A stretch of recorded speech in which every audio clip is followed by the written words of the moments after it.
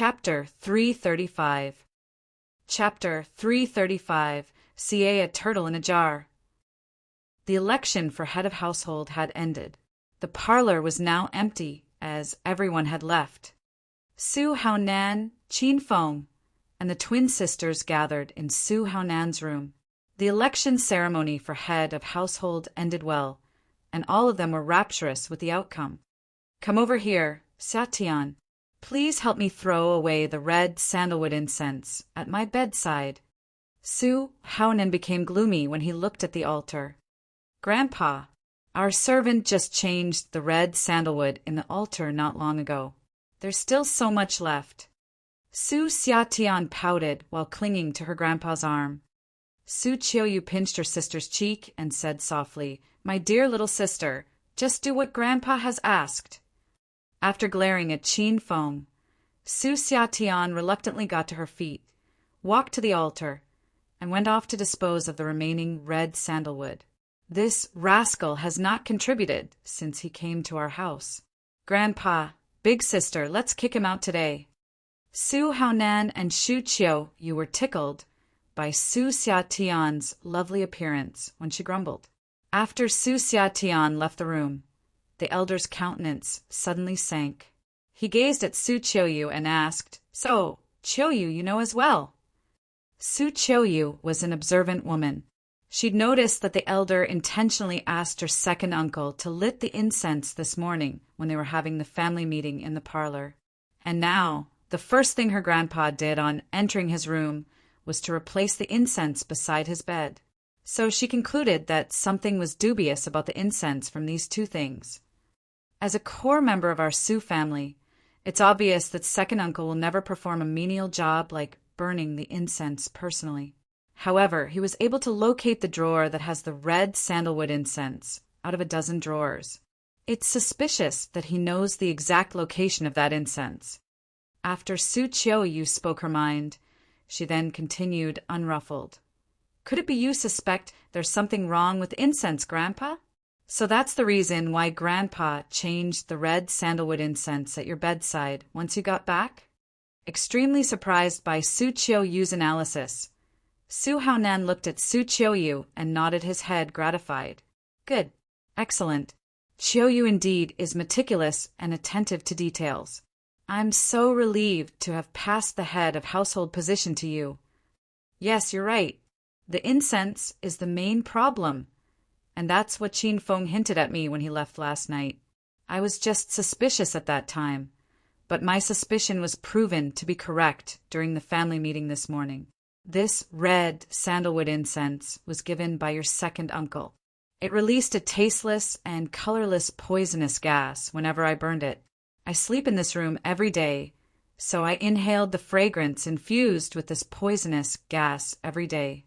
Do you think I can still stay healthy that way? AI. Life is full of uncertainties. I never imagined the two sons that I raised with bitter hardship would try to kill me behind my back.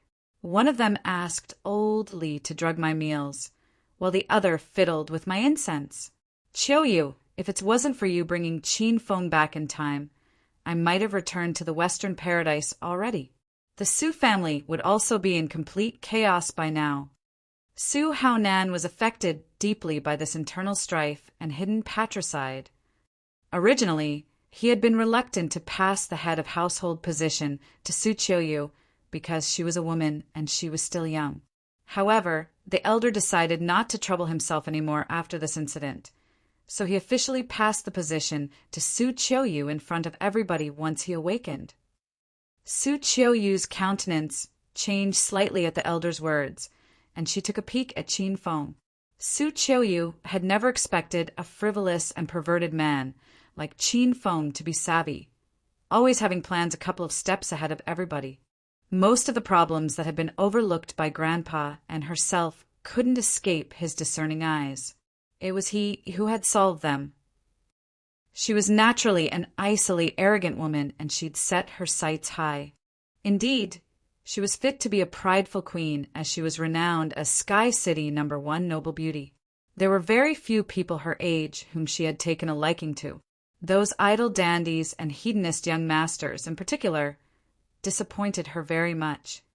Now, a handsome man with hidden talents, brave and astute, suddenly appeared before her.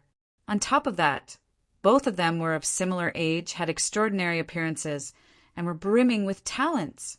It was something rare and worth celebrating. However, once she thought about how this man belonged to her sister, Su Qiuyu had mixed feelings, both gratitude and loss roiling within her. Grandpa, next time, donkey work like pouring the ashes, you should ask Feng to perform it. He isn't one of us whatsoever. You can just order him like a servant. Puffing with anger, Su Xiatian returned to the room after she finished the task requested by her grandpa. Su Haonan pampered this willful and mischievous granddaughter the most. He pulled her into his arms and stroked her silky hair. Silly little girl. Sooner or later, Feng is going to be one of us. You must cherish him greatly in the future after you get married. Feng's an outstanding young man.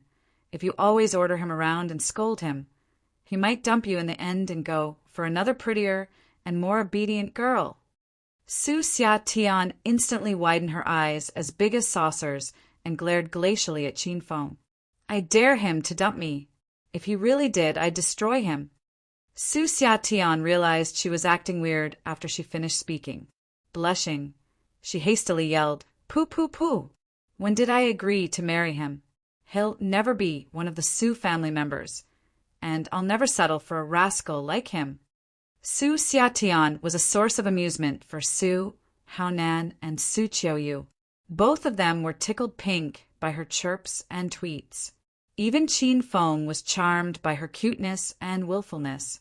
If it wasn't for the presence of the elder, Feng might have already darted forward to hug and kiss her. On this side, the four of them were laughing and talking cheerfully, having won the first battle. However, the atmosphere was below zero in the parlor of a private villa. This villa was the residence of Su Qiuyu's third uncle, Su Hai. He was supposed to be treated like a local despot in his house, but at this moment he acted like a servant, standing by a tea table and trembling in fear. On the sofa sat a black-robed old man with a big straw hat on his head. Nobody could see his face as it was covered by a black veil. "Master, I failed." Su Hai lowered his head like an errant kid. "My dad has awakened already. He called a family meeting this morning and nominated that by Su Qiuyu as the next head of household. So what should we do now?" "Idiot! What a useless fathead!" The elder's voice was profound and distant, as if carried from a very far place. "How could you not accomplish a simple task like that? You know you've wasted half a year of my time. I would have done the job myself if I had known you're such an incompetent bungler earlier. If I acted personally, the Su family would already be in my hands by now." The elder was mad. He even shattered the ashtray on the tea table. The eyes behind that black veil glittered like a venomous snake's, glaring at Su Hai. "I order you to kill that old man tonight. Don't ever appear alive before me if you fail." The elder gave his order. Su Hai was so afraid that he felt weak in the knees. By the time he raised his head to beg the elder had already gone, and there was no one left on the sofa. Came without shadow, left without footprints. This elder was really an otherworldly master. Su Hai had first encountered the elder half-year ago. It was he who approached Su Hai. The elder had given some poisonous powder to Su Hai during their first meeting. He told Su Hai to put the poisonous powder in Su Haonan's meals, and Su Haonan would die mysteriously within 3 months. Nobody would be able to interpret or analyze the ingredients of the poison, and none of the doctors in this world could save Su Haonan. This was because the poison was a proprietary prescription developed by the elder's secret sect. How could an outsider detoxify it? At the same time, the elder had promised Su Hai that once Su Haonan was dead, he would utilize the power of his sect to help Su Hai reign over the Su family. After that, both of them would collaborate for mutual success. Originally, the plan was carried out smoothly in accordance with the elder's demands. Elder Su was going to die, and the head of household position was within Su Hai's reach. However, Su Hai never expected that Qin Feng would butt in halfway and screw up all his plans. Su Hai went weak at the knees, and he knelt on the floor. It was a tough decision. He was struggling in his heart. Either he or his dad had to die. Most people are selfish when it comes to their survival. Some even discard their humanity and kill their own brothers and parents without any remorse. In Su Hai's case, he had made his choice 3 months ago to set up and kill his own father. It was natural for him to make his move tonight and finish this filthy conspiracy once and for all. Night had fallen, and the Su family's mansion fell into a pool of silence. A shadow suddenly emerged. He wore all black, night-walking clothing. Even his face was covered by a black mask. He held a dagger in his hand, which glinted coldly, and he was closing on Su Haonan's room, step by step. All the rooms had their lights turned off, including Su Haonan's room. It was in complete darkness. The man in black stopped at the door for a moment. He slowly opened the door and snuck into Su Haonan's room after he ascertained that there were no threats. On the large wooden bed, Su Haonan was sleeping on his back. His breathing was smooth, and he seemed to have fallen into deep sleep. Suddenly, a malicious expression flashed across the man's eyes. He then held his dagger tightly and thrust it at Su Haonan. Clack! The room door opened once again before the dagger could fall on Su Haonan. Although the sound was soft, the man in black heard it. Startled, he hastily pulled back his dagger and hid behind the door. Soon after, another man in black, night-walking clothing entered the room. Just like the previous person, he observed the surroundings first and then brandished his vegetable knife directly at Su Haonan without a slight hesitation. Thump! Before the second man in black's vegetable knife could reach its target, the room door was suddenly shut. At the same time, the lights in the room were switched on. Both men in black, who had adjusted to the darkness, were suddenly dazzled by the daylight brightness and couldn't open their eyes. They instinctively covered their eyes with their hands and peered between their fingers at their surroundings. Their hearts were in their throats as soon as they glanced around the room. They were so frightened that they almost fell to the floor. Su Haonan, who was supposedly sleeping on the bed, had awakened and sat up on the bed. He was staring at them relentlessly. While Su Qiuyu and Su Xiatian guarded the elder on his left and right, respectively, Qin Feng stood at the door and blocked their only escape route. This was clearly a well-planned scheme to pull the snake out of its hole, to see a turtle in a jar. Chapter 336. Chapter 336, seeing the Yin-Yang elders again. They're here. They really came. The elder looked at the 2 men in black standing before him, and his eyes filled with disappointment. Su Qiuyu guessed their identities from their appearance. Deep within her lovely eyes, there was a hint of helplessness. On the other hand, Su Xiatian was clueless about the situation. Qin Feng conceived the plan, but no one told Su Xiatian, because they were worried that the stubborn lass wouldn't be able to control her anger and that she'd run up to their enemies to gloat. Hey, who are you 2? How dare you come kill my grandpa? You must be tired of living.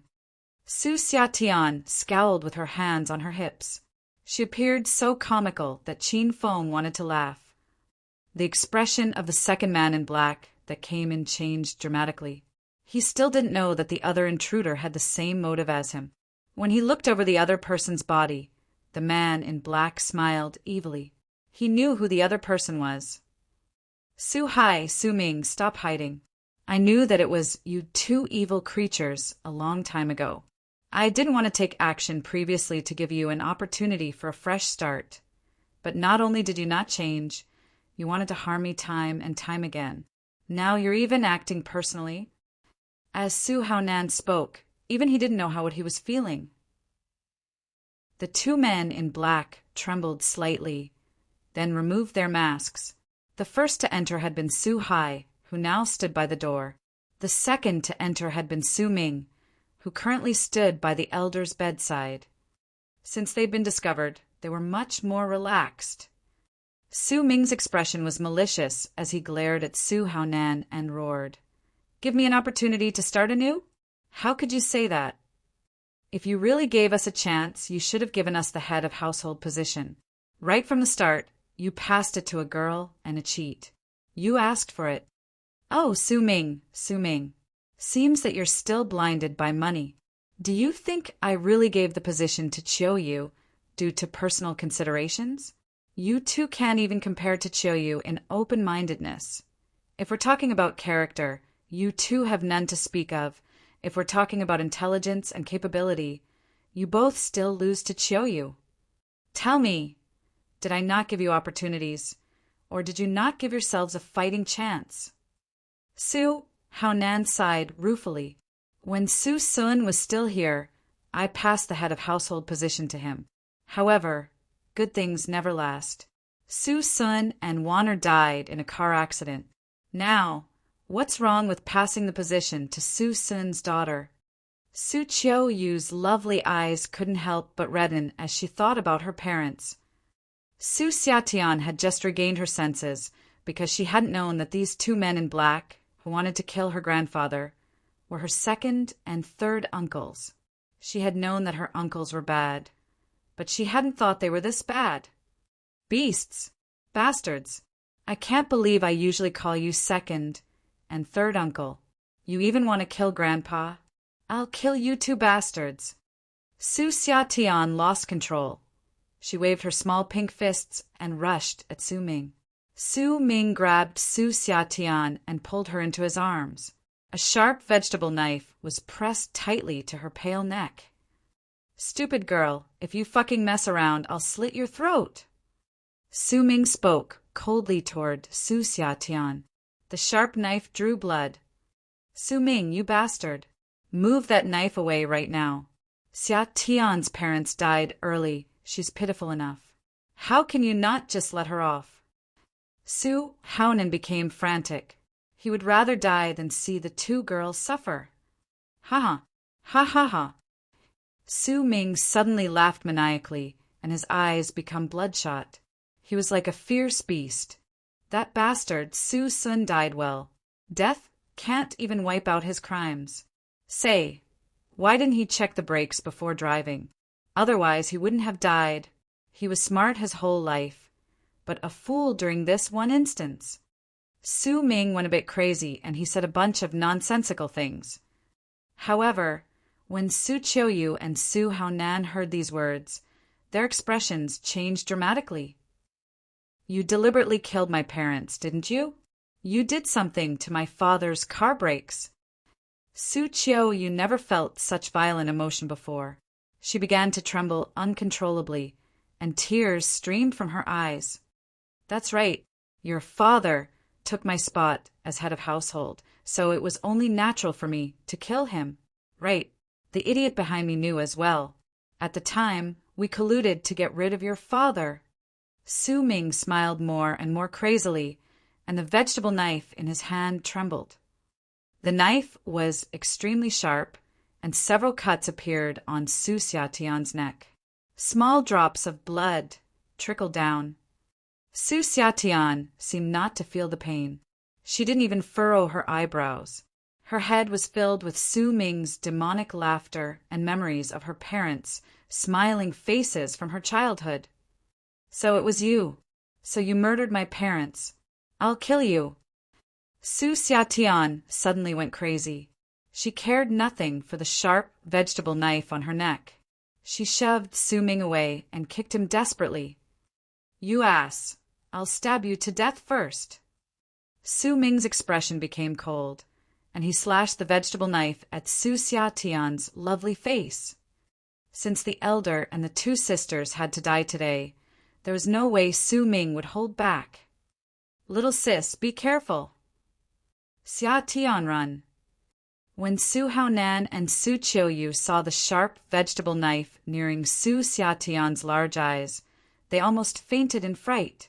A black shadow flashed past. Qin Feng grabbed Su Xiatian's small waist with one arm, then turned and kicked Su Ming in the stomach. Bang! This kick was ruthless, sending Su Ming into the air. He crashed heavily into a row of bookshelves, which all came tumbling down. You two heartless bastards. We don't need the elder to lift a finger today. I'll teach you two a lesson on behalf of Qiu Yu and Xia Tian. Qin Feng didn't hold back when kicking. With a slight shove, he pushed Su Xiatian toward the elder and Su Qiu Yu, then arrived before Su Hai. A single palm strike sent Su Hai into the air as well. Su Hai fell right beside Su Ming. Boom! Su Hai had just landed when Qin Feng appeared before him again and stomped on his shin. With a ka-cha, Su Hai's shin snapped into pieces. Su Hai howled in pain incessantly. You're not a kid anymore. Why are you using a vegetable knife to scare little sister Xia Tian? Do you want to die? Qin Feng lifted Su Ming and slapped him twice. Rather than sleeping during the wee hours of the morning, you've come to kill the elder. Are you sick? After the two slaps, Qin Feng kicked twice. His leg strength was not like normal people's, and when his kicks connected, blood gushed out of Su Ming's mouth. And you've snuck into the room as well. But not only are you too afraid to kill the man, you don't even have the guts to capture either of the girls. You're not even as good as that asshole. Qin Feng alternated his attacks between the two. When he saw that Su Ming was almost knocked unconscious, he tossed him to the side to let him breathe. Then he lifted Su Hai and treated him to a flurry of punches and kicks. Su Haonan and the sisters were awestruck by Qin Feng's dominance and strength. In particular, the two sisters looked fawningly at Qin Feng. They thought to themselves, if that man could be mine alone, then I would never have to worry about being mistreated by anyone ever again. Qin Feng was attacking happily, while the sisters and elder waited, venting their anger, when two gusts of ill wind wafted in. Qin Feng's eyes narrowed, and he tossed the two men on the floor behind him. Everyone be careful! Right after tossing the men, he arrived by the elder and sisters with a tap of his foot. He shielded them and looked toward the doorway in alarm. Bang! The 4 mahogany sliding doors of the room were shoved open, and an enormous qi flow sent the doors flying in the air. Even Su Ming and Su Hai, whom Qin Feng had tossed in that direction, were sent flying back with the doors. The violent wind swept up a cloud of dust, obscuring the view of the doorway. When the dust cleared, 2 old men appeared in the room.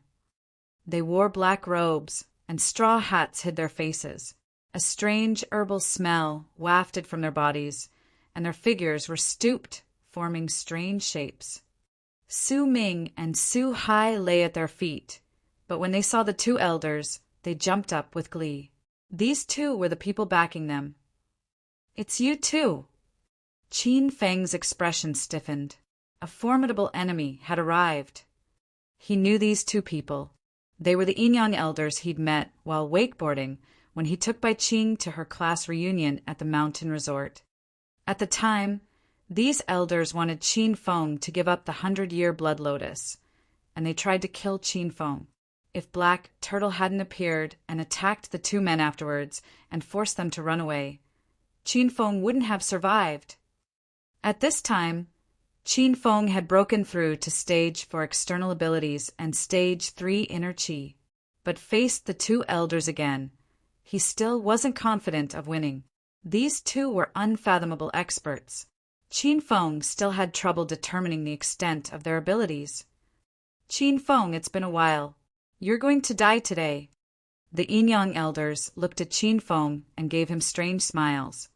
The last time they met at the mountain resort, their skin had been corroded by Black Turtle's venom bubbles, and they'd also sustained internal injuries.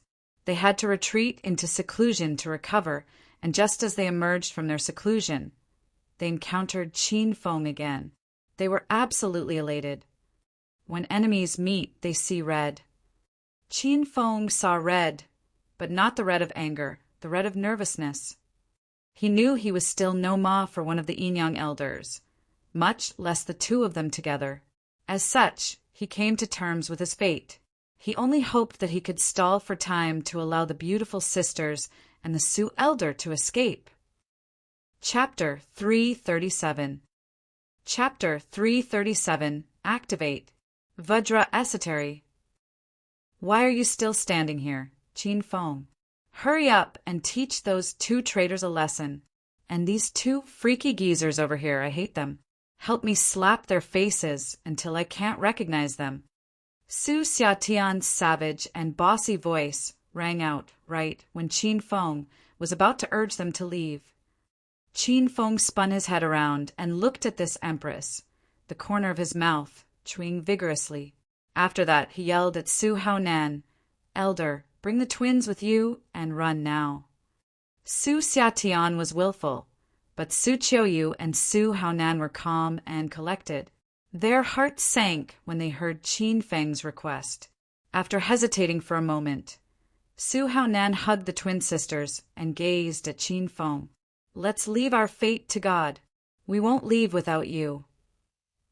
We wouldn't ask to be born on the same day, but we should die together on the same day.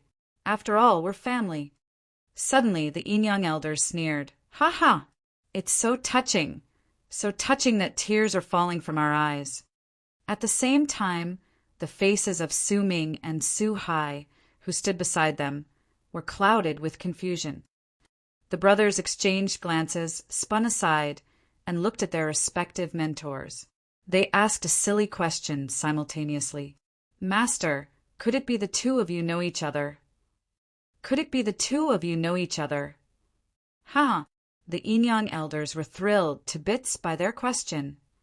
They laughed for a brief moment before looking at Su Hai and Su Ming. "Of course we know each other. Our relationship is as close as brothers. He is Elder Yin and I'm Elder Yang. We belong to the Poison Sect, and the two of us are the guardians of the Poison Sect. The name of the Poison Sect has spread far and wide in the martial arts world. We're famous for our prowess in developing various kinds of strange poisons and miracle drugs used for breaking through when cultivating martial arts. Since the Sioux family has its roots in the pharmaceutical field, we set our sights on the Sioux family and approached you two idiots. 6 months ago, we learned that the family heirloom of your Sioux family is the rare 100-year blood lotus. So I got close to you, and my junior proposed himself to your little brother, Su Hai.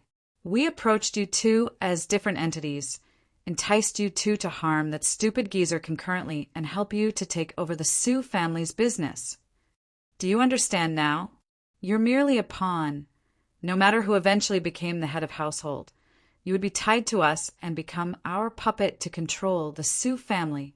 It's just that both of you are such disappointments. Anyway, we have a new target now. These two charming beauties can be our prisoners. Since you now understand, then die." Crackle. Yin elder and Yang elder extended their hands and clawed Su Hai's and Su Ming's necks and snapped their necks with little to no effort. Their death was tragic. Their eyes bulged and their mouths gaped wide.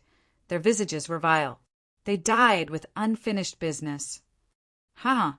It's your turn now, Qin Feng. Last time you ridiculed and toyed us like stupid bastards at the ocean.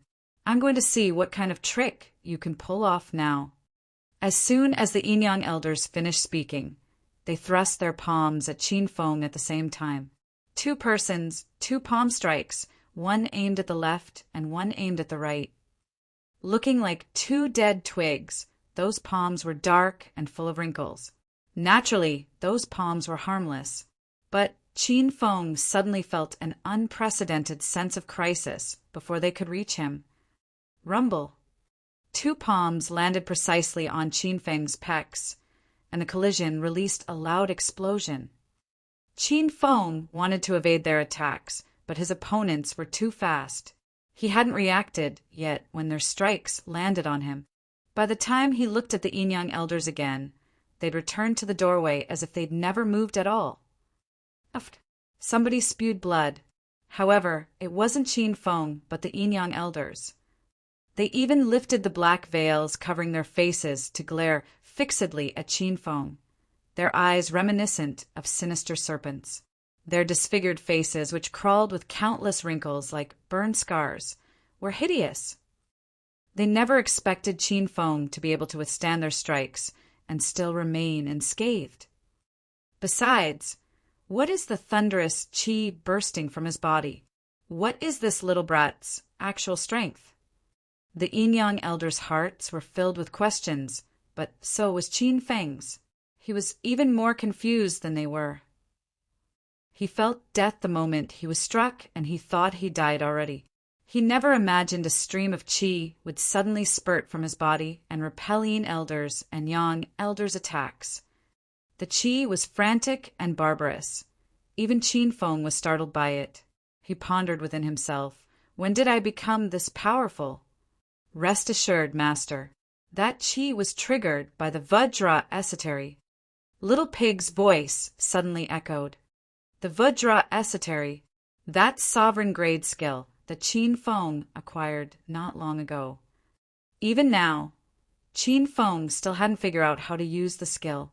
However, it seemed that it was a supreme passive defensive skill. The Vajra esotery is a passive defensive sovereign-grade skill. When Master's life is in great danger, the Vajra esotery will be triggered passively to protect Master from any attack. That's so cool. It feels like I'm cheating. By the way, does this mean I'm immortal now? Feng was so excited that he almost screamed. When he realized he was indestructible, he wasn't afraid of those two old birds anymore. He swaggered toward the yin-yang elders with his head high and chest puffed out. As he was about to taunt them, Little Pig's voice resounded once again. Actually, Master, it's not cheating. The Vajra esotery has a buffering period. The Vajra esotery consumes a large amount of inner qi every time it's activated. So Master's inner qi is rock bottom now, and I think Master will need to rest a few months before you can trigger the Vajra esotery again. In other words, these two monsters can easily whack me with a single palm. I presume a finger is more than enough to retire Master from the fight. Feng quickly retreated before he arrived in front of the yin-yang elders. Rascal, you faked your strength last time? The yin-yang elders stared viciously at Feng. They were startled by Feng's action. They thought this rascal rushed at them because he was going to kill them. They didn't dare make a move since their inner qi had been disrupted by the Vajra esotery. Ha ha ha, you just realized it. Isn't it a little bit too late now? Feng suddenly burst into laughter. He noticed that these two geezers were frightened by him. Didn't you want to kill me tonight? Come at me now. I'm standing right at here. I'm going to see whether you can lay a finger on me. Faking composure, Feng jeered at the duo. The yin-yang elders looked at each other and shook their heads. They didn't have the guts to strike a second time. What do you want? The atmosphere was awkward. The yin-yang elders then took the initiative to negotiate with Feng. You're not related to the Su family whatsoever. Is it worth it to offend the Poison Sect, merely for two women? If you leave now, we, the Poison Sect, will just take it as if nothing has happened. The grudges between us will be wiped off the slate. In addition, we'll send you a handsome gift once everything is done. What do you think? This suggestion was enticing to Feng. He would probably die if he stayed here. On the other hand, if he retreated now, not only wouldn't he have to die, but he would be rewarded handsomely as well. Feng fell silent.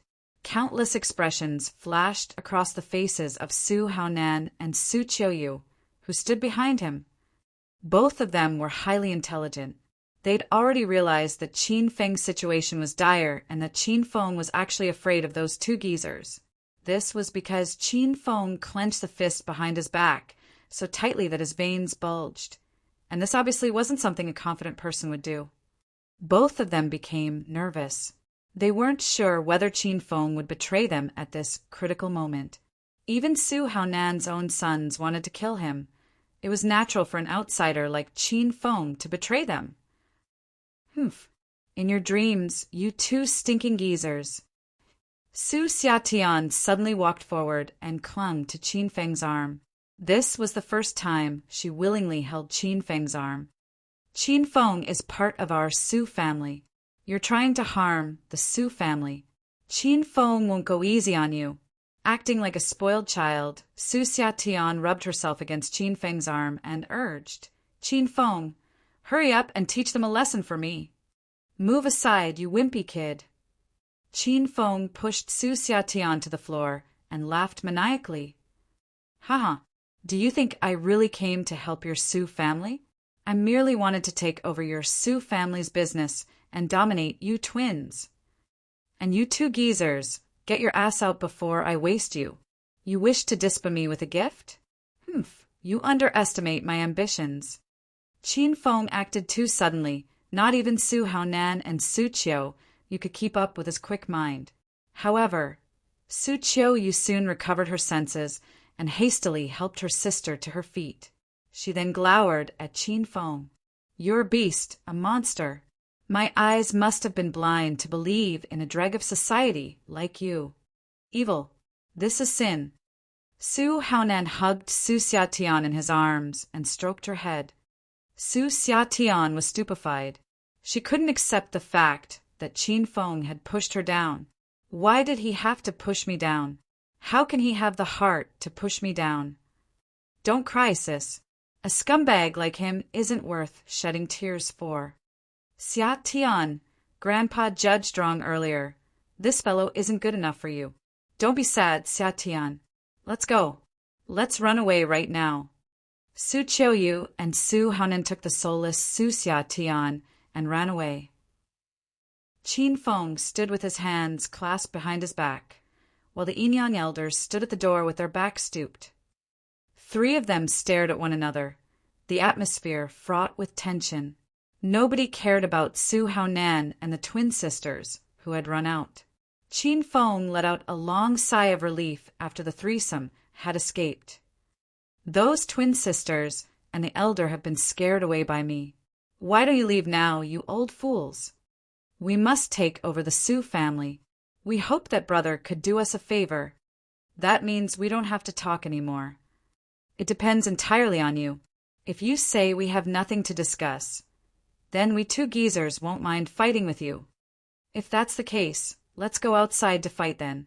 The area is wide and you can still escape. As soon as Qin Feng was done speaking, he strode outside with his hands clasped behind his back. His head was high and his paces were spirited and measured. He ignored his hair tousled by the night wind, and he had the aura of an otherworldly master, majestic and boundless. Fuck, I am not going to play with you two anymore. I'm getting out of here. Chapter 338. Chapter 338. So I'm not amazing. Qin Feng was like a noble and capable person when he left. He was calm and confident. Right after he stepped out the door, he instantly and completely changed. He ran outside with all his might. He'd said he wanted to fight in the courtyard because it was convenient to escape from.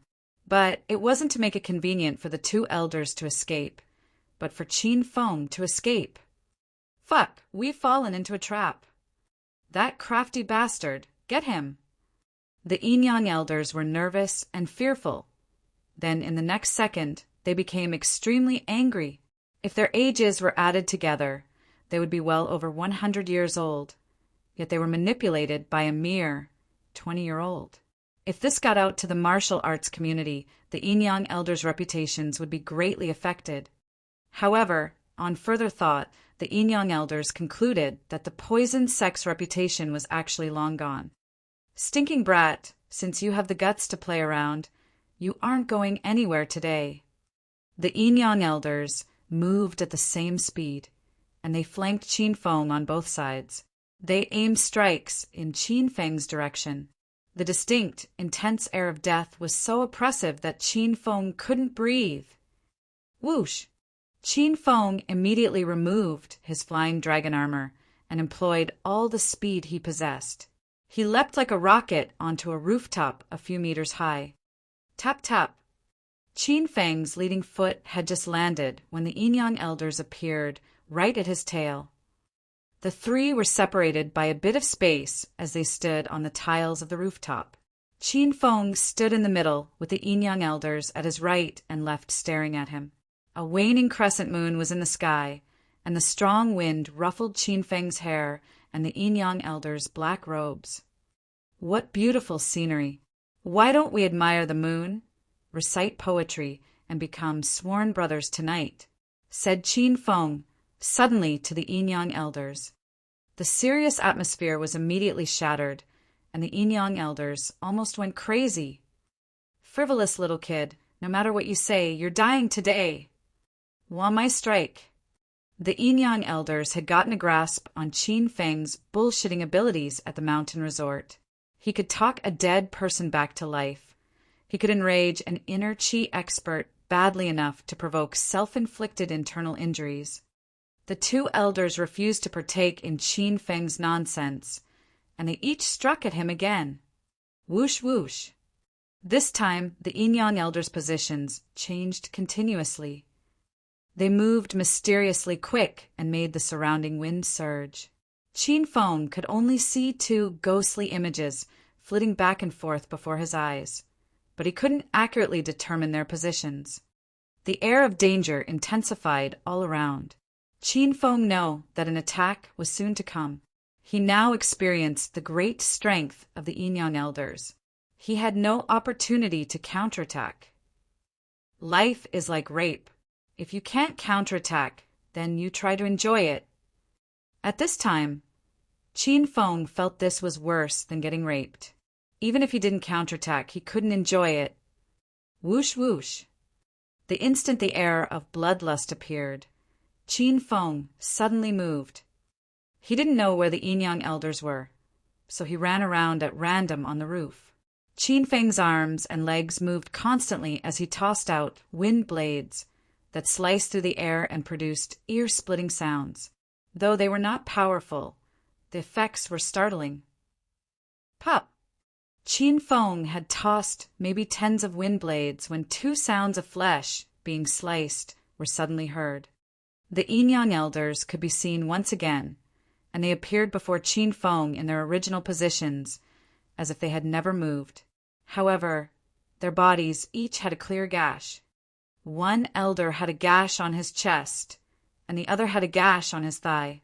Blood streamed out of the wounds, and the black robes were dyed red. Yet the Yin-Yang elders just allowed the blood to flow. They even forgot about the pain. They stared at Qin Feng with eyes like venomous snakes, and their expressions were filled with shock. This was the second time tonight Qin Feng intimidated the Yin-Yang elders. Earlier, the Vajra esotery scared them, and now, the wind blade technique made them feel at a loss. What stage have you achieved? What martial skills do you practice? How can you injure someone without touching them? The Yin-Yang elders asked a flurry of questions in one breath, dumbfounding Qin Feng. Didn't I just use the wind blade technique? Was it that frightening? Plus, this wind blade technique could only achieve its full potential after Qin Feng reached stage 4 inner chi. He was still at stage 3 inner chi, causing the wind blade technique to be far less powerful. It could only cause slight injuries to things close by. It was only able to scrape the Yin-Yang elders a bit. It absolutely couldn't kill them. Master, you know too little of the world beyond the common one. Little Pig said, do you know what kind of visual impact the wind blade technique has on inner chi cultivators and the psychological blow it imparts? Inner chi cultivators can't kill people through chi concentration unless they use an instrument or a spiritual weapon. If no weapons are used, killing people without touching them is a mythical inner chi stage. Also, the wind blade technique is a rare earth-level skill. That's why it's so strong. It can allow Master to kill people using inner chi. Previously, Qin Feng never cultivated nor encountered that many martial artists. He wasn't very familiar with this small community. Now that little pig told him these things, he then knew how amazing he currently was. The 4 orange-grade spiritual equipment he currently possessed were common in Qin Feng's eyes, and it could be bought or fused in the system at a price Qin Feng could accept. However, orange-grade spiritual equipment were coveted treasures that were violently contested over by martial artists in China. The yellow-grade techniques Qin Feng had were also coveted treasures. If the Hedonist sovereign system's wind blade technique and the Vajra esotery were revealed to the rest of the world, the martial community would be thrown into chaos, and there would be lots of bloodshed. Impossible, this is impossible. How could you kill someone by concentrating qi? You're still an inner qi cultivator. There are 9 stages of inner qi, and after reaching stage 9, there is still half a step to achieve mastery of inner qi and allow someone to kill through qi concentration. Inner qi masters are rare in China. The Yin-Yang elders had yet to completely regain their senses. Qin Feng's wind blade technique was too powerful. The 2 inner qi experts suddenly felt like wimpy brats. Qin Feng can kill by condensing qi. Has he stepped into the half-step of inner qi realization?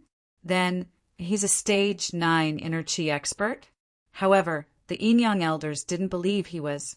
They exchanged blows with Qin Feng, and they found that his inner qi was insufficient, his qi was mediocre. At most, he was at stage 4 inner qi. Also, though he used a mythical technique of condensing qi, his qi was too weak, so there was no chance of him killing anyone with it. Other than causing minor injuries, it wasn't all that useful. I know you're afraid of suffering an internal injury, and you can't use your qi completely right now. You're an invalid. Since you're sick, we'll kill you. The Yin-Yang elders quickly analyzed the results. Qin Feng currently had internal injuries, so it was a great opportunity to kill him. The Yin-Yang elders no longer hesitated. They were even more vigilant toward Qin Feng, and they fought with Qin Feng with all their might. Qin Feng felt wronged. After the Yin-Yang elders gave their all, they completely changed, plunging Qin Feng into even greater despair. The 2 old men were so powerful that their abilities were unfathomable. They had just been warming up earlier. Now, when they moved, Qin Feng couldn't even see their shadows. The Yin-Yang elders ran around Qin Feng in one direction and a singular speed. They were so fast, they looked like 2 violent gusts of wind, and they moved more and more rapidly. The wind became increasingly violent. The gale wrapped around Qin Feng, trapping him within it. A stormy sea takes shape, and the gale looked like a wave taking shape. If someone looked at the roof from the courtyard, they would see a mini tornado on the roof becoming larger and larger. Qin Feng, I let you get away a long time ago, but you insisted on fighting with me. Now even death won't erase your crimes. Ha ha ha. I've killed experts that can kill by condensing qi. That'll let me show off in the martial community. The Yin-Yang elders' voices passed through the hurricane. Qin Feng noticed that the eye of the hurricane was becoming smaller and smaller. Very soon he would be swept up in the hurricane, and he would get his bones crushed by the violent qi flow. He couldn't rush out or evade it. It was like he was waiting to die. These 2 old geezers, they're too much. During this time of danger, Little Pig suddenly jumped onto Qin Feng's shoulder. He said with an arrogant expression, "Let them have a taste of the strength of my fireball." Achoo! Little Pig put on airs, yet he only sneezed. Qin Feng suddenly remembered that Little Pig was a battle pet that could spit fire. Last time, when Liang Sheng blocked Qin Feng with his car and got killed, Little Pig incinerated the corpse with a fireball, leaving nothing in its wake. Achoo, achoo, achoo. Little Pig was currently still a cute pet. He could produce 1 fireball a month, and needed to recharge before he could use it again. Also, he didn't want to use it in just any scenario. Qin Feng weighed as the hurricane closed in around him, but Little Pig still hadn't spit out a fireball. Qin Feng began to feel nervous. Haha, Die! The Yin-Yang elders' laughter resounded. In the dark night and cold winds, their laughter was like that of the devil from hell. The two of them suddenly burst out with energy, and their palms shot forward, sending the hurricane toward Qin Feng to turn him into dust. Rumble. Two fists made impact, and an enormous sound came from the Qi hurricane. This sound was as startling as thunder and lightning, and a scalding hot Qi came from it. The Qi shot out, scaring the Yin-Yang elders. Their expressions changed dramatically, and they immediately stopped attacking and retreated instead. Chapter 339. Chapter 339. The Moment of Life and Death. Rumble. The huge explosions didn't stop, one echoing after another. A dazzling crimson light emitted from the dark hurricane. The crimson light quickly dispersed into the wind after it merged with the hurricane, forming a blast of brilliant fire that illuminated the sky in an instant. At this moment, that hurricane turned into a fire whirl. The fire whirl ran amok. It swirled rapidly on the roof and headed toward the Yin-Yang elders. This was the third time Qin Feng intimidated the two of them. They were so frightened they forgot to escape. Very soon, the fast-moving flames fell on their black robes and burned them up quickly. Rumble. The Yin-Yang elders were apparently carrying some kind of accelerant under their black robes. Flames erupted on their bodies. Both of them turned into pillars of fire burning several meters high, as if gasoline had been poured on their bodies. Fuck! Hurry up and release the 7-colored moths. We will be killed by that damn thing. The Yin-Yang elders' screams shrilled from the fire whirl. It turned out they had dozens of the venomous moths under their black robes. Those moths were the trump cards that they used to attack. Last time, they had tried to melt Qin Feng and Black Turtle with the 7-colored moths. But those moths were eventually reduced to ashes by the venom bubble spouted by Black Turtle. They'd never imagined that this time, these moths, which they had gone through so much trouble to breed using poisonous blood, would be torched by Little Pig. Qin Feng, I vow to take my revenge. Starting from now, you're the top enemy of our poison sect, little brat. Be afraid and wait for your death. The Yin-Yang elders' voices gradually faded away. Those disgusting moths covered the sky, forming a sky net and impeding the flames from spreading further. It successfully gained them enough time to escape. Moths darting into flame, the sky bespangled with red radiance. The sight under the night sky was spectacular and attractive, if only the surroundings weren't filled by a chokingly pungent stench. Qin Feng was tall and straight. He raised his head and saw those venomous moths burning. He was delighted. He remained unscathed. His hair fluttered elegantly in the wind. After Little Pig successfully spurted a large fireball when they were trapped inside the hurricane, Qin Feng then put Little Pig away and donned the flying dragon armor to protect himself. The flying dragon armor was made of winter iron, and high temperatures had little to no effect on it. Originally, Qin Feng worried that he might see a cold because it was quite windy on the rooftop in the wee hours. Now that he was protected by the flying dragon armor, and he felt the warmth of the flames engulf him, he no longer worried about this issue. Why didn't those two geezers throw 2 chickens when they escaped? It would have been so great to have some roasted chicken after battle so that I could recover my strength. Qin Feng realized that the Yin-Yang elders had escaped. He grumbled and jumped into the compound from the rooftop. As soon as Qin Feng landed, his pupils contracted and he hurtled forward. Clatter, clatter. 2 kunai struck the spot where Qin Feng landed just now. If he had been slightly slower, these 2 kunai would have punctured his head. Could it be those 2 geezers came back to deliver some roasted chicken to me?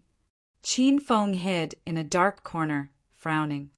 Qin Feng had used up all his tricks tonight, and if the Yin-Yang elders really had returned, he would probably die here. However, Qin Feng felt these attackers weren't those 2 geezers. This was because neither of them would use kunai. Suddenly, Qin Feng felt a strong burst of qi surging behind him. He didn't get a chance to look behind, but sprang back into the compound. 6 men in black and 1 in white suddenly appeared around Qin Feng. Qin Feng couldn't recognize them as all of them were masked. The man in the white then said in an icy tone, "Qin Feng, I've been waiting for this moment for too long. You'll be dead tonight." "Who are you?" asked Qin Feng as he looked at the man in white, puzzled. "Is this really my first time visiting Sky City? Why do I have so many enemies here?" "Humph, you should have asked this when you killed my nephew. But now, you'll be asking yourself in front of the King of Hell." The white man snorted coldly, and the 6 men in black charged at Qin Feng. Qin Feng noticed these 6 people were not that powerful from their paces and speeds. However, their motions were weird, and their movements were distinctly different from those of Chinese martial artists that Qin Feng met with before. Qin Feng was in a dire situation. His inner qi had been disrupted during his previous fight with the Yin-Yang elders. So now, Qin Feng would have difficulty facing these 6 strange men simultaneously. Shroom, shroom, shroom. Those 6 people used kunai and tanto as weapons. Those kunai roamed freely in the sky, and Qin Feng was slashed numerous times on his thighs and arms, despite his efforts to dodge them. Qin Feng was battered and exhausted. The skin and flesh on his thighs and arms were torn open, and fresh blood spurted out from his wounds, dyeing his clothes red. "Fool, you will be dead under my blade." With a simple leap, the man in black who taunted Qin Feng arrived before Qin Feng's head. He played a few cool tricks with his tanto and slashed at Qin Feng's head. Clatter! The tanto collided with the winter iron glove, releasing an ear-deafening jangle. The man in black was wondering when Qin Feng had put on the glove, but before he could regain his senses, Qin Feng had already thrown a punch to his gut. Bang! There was a loud bump. The man in black couldn't control himself and flew away like a kite with its line broken. "Darn it! So you're ninjas. You should have stayed in Japan and made films. Instead, you came to China and messed around with me. You're really asking for death." Qin Feng had figured out their identities. Yet there was something he couldn't figure out. When had he offended these ninjas from Japan? He was slightly more handsome and talented than others, had a better background, was good at flirting with girls, and was surrounded by more beauties than others. To be honest, there was nothing to be jealous of. "Fool, let's take him down together." The faces of the 5 remaining black ninjas contorted after the disappearance of their team member. They changed their formation and dispersed in a hasty manner, swinging their tanto for ninjato at the same time. They ducked and wove around Qin Feng, waiting for the perfect opportunity to strike. Hiya! Qin Feng hastily turned around when he heard a loud roar behind him. At the same time, an orange treasure sword appeared in his hand. Without any delay, he brandished the true steel sword directly at the ninja. The true steel sword sliced through steel like mud and presented an awe-inspiring grandeur. He directly bifurcated the ninja. Shroom, shroom! He felt another 2 strong gusts of wind behind his back as soon as he brandished the true steel sword. Qin Feng forcibly circulated qi and spun around to dodge the attacks. As soon as he avoided the kunai, another 2 ninjas emerged in front of him. These ninjas were like a suicide squad. They were willing to sacrifice themselves in order to achieve their goals. Qin Feng chopped a ninja, but at the same time he was attacked on his shoulder. Uft! The slash was vengeful and left a bad gash on his arm. His skin and flesh were mutilated, blood gushing out from it. If Qin Feng hadn't leaned to one side in the nick of time, he might have lost his arm already. Luckily, a light rain washed away most of the blood. Otherwise, Qin Feng's appearance would have been even more horrifying. His spirit was weary and he'd exhausted his strength.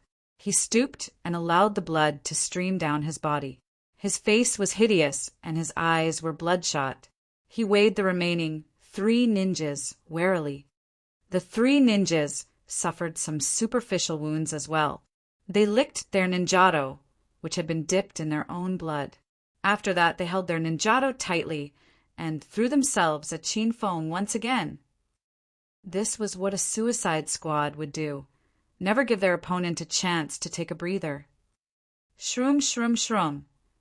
The 3 of them simultaneously threw kunai at Qin Feng to restrict his movement.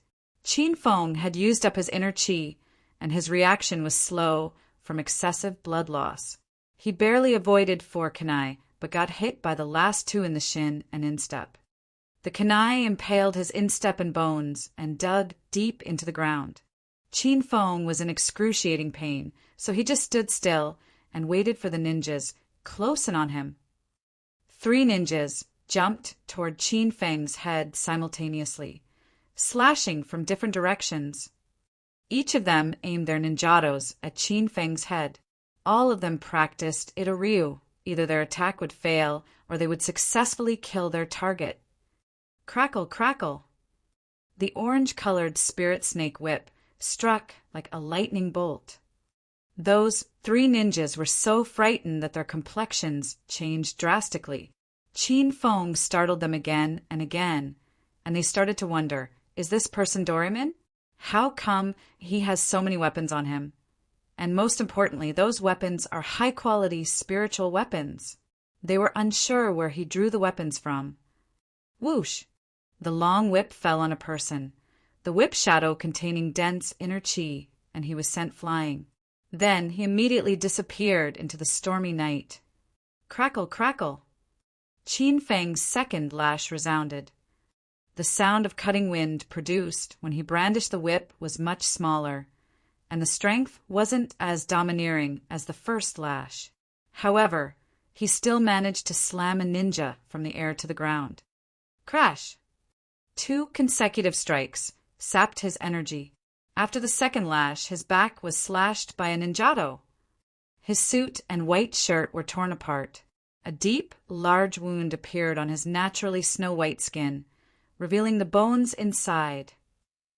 Qin Feng felt a burning pain on his back. He knelt on the ground and gnashed his teeth to suppress the pain and kept himself awake. Shroom! The ninja leaped into the air once again, attempting to deal the final blow. He threw 2 kunai at Qin Feng's shoulders and successfully knocked the true steel blade and spirit snake whip out of Qin Feng's hands. The ninjato was raised over his head, and it shimmered coldly under the moonlight. The blade strike was building up speed and detonated the air around it. This was a critical blow. It moved lightning fast and arrived at Qin Feng's head as soon as it was raised. Qin Feng remained where he was. He had no power to parry the attack anymore. The rain was getting heavier. His blood was washed away by the rain, and his wounds started bleeding again. Behind him, the air was rank with the stench of death. He knew he might be out of the game this time. Countless memories surged into his mind. Zhao Lingxian, who used to follow him around when they were still small, fooling and teasing little sister Rao Sherman at Lotus Lake, meeting up with Bai Qing in high school, flirting with Lin Beibei in class, the wonderful moment he had with teacher Yun Xiao in the bathroom at Fei Tian Bar, Su Ruoro, Liu Chen, Lu Bingbing, the twins, and the divinely graceful Hua Xianyu, whom he met at Devil Beast Mountain when he went to the mountain resort. Chapter 340. Chapter 340. God is a girl. Bang. A gunshot suddenly resounded. The black-clothed ninja had his ninjato raised above Qin Feng's head, but he was suddenly shot down. In the dark night, a woman in tight black leather clothing with flowing, short purple hair rushed over, shooting the man in white as well. Bang! The shot hit the man's arm, causing him to drop the handgun he was secretly pulling out. Black leather boots hit the ground and stepped in a puddle, producing a crisp sound. The purple-haired woman arrived beside Qin Feng, hit the nape of his neck, and knocked him unconscious. "Who are you?" The man in white looked at the woman in fear. In the dark night, the woman's short hair covered most of her face, so her features couldn't be seen clearly. "I came to save this brat. If you don't want to die, then fuck off." The woman's voice was icy, and she purposely deepened her voice. After speaking, the purple-haired woman pulled out a bottle of medicinal powder from her skin-tight clothing and began rubbing it on Qin Feng's wounds. From start to finish, she didn't lift her head to look into the eyes of the man in white. The man in white hesitated for an instant before turning away and escaping. He wasn't quite capable himself, and all 6 experts he'd brought had died, so if he lingered he would only die. Soon after the man in white left, a bunch of footsteps were heard. Hua Yan, the twin sisters, and a group of police officers rushed over. When they arrived in the backyard, only Feng remained. He lay motionless in a pool of blood, and it wasn't clear whether he was dead or alive. Kneeling by Feng and wrapping him in his arms, Hua Yan wailed, "Feng, you have to be okay. Stay with me." Su Qiuyu also squatted beside them and looked at the ghastly wounds on Feng's body. Her eyes reddened, and she raised her head to keep the tears from falling out of her eyes. Su Xiatian stood in a stupor and peered at Feng, who lay in the pool of blood from afar. Her little heart stopped, and she didn't have the courage to go up to Feng to determine his condition. She was afraid that if she went over and heard that he was dead, the terror and sorrow from her childhood would resurface, and she couldn't accept that right now. Without her noticing, Feng already became a part of Su Xiatian's family. He was a family member as important to her as her older sister and her grandfather. Earlier, when Feng pushed her down, she hadn't known how thorough and forward-thinking Feng was. She'd hated him and silently cursed 18 generations of his family. However, when her grandpa and older sister pulled her out the door, she then discovered the truth. Feng had been acting. He'd intentionally said those horrible things in front of the Yinyang elders to give the sisters and the elder a chance to escape, and he stayed without knowing whether he would live or die. The elder and the sisters called the police after going outside, but by the time the police arrived, it was all over. Su Xiatian had run away during the most dangerous and crucial moment. She'd left Feng to face the treacherous situation on his own. If she could go back in time and choose again, Su Xiatian would remain by Feng's side and fight to the death with him. Blinding sunlight shone through the window and onto the large bed. Feng's eyes scrunched, then opened slowly. He didn't know how long he'd slept, and didn't know whether he was dead or alive. He was in a room with pink cartoon wallpaper, and the room's decorations were very cute. The table was also pink, and there were various dolls on it. This was a girl's room. The room was permeated by a nice fragrance. Is this heaven? So God is a girl, sure enough. Feng felt as though his inner qi was not yet completely replenished, and when he moved slightly, his wounds were extremely painful. He could only open his eyes and admire heaven's scenery. Suddenly, his eyes narrowed. Why was this God changing her clothes in front of him? Feng had been unconscious for 3 days, and he'd slept in Su Xiatian's room. This was at Su Xiatian's request. She wanted to care for Feng 24 hours a day without leaving his side until he regained consciousness. 3 days ago, Su Xiatian abandoned Feng when he was in the greatest danger, so she wanted to stay with Feng when he was in danger. During these 3 days, Su Xiatian cared for Feng in every possible way. She fed him kanji, wiped his body, changed his clothes, and even dressed his wounds. She changed his bandages and applied new medicine every day. At night, Su Xiatian even slept in the same bed as Feng. Most of the daytime was spent sitting by the bed and telling Feng stories. During the 3 days, Su Xiatian went from being shy and awkward in the beginning to slowly adapting to the presence of a man in her room, then to the current situation when she disregarded Feng's existence and changed freely. Since Feng's unconscious, he won't see anything I do. Su Xiatian had just finished showering, and her hair was still damp. She didn't have a stee of clothes on, and her fair back appeared totally bare in Qin Feng's view. Her figure was tall and slender with smooth and round shoulders, a small waist, straight legs. Qin Feng was stunned, because Su Xiatian suddenly turned around. Sunlight fell on the floor and diffused through the room. Qin Feng's and Su Xiatian's eyes widened, and they stared at each other in a daze. Who knew how long this mutual scrutiny lasted when Su Xiatian regained her senses and gave an earth-shaking screech. Then she hugged herself and crouched on the floor. Ah! Qin Feng, when did you wake up? Don't look. If you look, then I'll gouge your eyes out and stomp on them. Qin Feng regained his senses and realized he wasn't dead, but he currently wished he was dead. He didn't dare guess how Su Xiatian would abuse him, now that he'd seen her body. Qin Feng, toss me the nightie by the bed. Su Xiatian crouched on the floor like a frightened bunny. Qin Feng immediately grabbed the pink nightgown and tossed it toward her. Then he saw that other than the nightgown, there was also a bra and small underwear that fluttered in the air along with it.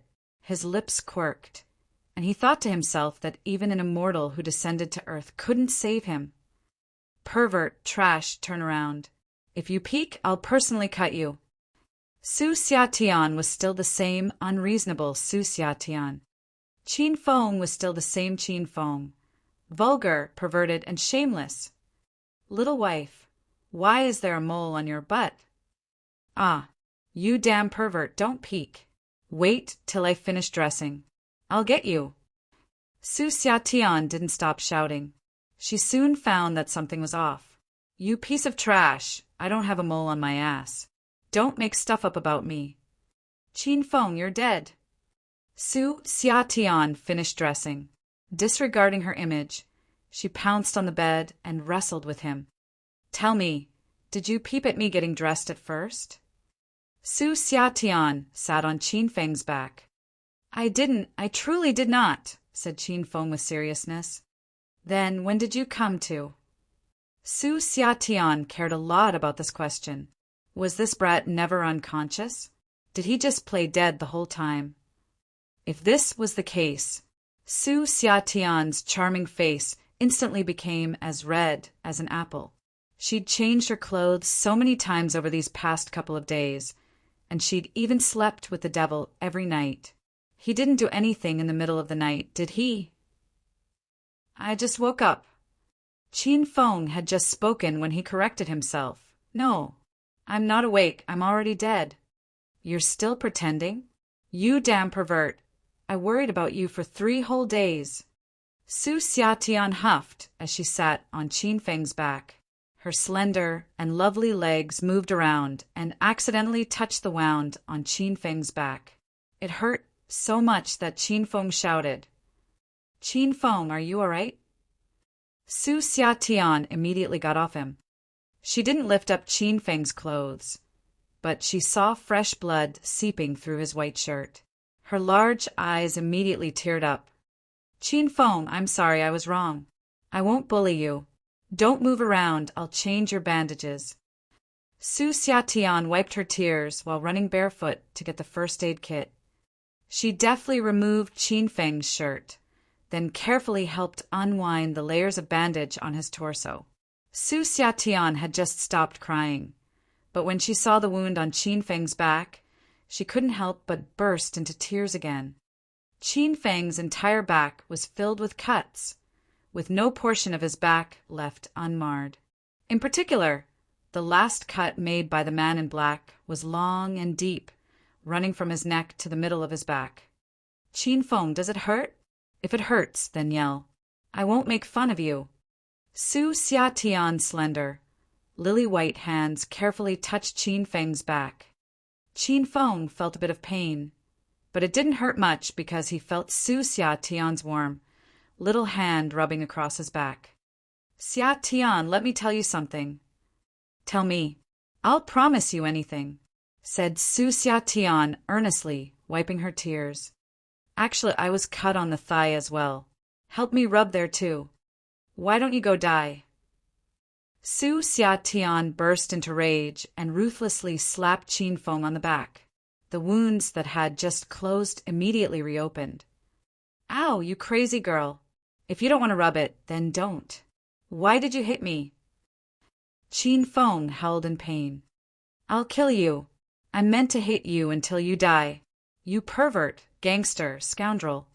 Qin Feng and Su Xiatian had a good time fighting on the large bed. Su Qiuyu and the elder stood outside the door and were about to walk in, but stopped in their tracks. Qin Feng's awake. Seems that he's no longer in jeopardy. I can finally breathe. Su Haonan stroked his beard and smiled.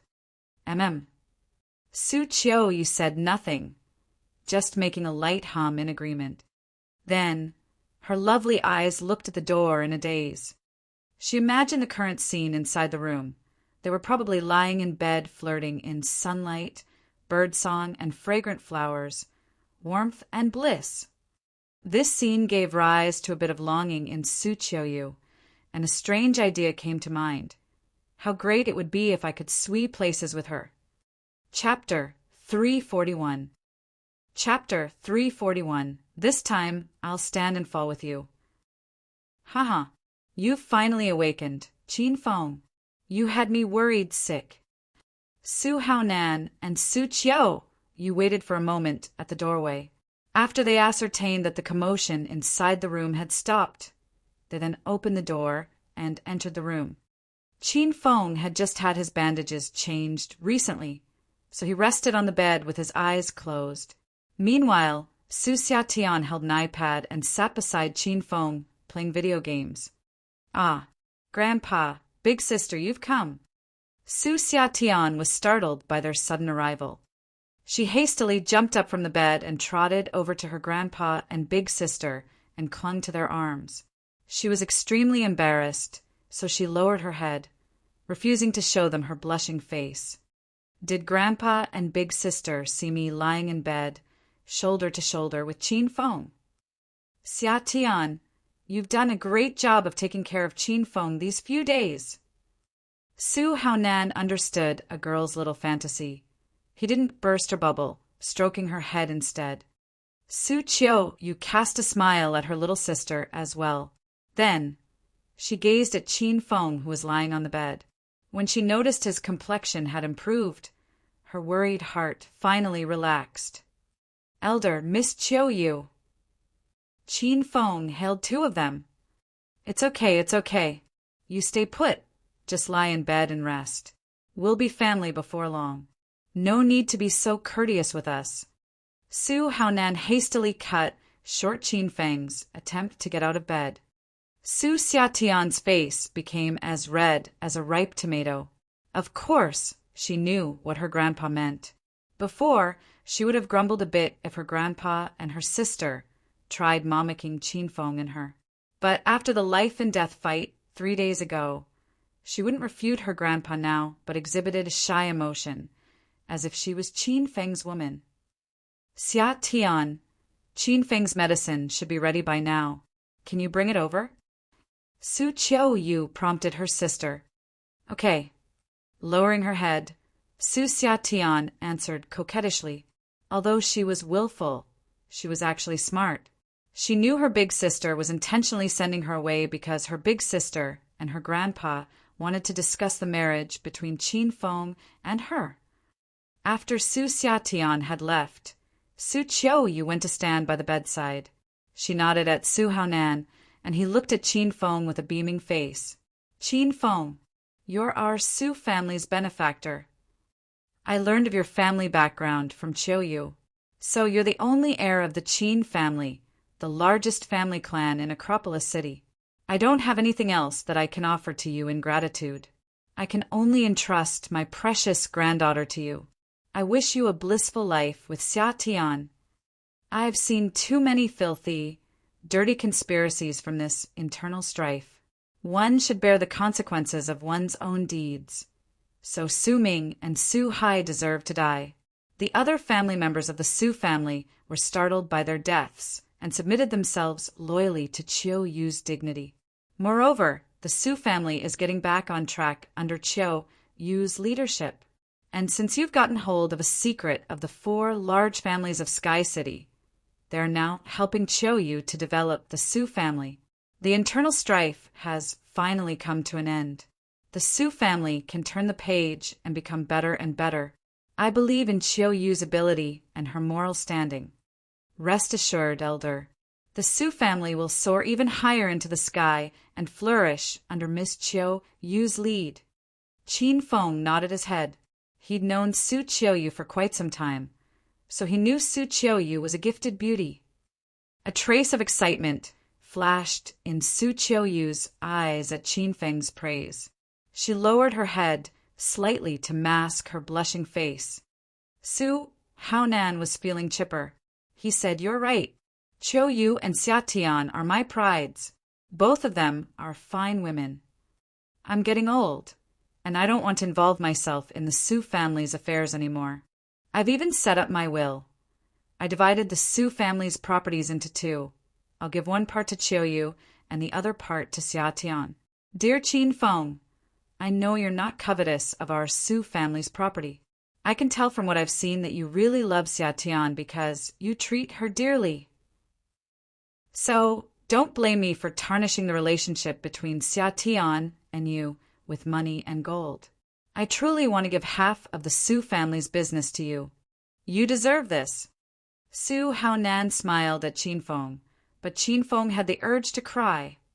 He really wanted to hug Hua Yan's legs and yell, "Elder, you're wrong about me. I really came for your Su family's business. I beg you to give the whole family business to me. Why are you so stingy, giving me only half of it?" Feng checked the hedonist sovereign system once he'd awakened. He noticed that the quest about Su Chiu Yu, take down the Sky City Su family's business, hadn't been accomplished yet. He finally understood now he had to capture both Chiu Yu and Xia Tian. Only then would he have taken down the whole Su family business. "Elder, you are right. You know me so well." Feng looked at Hua Yan and said earnestly, "I'm not interested in your Su family's business. I lent Miss Chiu Yu a hand, regardless of my life and death, because she is my friend." "Elder, I have something to discuss with you." "Speak." Hua Yan was excited. "I don't want the other half of the Su family's business. Actually, I'm attracted to Miss Chiu Yu. How about you betroth both Xia Tian and Chiu Yu?" "Ahem, ahem. I'm old and my hearing isn't that good. I can't hear what are you saying." That's fine, that's fine. I'm going back to my room now to rest." Hua Yan played deaf-mute and ran away. He realized he was old and he couldn't fathom the vision of love that youngsters had nowadays. How could Feng make such a shameless request? What stunned him the most was that his dignified, glorious granddaughter Chiu Yu didn't oppose Feng's request. Hua Yan thought Feng was a shameless fellow. This man wouldn't settle for half of the Su family business. Although he'd said he didn't want anything, in reality, he wanted the entire business of the Su family. There were only Feng and Su Chiu Yu left in the room. After some time had passed, Su Chiu Yu took the initiative to speak. "Feng, you scared Grandpa." "I can see that. I even enrage the elder until he becomes deaf." Feng pouted. "Uft." Su Chiu Yu was tickled pink by Feng.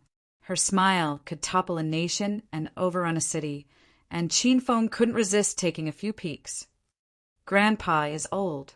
He can't accept something like this. Please don't take it personally." Su Chiu Yu suddenly sat beside Feng. A wave of fragrance surged toward Feng's face. She just sat with her back facing Feng, so he didn't notice the blush on her face. How could a smart person like Feng not understand Su Chiu Yu's implication? He suddenly bear hugged her from behind. "Chiu Yu, that means you agree with my suggestion." Su Chiu Yu was totally shocked. This Feng is too bold. We're still in Xia Tian's room. What if my sister suddenly returns and sees this? She wiggled and broke free from Qin Feng's embrace. She spun around and looked at Qin Feng fondly. Then, can you vow to treat both of us sincerely forever? Qin Feng was slightly stunned. The phrase, a woman's IQ becomes 0 once she is in love, was true. How could Su Qiuyu utter such naive and foolish words? I won't give too many promises. I'll prove myself with my actions. Qin Feng raised his head 45 degrees and gazed at the sun outside of the window, posing as a gentle-as-water pretty boy. He was the seducer sage, and this was his best answer. He could imagine the scene where Su Qiuyu was so touched that she'd weep a bucket and throw herself into his arms, snuggling and acting cute. That's fine. I'll continue to observe you then. Su Qiuyu suddenly stood up after some time. She resumed to her usual dignified demeanor. The blush on her face receded, and she looked at Qin Feng indifferently. Second uncle's and third uncle's corpses were gone after Grandpa, and I rushed to the back garden that night. Even the Yin-Yang elders had left, and you were the only one left on the ground. What actually happened? Su Qiuyu's mind was too quick. Qin Feng couldn't follow her pace. He planned to hold an exploratory discussion with Su Qiuyu about how to capture both Xia Tian and her. However, when he saw Su Qiuyu's stern and glacial expression, Qin Feng had no other choice but to forcibly swallow those words of love. I'm not sure where your second and third uncle had gone. After I defeated the Yin-Yang elders, another group of black-clothed ninjas from Japan suddenly appeared before me. After that, when I was almost killed by those ninjas, a woman came to my rescue. Oh yeah, where is that woman? Qin Feng's countenance suddenly became serious. He thought back to the scene of that night. He had been saved by that woman before she knocked him unconscious. A woman? Su Qiuyu frowned. There was no woman when we arrived. Nobody was there. Maybe that woman carried away the corpses to destroy the evidence. That woman isn't the backup from your Su family? Qin Feng was even more puzzled. No, she's not. Su Qiuyu affirmed. How does she look like? Can you describe her physical characteristics? I can use the power of the Su family to help you look for her. After Qin Feng thought very hard for a moment, he realized the woman's face was blurry. Neither her physical stature nor her height were clear in his mind. Let's forget about it. I'll investigate it myself. Qin Feng shook his head. I heard you said all those black-clothed ninjas came from Japan? Su Qiuyu didn't continue pursuing the topic of that woman. She asked about the identity of those black-clothed ninjas instead. Do you know who sent them? Although I can't be certain of it, they probably came from the Wei family in the provincial capital. They came to the Su family to look for you half a month ago. However, I ignored them and fended them off. Apparently, they didn't give up and sent someone to lurk around the Su family. So when you came to the Su family this time, they ambushed you. Su Qiuyu analyzed. Qin Feng suddenly thought of Wei Xiaolei. He then asked, the Wei family of the provincial capital? The family behind Wei Xiaolei, whom I killed at Coiled Snake Mountain. Su Qiuyu nodded. She then added, not only the Wei family, even the William family is looking for you. That family's actual strength is much more mysterious than the Wei family's. The William family is an old American family with superpower that has produced many great talents. It's just that the family is based in America, far from China, so they haven't made any moves yet. However, this time the Wei family has discovered your true identity. I'm certain they will make an alliance with the William family to take you down. Su Qiuyu suddenly gazed fondly at Qin Feng. Qin Feng, you've sacrificed too much to protect the Su family. Now that I'm the head of household of the Su family, should they try to harm you, I'll unleash the full power of the Su family to fight along with you. This time, I'll stand and fall with you. Chapter 342. Chapter 342. The plan to destroy the Liang family. Qin Feng and Su Qiuyu conversed for a while.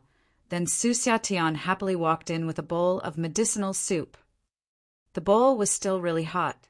Feng rushed over to take it from her. He was afraid this girl's small, soft hands would get burned. Xiatian, thank you. Feng smiled and patted Su Xiatian's head. Su Xiatian blinked mischievously and blushed slightly, staring at Feng as he drank the whole bowl of medicine. She grinned with satisfaction. Big sis, do you think the cuts on Feng's body will leave scars? Su Xiatian hugged her sister's arm, pouted and acted cute.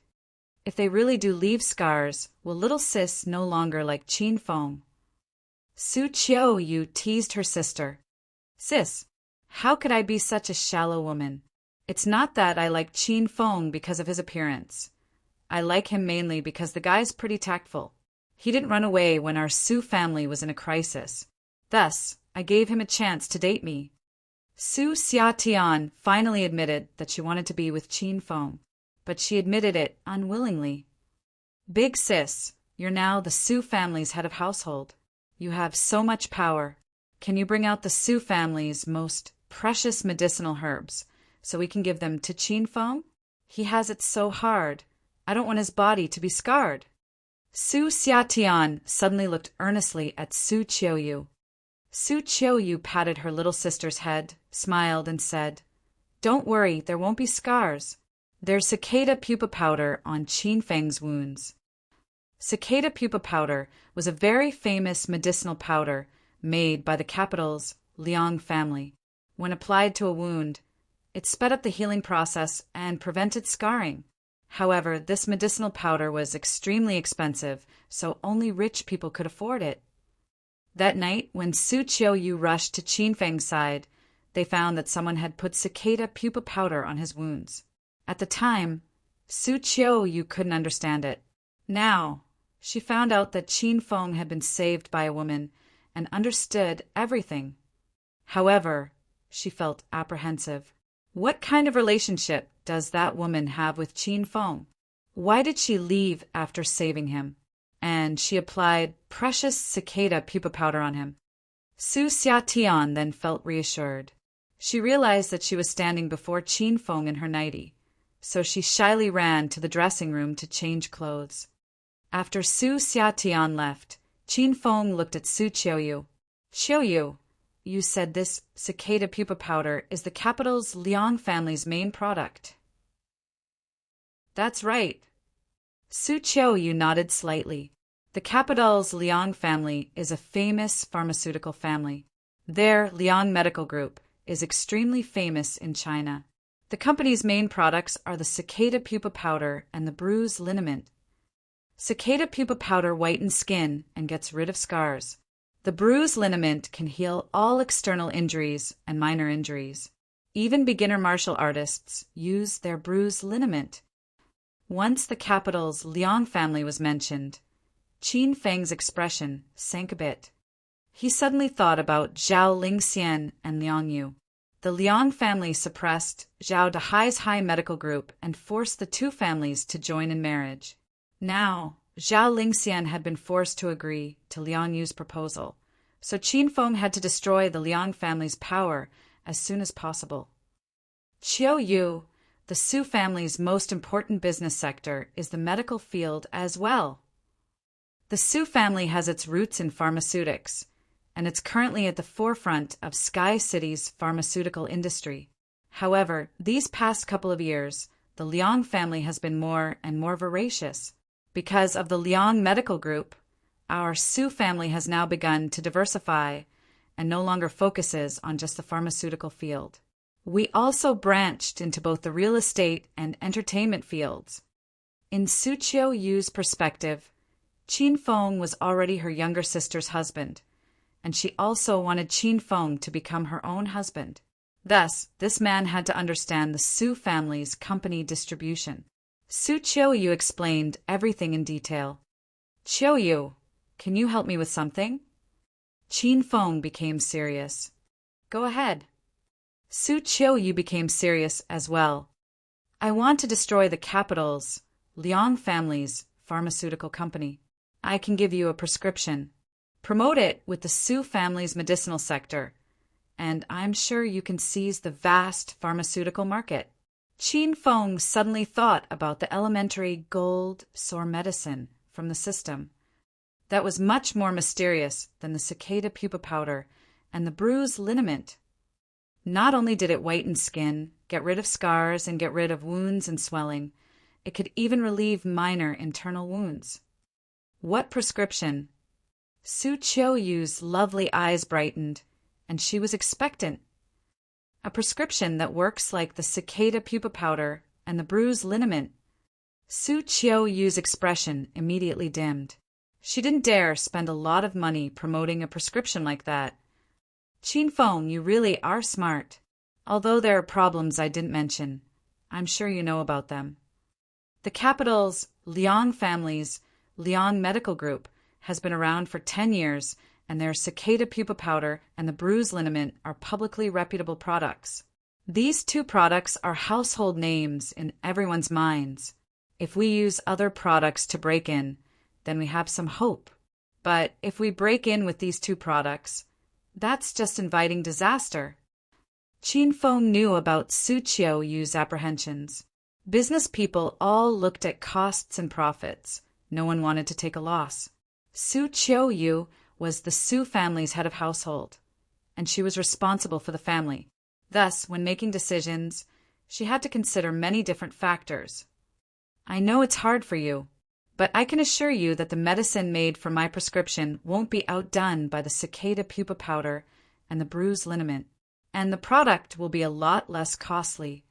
Qin Feng really wanted to buy a bottle of the elementary gold sore medicine from the system, apply it to his body, and show Su Qiuyu the results.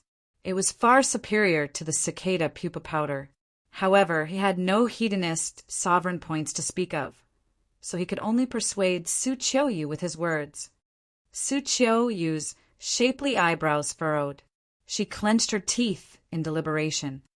Qin Feng saw her conflicted expression and felt bad. Never mind, I'll think of something on my own. Pretend I didn't say anything.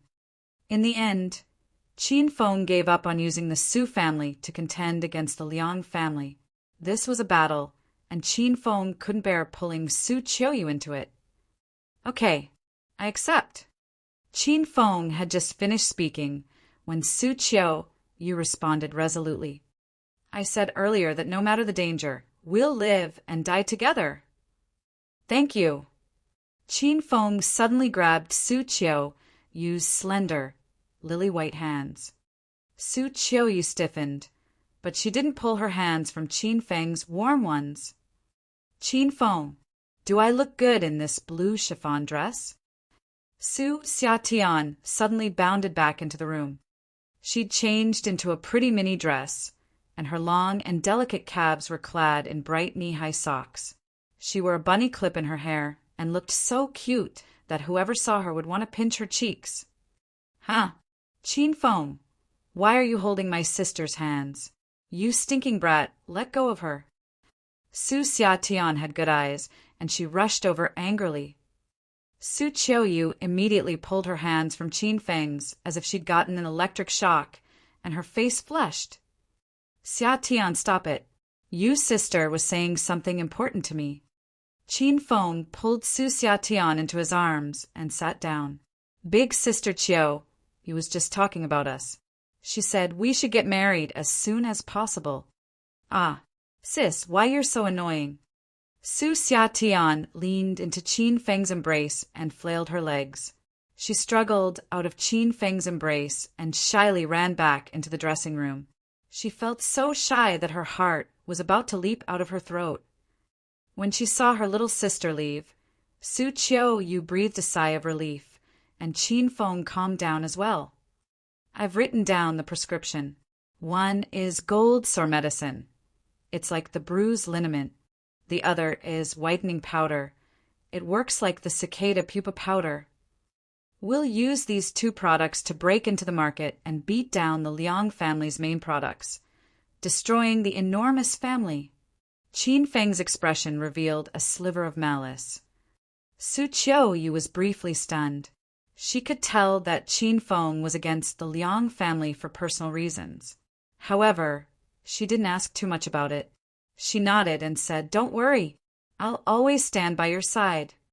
Qin Feng and Su Qiu Yu planned on how to deal with the Liang family, and he wrote down the prescriptions.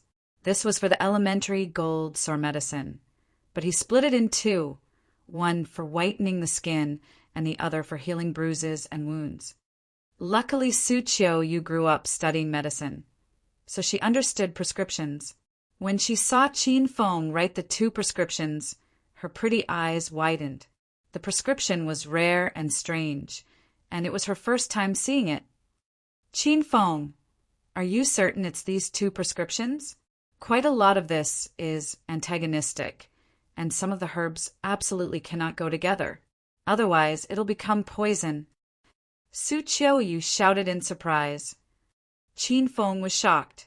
He knew nothing about medicine. He wrote down the prescription for the elementary gold sore medicine from the system.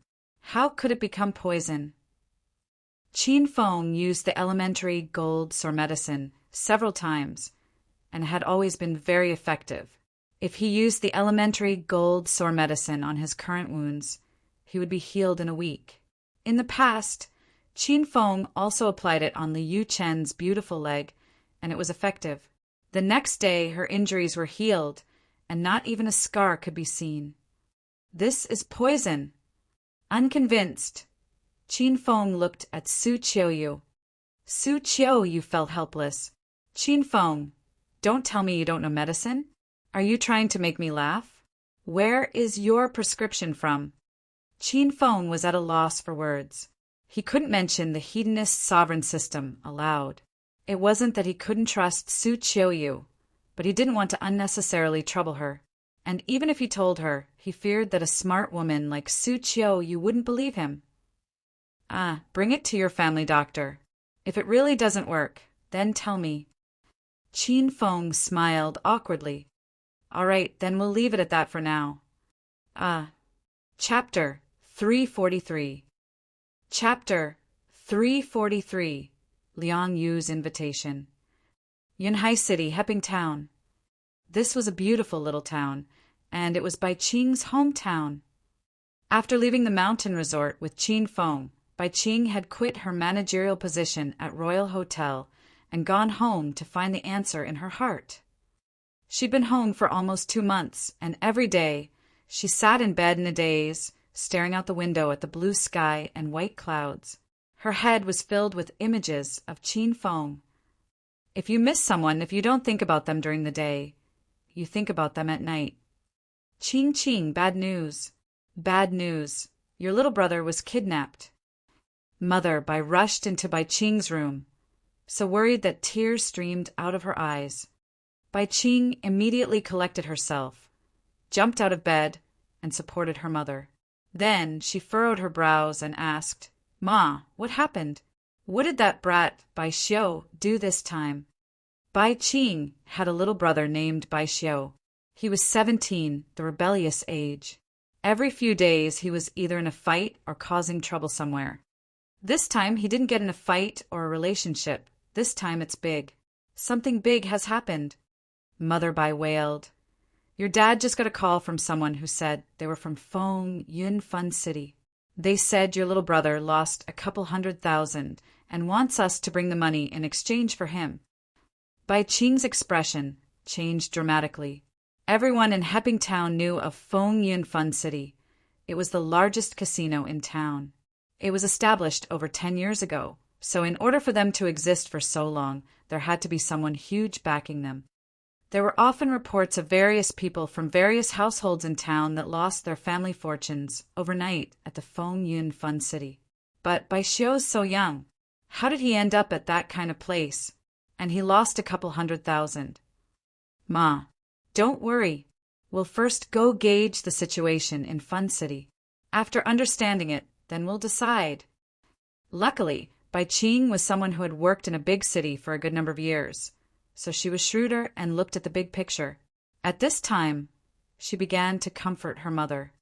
Your dad rushed over after receiving the call. Let's wait at home for news from him. Mother Bai slowly calmed down as well.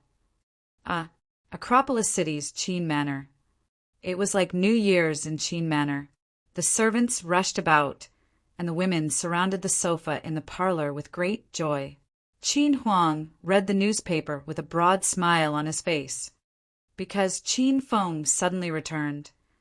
Qin Feng left for Sky City without saying goodbye, and he was gone for 5 days. In the beginning, Qin Huang and Su Ruoro didn't care about waiting for him, because every month he would hang out somewhere for a couple of days and not come home. However, after the 3rd day passed and Qin Feng still hadn't come home, everyone began calling him. Yet the 3rd day was when Qin Feng was injured heavily and fell unconscious for 3 days. His phone also shut down after the battery ran down, so he couldn't be contacted. With the memory of the assassination attempt at the opening ceremony of the Cloud City Hua Manor phase too fresh in their minds, Qin Huang, Su Ruoro, and even Haning were worried to death. They were deeply afraid that Qin Feng had gotten into some sort of accident. Now, Qin Feng was finally home, and he was just as vulgar and sloppy as before. Qin Feng, where did you go during these past few days? Su Ruoro and Han Ying surrounded Qin Feng, standing on either side of him. Su Ruoro peeled grapes and fed them to Qin Feng while grumbling and pouting at Qin Feng. You missed me, didn't you, little sister Ruoro? How about I go to your room tonight and tell you all about my fantastical experiences these past days? Qin Feng grinned at Su Ruoro. I don't want to do that. Su Ruoro harumphed adorably and covertly slapped Qin Feng's hand from her thigh. His hand was about to go into her shorts. How spiteful. Qin Feng, the next time you go out, tell Chairman Qin. Otherwise, everyone will be worried to death. Han Ying straightened the crinkled corner of Qin Feng's shirt and coincidentally saw some of the wounds on his back. Her lovely eyes narrowed, and she hesitated briefly, but said nothing. Big sister Ying, I was wrong for worrying everyone. I'll make sure not to do so in the future. Qin Feng casually opened his arms and wrapped one arm around each beauty. Su Ruoro became shy. She lowered her head and didn't resist. Han Ying's expression flashed with hatred, but she didn't break free of Qin Feng's arm, either. Just then, Qin Huang looked up and saw the scene before him. The sight made him spit out his tea. He stared at Qin Feng and said in a low voice, "The food is ready. Come eat." Qin Huang's words allowed the 2 women to escape Qin Feng's arms. They walked hand in hand to the table and sat down. The meal was warm because of Qin Feng's sudden reappearance. Everyone who had been worried and hadn't eaten properly for 3 days now ate with gusto. They talked and laughed energetically. After the meal, Su Ruoro and Han Ying went to work. Since Qin Feng's injuries weren't completely healed, he rested in bed. He'd been unconscious for the past couple of days, and his phone shut off due to insufficient power. He now turned on his phone, and notifications of various texts and calls popped up. Qin Feng glanced over them. A lot of them were calls from Su Ruoro, Han Ying, and Qin Huang, and some were calls from women whom he had pretty good relationships with. Rao Sherman also texted him to tell him she arrived safely in the capital. However, the most missed calls were from the fiery Lu Bingbing.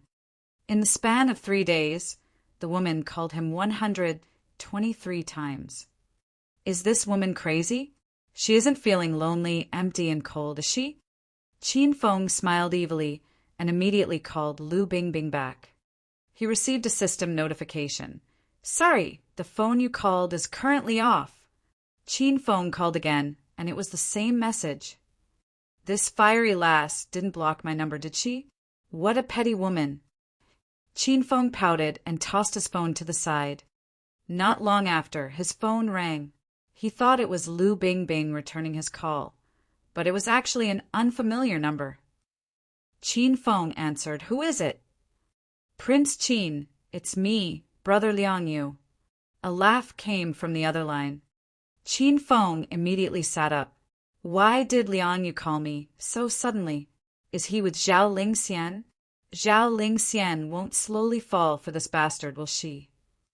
Once Qin Feng thought of Zhao Lingxian with Liang Yu, his heart ached.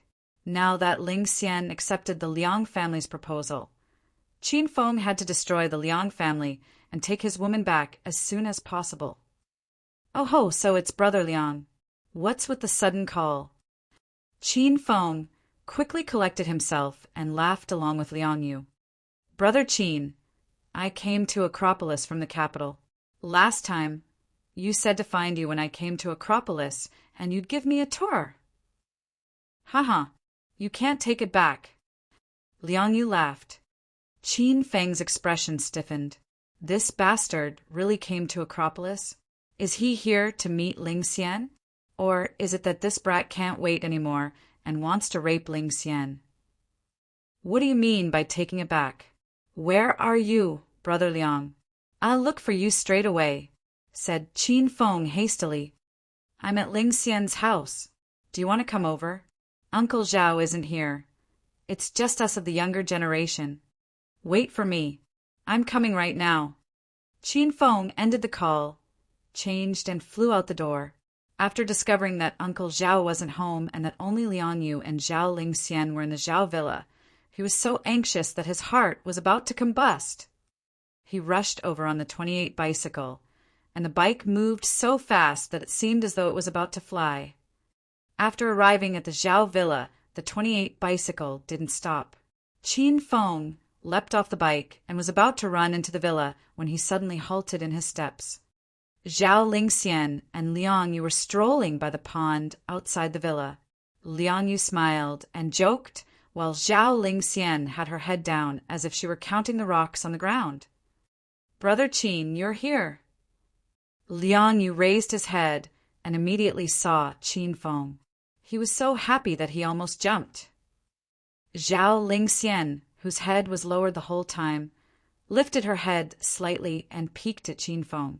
When she saw Qin Feng's anxious expression, a slight warmth surged within her, and the corners of her lips lifted slightly. It seems that this stinking brat still cares a bit about me. Brother Liang, after not seeing you for so long, you seem to have become increasingly handsome and distinguished. Qin Feng walked toward them and exchanged formalities with Liang Yu.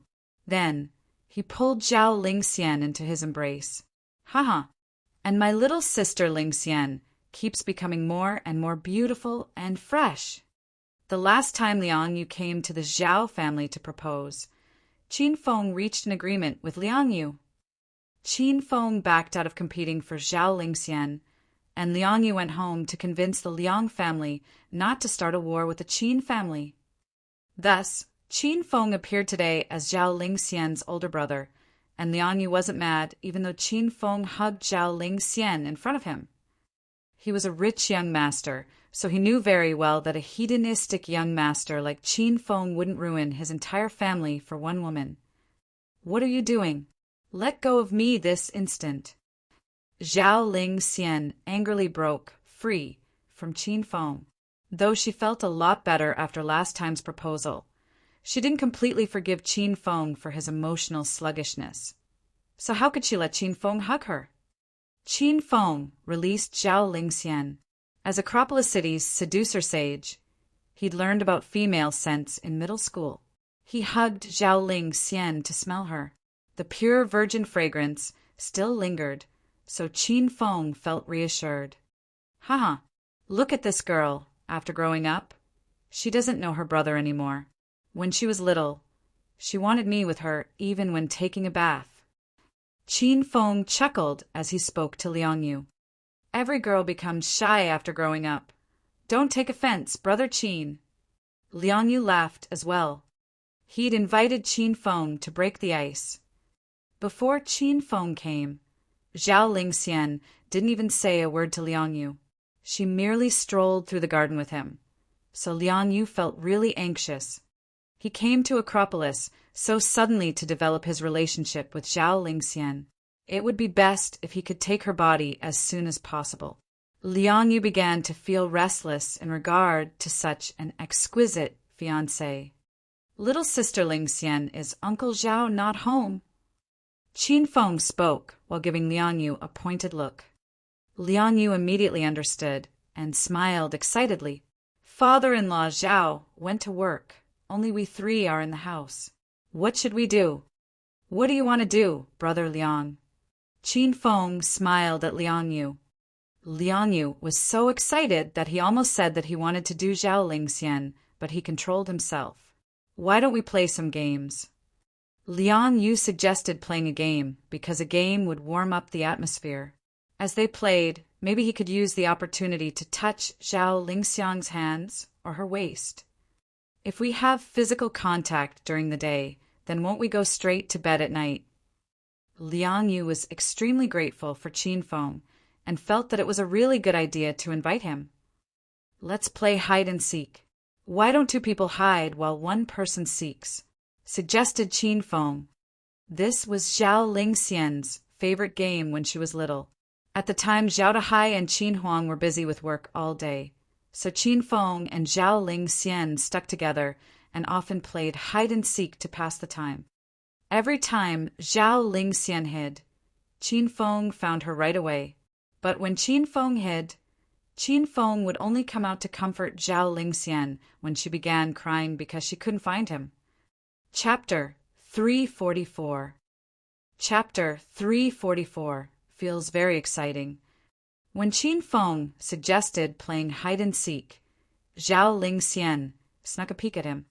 A surge of warmth passed through her heart. So this guy didn't forget about our lovely childhood memories. Okay, that's a good game. Liang Yu clapped. This game made his intentions perfectly. When Qin Feng was seeking, he would hide with Zhao Lingxian. Liang Yu already formulated his plan. He would hide in a narrow area, so the two of them would be forced to stick close together and maybe even hug. Then they'd be able to slowly enhance their feelings for one another. Brother Qin, what a great suggestion. Liang Yu looked at Qin Feng with gratitude. If Zhao Lingxiang wasn't there, he'd want to rush up to Qin Feng and kiss him passionately. One has to befriend people like Qin Feng. This is the definition of a true friend. When Qin Feng saw how dumb Liang Yu looked for getting sold and helping the seller count the money, he laughed coldly inside while asking Zhao Lingxian, Lingxian, what do you think? Whatever. Zhao Lingxian was expressionless like before. All right, then let's play hide and seek. How about this? First, little sister Lingxian and I will hide and you, brother Liang, will seek. In the second round, I'll seek while you two hide. What do you think? Qin Feng gave Liang Yu a pointed look. Okay, I don't mind. Liang Yu returned Qin Feng's look. He knew that haste would cause things to go awry. If he hid with Zhao Lingxian right away, then she might still be shy and unable to open up. Liang Yu already rushed to begin counting, while Qin Feng took Zhao Lingxian's hand and pulled her into the villa. The rules of the game were that they had to stay in the villa, and that they couldn't go into Zhao Lingxian's room, because girls' rooms are always an enormous secret. Qin Feng, didn't you say we couldn't hide in my room? Why did we come here? Zhao Lingxian looked around her room suspiciously. Stop talking and kiss me. Qin Feng closed the door, lifted Zhao Lingxian's charming face and kissed her fiercely. Zhao Lingxian came to her senses only after they had been kissing for a long time. She pushed him harshly away. What are you doing? Don't mess around. I have nothing to do with you right now. I'm someone else's fiancé. Lingxian, don't be difficult. I told you that I'm going to steal you back. Qin Feng pulled Zhao Lingxian into his embrace once again. He was feeling unhappy because he got pushed away right when he was just getting immersed in the kiss. Did that bastard Liang Yu do anything to you before I got here? Zhao Lingxian struggled twice, then gave up and rested in Qin Feng's arms. If he did anything, what would you do? What did the beast do? I smelled you just now, and the virgin scent is still there. Qin Feng suddenly became anxious. The corner of Zhao Ling Xian's lips tugged upward. She stared at Qin Feng and shouted, "What virgin scent? What the hell are you talking about? You learned bad things since you were young. Where did you hear that from? I don't believe it." Qin Feng felt a lot better when he saw Zhao Ling Xian beginning to argue with him. He hugged her tightly and said, "Ling Xian, I have too many enemies right now, so many that I can't even properly count them. Liang Yu has a lot of power backing him. I don't have the ability to eliminate the entire Liang family in the capital, so I'll have to inconvenience you for now. Give me some more time. I've already begun pressuring the Liang family. When I've dissolved their important sources of power and made the fatal strike, I'll steal you back for sure." It was the first time Qin Feng said these words to Zhao Lingxian. This was the plan he kept hidden within him. Zhao Lingxian's frail body suddenly trembled. She hadn't thought Qin Feng would consider destroying an entire family for her sake. She'd thought Qin Feng didn't care about her anymore. She never thought a man who always looked frivolous would have such frightening thoughts. Zhao Lingxian's eyes reddened. During the past couple of days, she'd heard about the sharpshooters' attack at Cloud City Hua Manor, and she knew that the Qin family recently clashed with a lot of large family clans. Zhao Lingxian really wanted to find Qin Feng and stay with him, so they could face the problems together, but she knew she couldn't do so. "Qin Feng, how have you been recently?" Zhao Lingxian's hands had been tightly clenched the whole time, but now they lightly embraced Qin Feng's back. "I'm very well. Don't worry about me. As long as you're happy, then I'm reassured." Qin Feng lightly caressed Zhao Lingxian's back. When a woman's heart grows cold, reigniting it is really hard. But, of course, that depends on the person. With the right person, then maybe a simple sentence can rekindle ashes into a blazing fire. "Qin Feng, do you still remember how we loved playing hide-and-seek when we were little?" "Of course. Every time. You always hid in such easy places that I could find you right away. But you hid in places that were too hard to find. I'd look in every room, but I could never find you. But once you cried, I appeared right away, because I knew you were afraid I disappeared. You were afraid you'd never see me again." Qin Feng and Zhao Lingxian embraced tightly, and their gazes interlocked. "Qin Feng, I'll believe you once more. I'll wait for you." Zhao Lingxian's voice was as quiet as a mosquito, but Qin Feng heard it clearly. He almost shouted in happiness. Thud, thud, thud. Footsteps suddenly echoed outside. Qin Feng and Zhao Lingxian froze. In her shock, Zhao Lingxian immediately pushed Qin Feng away, and she had a nervous expression. "What should we do? Wouldn't he be suspicious of you if he finds us hiding in my room?" Zhao Lingxian had just forgiven Qin Feng, and she already began worrying about him. She knew he didn't have it easy. Other people might consider him an idle hedonist young master who had no worries. But Zhao Lingxian knew of Qin Feng's hardships. "What do we do? What do we do?" Zhao Lingxian paced around the room anxiously.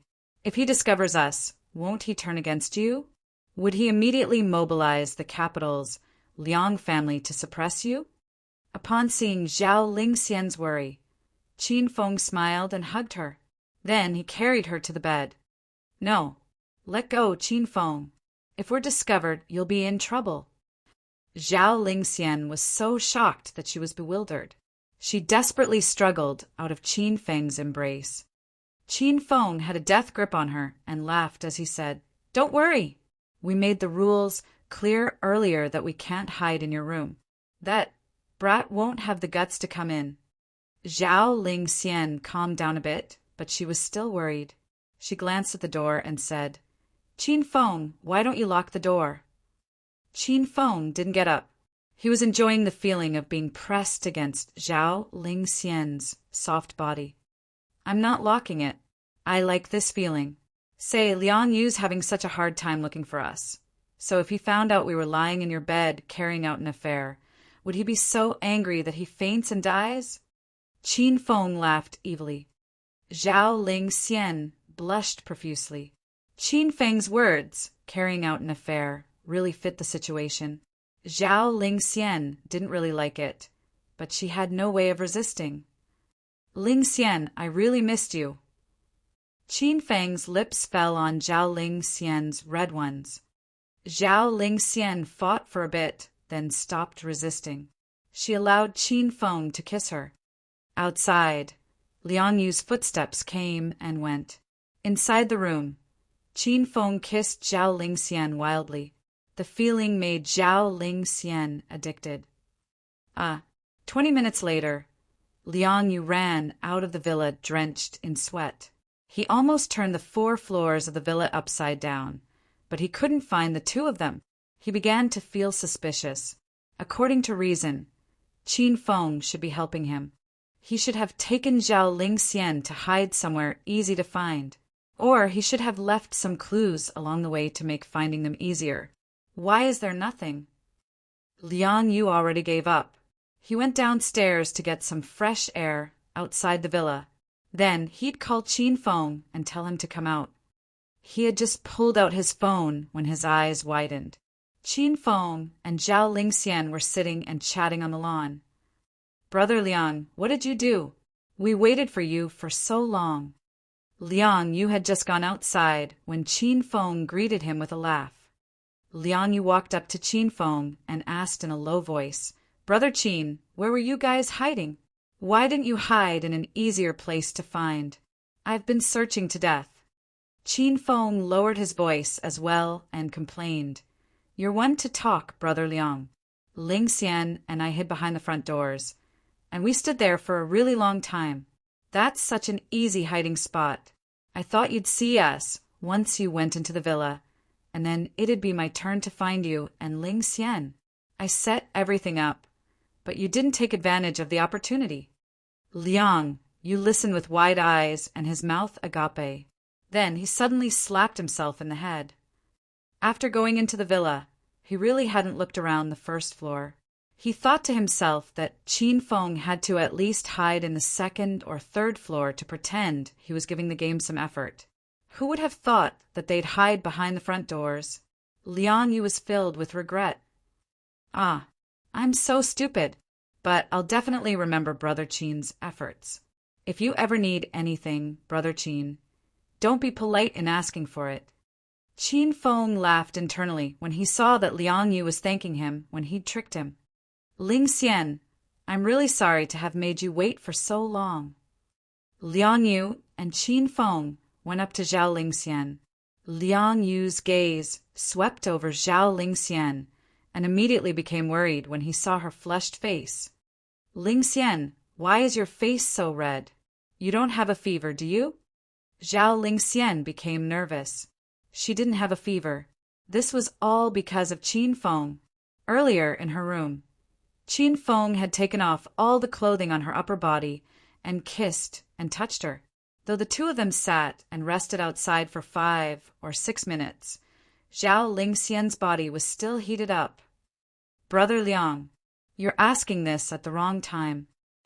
Qin Feng looked at Liang Yu as though he failed to live up to expectations. Little sister Ling Xian waited here for you for 20 minutes. She was angry and said you were dumb. She said she ran out of patience. She's flushed with anger. Liang Yu hit himself in the forehead again and laughed awkwardly. Ling Xian, I was wrong. Come on, let's go hide together right now and have Brother Qin find us. Brother Qin is intelligent. He'll be sure to find us quickly. Liang Yu extended his hand toward Zhao Ling Xian, who knew how long he'd waited for this moment. It was finally his turn to hide with Zhao Ling Xian. What was a good place to hide? The bathroom. That was a convenient place to do things. The Qian wasn't bad, either. A lot of the films took place in the Qian, or maybe the dressing room. Recently, videos in the dressing room were really popular. Chapter 345. Chapter 345. Bring a rich young master as the chauffeur. Liang Yu was in the midst of his imaginations. smiling so much that he couldn't close his mouth. Just then, Zhao Lingxian's icy voice was like a bucket of cold water falling on his head. "I'm not playing anymore. I've waited for so long that I don't want to play anymore." "Lingxian, you really don't want to play anymore? I already thought of a couple of good places to hide in. I'm sure they'll make you unexpectedly happy." Liang Yu's heart clenched, and he looked anxiously at Zhao Lingxian. He had just had such a hard time running around the villa, like an idiot just for this moment. How can we not play at her say-so? Where had the basic trust between humans gone? "I'm not playing anymore. I don't want to play anymore." Zhao Lingxian huffed, pouting. There was no way she was hiding with Liang Yu. "Brother Liang, I can only help you so much. You were too dumb. My hands are tied." Qin Feng immediately pulled Liang Yu aside and whispered to him, "You know Lingxian's temper. This girl's been spoiled since she was young and has a princess mentality. Now that mentality is surfacing. We can only do everything she says. Otherwise, she'll hate you forever." When Liang Yu heard how serious the situation was, he immediately looked at Qin Feng with gratitude. "Brother Qin, good thing I called you here. Otherwise, I would have definitely stepped on a mine. I'll definitely remember your kindness. When Zhao Lingxian and I finish the deed, I'll be sure to thank Brother Qin again." A murderous look flitted through Qin Feng's eyes. Then he smiled and said, "All right, let's not play hide and seek. You'll still have opportunities to strike when we do other things." "Okay, I'll follow your plans, Brother Qin. In the future, whenever I come to Acropolis looking for Lingxian, I'll be sure to call Brother Qin. I hope you don't find me an annoyance then." "Haha, of course I won't." Qin Feng laughed as he and Liang Yu returned to where Zhao Lingxian was. This girl was still pretending to be mad. "Lingxian, let's not play hide and seek anymore. What do you want to do? I'll do it with you." Liang Yu attempted to curry favor with Zhao Lingxian. Zhao Lingxian ignored Liang Yu. Her large, lively eyes were glued to Qin Feng as she awaited his opinion. "I don't think there's anything fun to play in the house. Since it's rare for Brother Liang to come to Acropolis, why don't we go out for a walk?" Qin Feng smiled at Zhao Lingxian. He knew that this girl had been staying in the mansion all day ever since he dropped out of school. If she didn't go outside, this goddess would soon become a geeky homebody. "Okay, then let's go for a walk." No matter what Qin Feng said, Liang Yu would be the first to approve it. Zhao Lingxian was moved. She really wanted to go for a walk with Qin Feng. The last time they went for a walk was 800 years ago. Zhao Lingxian could barely remember it. "Whatever." Zhao Lingxian continued to maintain an expression of nonchalance. The three people decided to take a walk. Liang Yu drove his Land Rover and was the chauffeur. Qin Feng and Zhao Lingxian sat in the back shoulder to shoulder. Qin Feng was dishonest. He purposely placed his hand on a spot that couldn't be seen in the rearview mirror and secretly rubbed Zhao Lingxian's smooth calves. Zhao Lingxian's entire body felt tingly and hot. She wanted to make a noise, but she didn't dare do so. The ride made her go crazy from stifling herself. Liang Yu focused on driving and didn't notice anything. After getting out of the car, he even groveled and opened the doors for Qin Feng and Zhao Lingxian and helped them out of the car. He was acting like a lackey. "You're horrible." When Liang Yu wasn't paying attention, Zhao Lingxian pinched Qin Feng's waist. She felt that Liang Yu was too stupid. "This idiot is happy doing all of this. I didn't force him to do it. Treat him like air. Today we're on a date." Qin Feng quickly slapped Zhao Lingxian's perky behind, and she blushed profusely. Qin Feng openly hugged Zhao Lingxian as they walked. It looked like the sibling love between a brother and sister. Liang Yu followed the two of them. Not only was he not angry, he even chatted with them while laughing. That afternoon, Zhao Lingxian bought a lot of clothes and bags. Liang Yu wanted to pay, but Qin Feng convinced him not to. He naturally wouldn't let another man buy things for his woman. "Young Master Qin, welcome."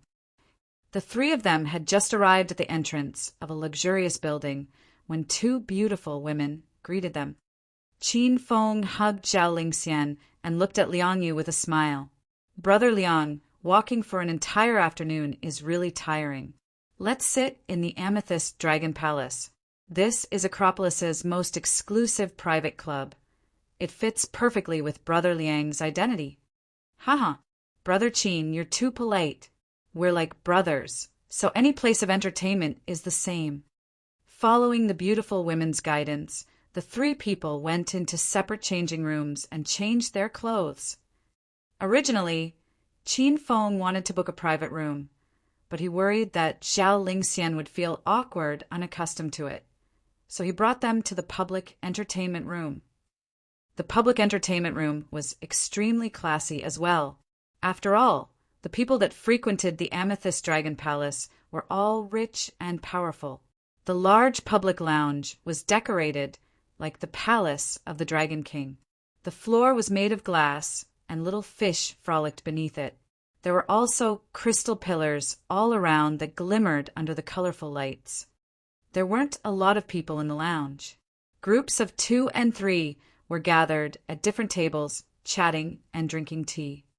The three of them chose a quiet corner to sit in. They ate while enjoying a massage from beautiful masseuses. "Lingxian, you must be tired today. Lie down and let the little beauty massage you. The masseuses in the Amethyst Dragon Palace are the best." Qin Feng smiled while placing a cherry tomato in Zhao Lingxian's mouth. Zhao Lingxian's expression fell slightly, and she looked at Qin Feng unhappily. She naturally knew of the Amethyst Dragon Palace. This was the Hao family's territory. It was probably managed by the Sima family now. This was a high-end club that the rich came to for entertainment. It was rumored that shady business dealings unsuitable for children took place here. Qin Feng seemed to be a regular at the Amethyst Dragon Palace, and this made Zhao Lingxian unhappy. However, Zhao Lingxian's anger soon dissipated, and this anger became concern for Qin Feng. She was a smart girl, and she knew that Qin Feng had a bad relationship with the Sima family. So why did he suddenly want to come here? From Zhao Lingxian's perspective, it made more sense to go to the royal clubhouse. Ah, Qin Feng is here. In another corner of the public lounge, 3 young men with unordinary auras sat together. The 3 appeared to be drinking tea and chatting, but their gazes flitted toward Qin Feng's area from time to time. They were all rich young masters of Acropolis, 3 of the eldest grandsons of 5 small family clans. That little beauty with Qin Feng is the heiress of the high medical group, right? The man wearing the blue pajamas spoke indifferently. This was the eldest grandson of the Feng family. That's right. This lass is ranked one of the most beautiful in Acropolis. Who would have thought that she'd fall for that player Qin Feng? What a pity. Zhang Hui, who wore a purple nightshirt, complained while sipping some tea. "Do we want to make a move today?" Li Xingliang held a go piece and looked at the other 2 while ruminating. The other 2 furrowed their brows and fell quiet. After a while, Feng Xing said, "Though Prince Sima and Prince Wen have clearly teamed up, and they purposely came to talk to us and tell us to team up and deal with Qin Feng, the Qin family isn't something we want to offend. It would be illogical if we take the initiative to provoke Qin Feng. Currently, the power dynamics in Acropolis are changing. Of the 4 major families in Acropolis, the Hao family has been demolished, and the Zhou family announced their withdrawal from those ranks. Everyone is eyeing these 2 empty spots covetously, and all our families want to climb up to fill those spots. However, if we're not careful, we'll fall apart and become cannon fodder in this war. We should be careful." Zhang Hui and Li Xingliang nodded at Feng Xing's analysis. A week ago, Prince Wen and Sima too formed an alliance. After doing so, they began mobilizing various powers to covertly attack the Qin family. The two did a lot of things in the background, but these powers became restless. They monitored the development of the situation while waiting for an opportunity to strike. If they were too hasty, then they might be reduced to cannon fodder and their families destroyed. But if they were too slow, then they'd lose their chance and hand it to another family clan. Feng and the other two suddenly fell quiet. Everyone was deep in thought, and no one knew what the other was thinking. Oh, if it isn't young Master Feng, young Master Li, and young Master Zhang. You don't come here often. The three of them suddenly heard Qin Feng's voice beside their ears. They were so shocked that they almost jumped. It was true that they usually didn't frequent the Amethyst Dragon Palace. After all, when Hua Yan and Zhou Kai were still around, the Amethyst Dragon Palace was where Acropolis cities, 4 princes would gather. With the 4 princes present, how could the other young masters dare come? If they came, they would only be suppressed to be the 4 princes, and they might even have to smilingly become their lackeys, who would willingly humiliate themselves this way. But it was different now. 2 of the 4 major families vacated their seats, and the 3 of them formed a pact with Sima Tuesday recently. They'd been going to the Amethyst Dragon Palace practically every day. They wanted to bask in the feeling of being princes. It was like if they came a sufficient number of times, they'd be able to take the vacancies in the 4 major families of Acropolis. These people used to dream every day that they could become one of the 4 princes of Acropolis. Oh, so it's Prince Qin. When did you get here, Prince Qin? How is it that none of us noticed? It really is our honor seeing Prince Qin in the flesh at the Amethyst Dragon Palace. The 3 of them quickly regained their senses and stood to greet Qin Feng. It was not evident that they wanted to harm Qin Feng. Oh, what Prince Qin? That's just a name some bored people came up with. I prefer people calling me Young Master Qin. I'm merely of the same status as you 3 young masters. Before the 3 of them could speak, Qin Feng presumptuously sat at the table as if he were in his own house. He wasn't overly polite in the slightest.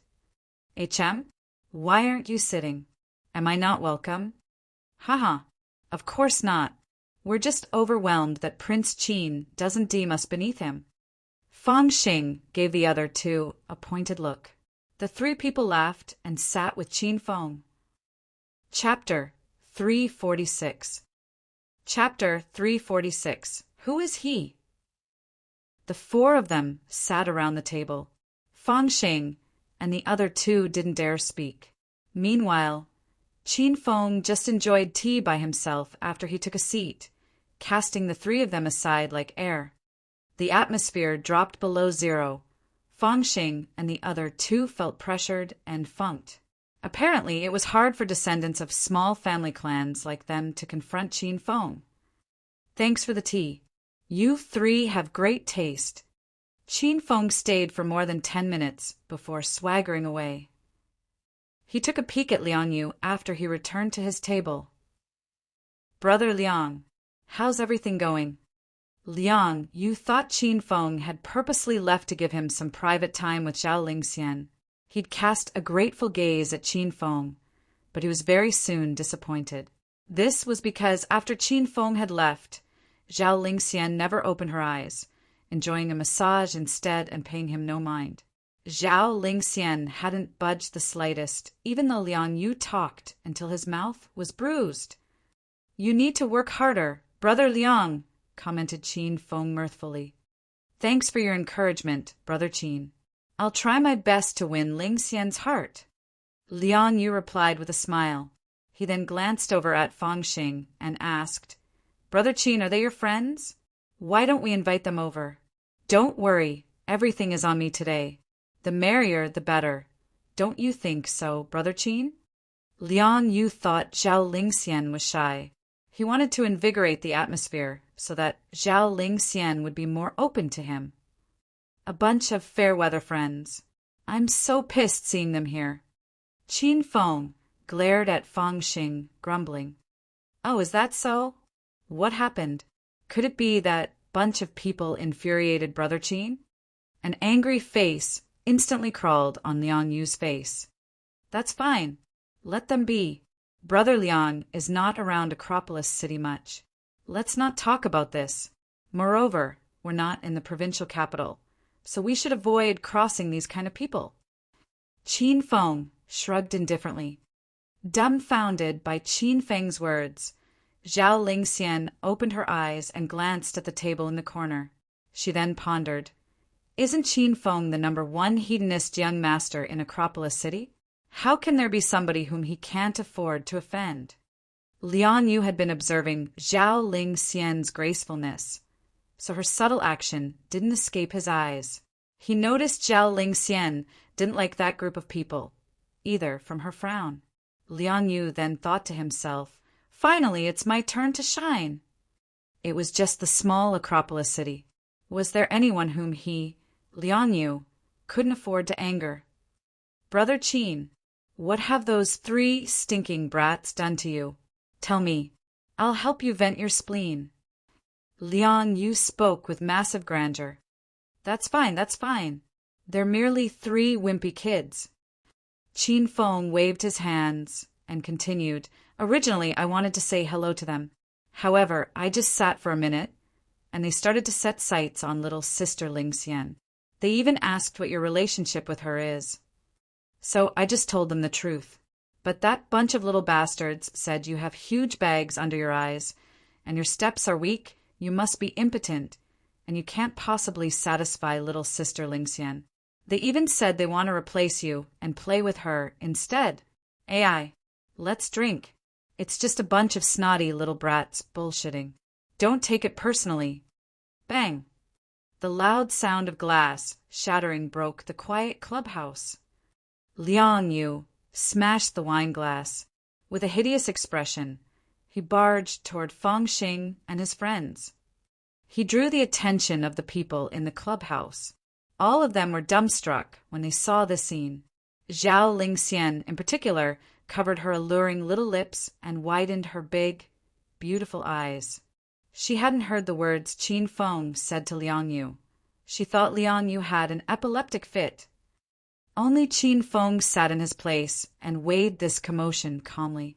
He held a cup of tea and took a sip from it, waiting to see a great show. Bang! Liang Yu was fast. Soon after, he arrived at Feng Xing's table and toppled their little wooden table with a kick. There was a pot of freshly brewed, searing hot tea on top of the three's table. It was piping hot, and it scalded them so that they yelped nonstop. Darn it! What the fuck are you doing? Who the hell are you? You're so fucking dead now. Young Master Zhang and young Master Li, since it's Qin Feng's underling who took the initiative to mess around with us. Let's get him together and give this little brat some punishment. Feng Xing shouted angrily, and the 3 of them pounced on Liang Yu together. Qin Feng was the first hedonist young master in Acropolis City. He was always the boss, and he would never be someone's underling. So, although Feng Xing and his 2 friends didn't know who Liang Yu was, since this fellow came together with Qin Feng, then he could only be Qin Feng's underling. The 3 of them were reluctant to provoke Qin Feng because they feared the Qin family. But since their opponent's underling picked a fight with them on his own, the 3 of them naturally wouldn't fear Liang Yu. They had the Sima family and prince when backing them as well. Thump! Feng Xing rushed up first and threw a fist at Liang Yu's face. You're merely a dog of Qin Feng's, you silly brat. How dare you act tough before us? I'm going to make sure you regret your foolish action today. After throwing a punch, Feng Xing yelled barbarously, loud enough for everyone to hear. He did this deliberately because of Qin Feng. Humph, do you really think you're such a bully, you little brat? I don't even need to see its owner if I want to punish somebody's dog. Fuck, do you really think we 5 small family clans are nothing? How dare you step on me? Your idiotic action is like bearding a lion in its den. I think the large families in Acropolis City should be reshuffled. The second to rush forward was Zhang Hui. He was big and tall, and he flipped Liang Yu with a simple kick. Among Liang Yu's peers, only his second little brother, Liang Zhengwei, was a martial arts genius. He'd achieved stage for inner qi at a very young age. On the other hand, Liang Yu and his third little brother, Liang Sheng, were normals. No martial arts background, understanding, or aptitude at all. Both of them were purely hedonist young masters. So now, when he was besieged by three people, Liang Yu couldn't do anything but writhe on the floor, enduring their furious attacks. Qin Feng, what should we do? Is Liang Yu mad or something? Why did he proactively pick a fight with them? Zhao Lingxian was so frightened that she clung tightly to Qin Feng's arm. This amethyst dragon palace belongs to the Sima family, and it's Qin Feng who brought Liang Yu here. Will Qin Feng get himself into trouble if the fight persists? Should we stop them? Never mind, let them be. That fellow, Liang Yu, rubs me the wrong way, and I've loathed him for a long time now. It's nice that somebody can finally help me vent my displeasure. Qin Feng casually took a sip from his tea, as if he didn't notice what was happening over there.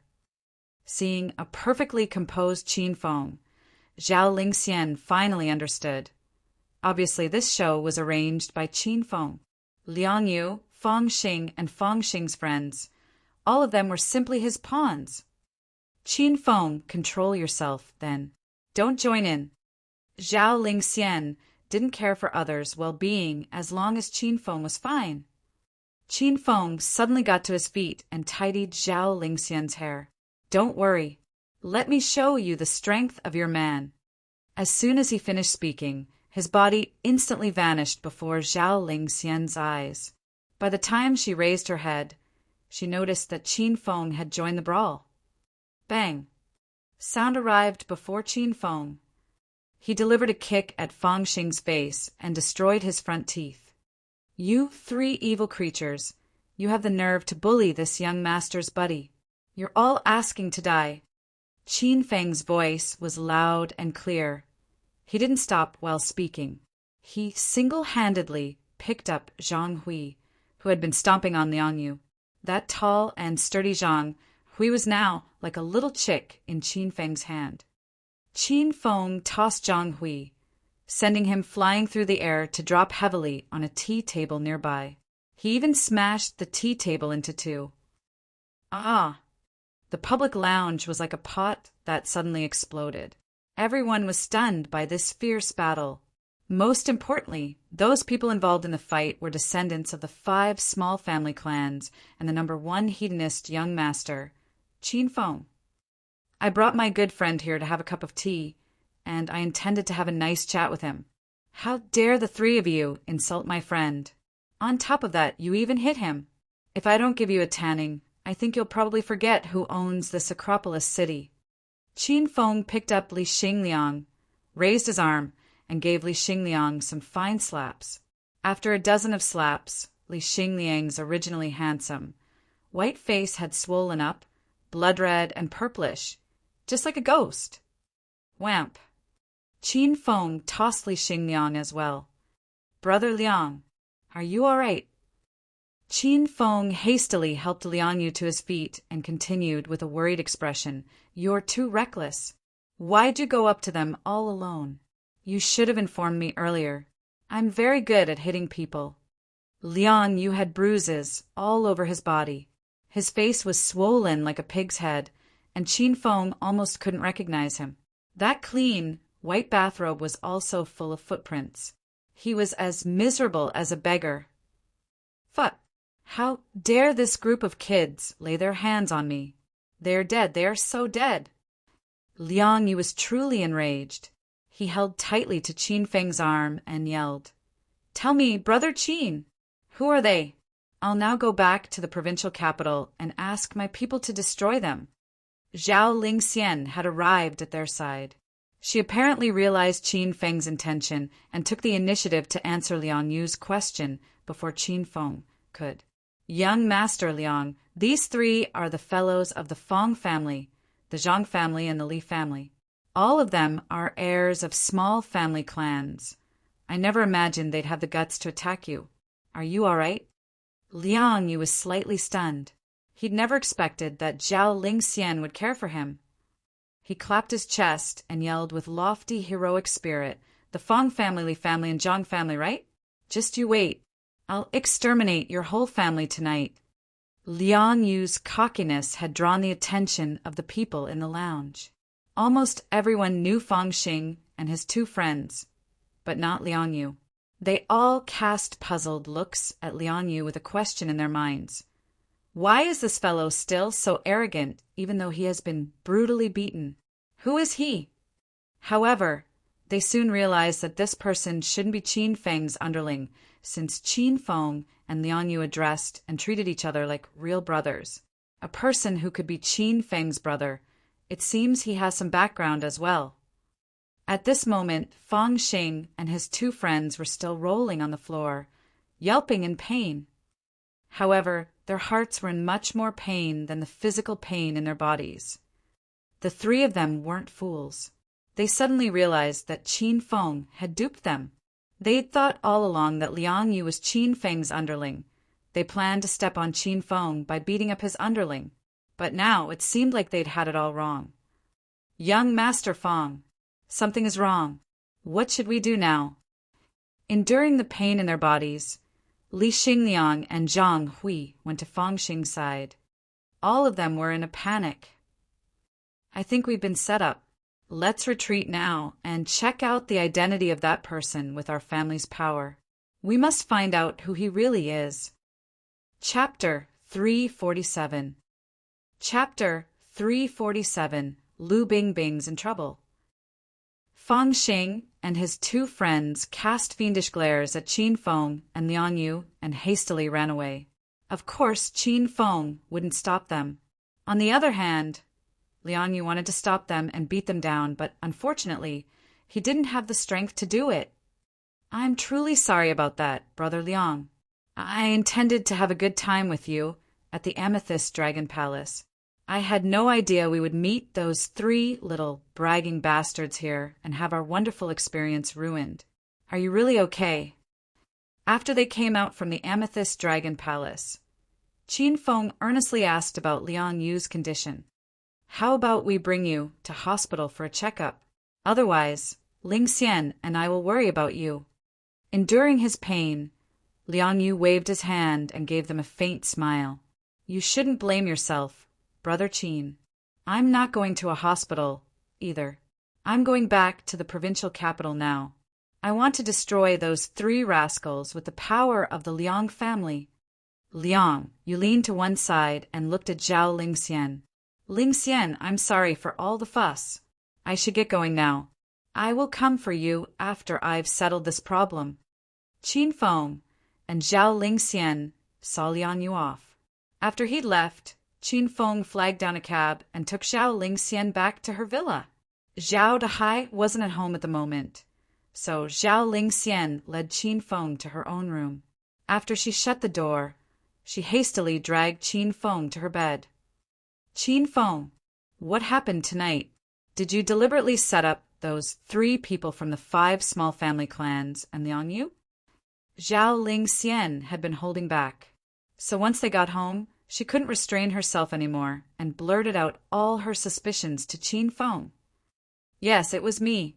I pulled a trick on both sides so they'd fight." Qin Feng didn't have to keep it a secret from Zhao Lingxian. Frowning, Zhao Lingxian then asked again, "Why did you want to do that? You've enough enemies. Why do you still want to make more of them?" "It isn't me who's looking for trouble. It's trouble who proactively looking for me." With a bitter smile, Qin Feng shook his head. "Since the Hao and the Zhou families have vacated their positions in the 4 major families, we need new powers to fill in the 2 empty slots. As for now, the most capable and promising families are the 5 small family clans. Each of them has been busy plotting behind the scenes, preparing to make their move.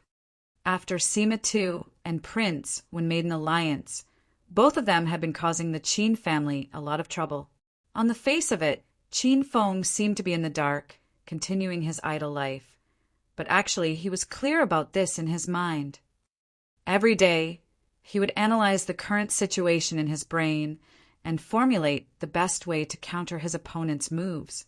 He faked ignorance, but in reality he was secretly planning an unexpected counterattack on Sima Tu and Prince Wen. His enemies had been setting up traps. Qin Feng could only counter every move. Now, you attack me mercilessly.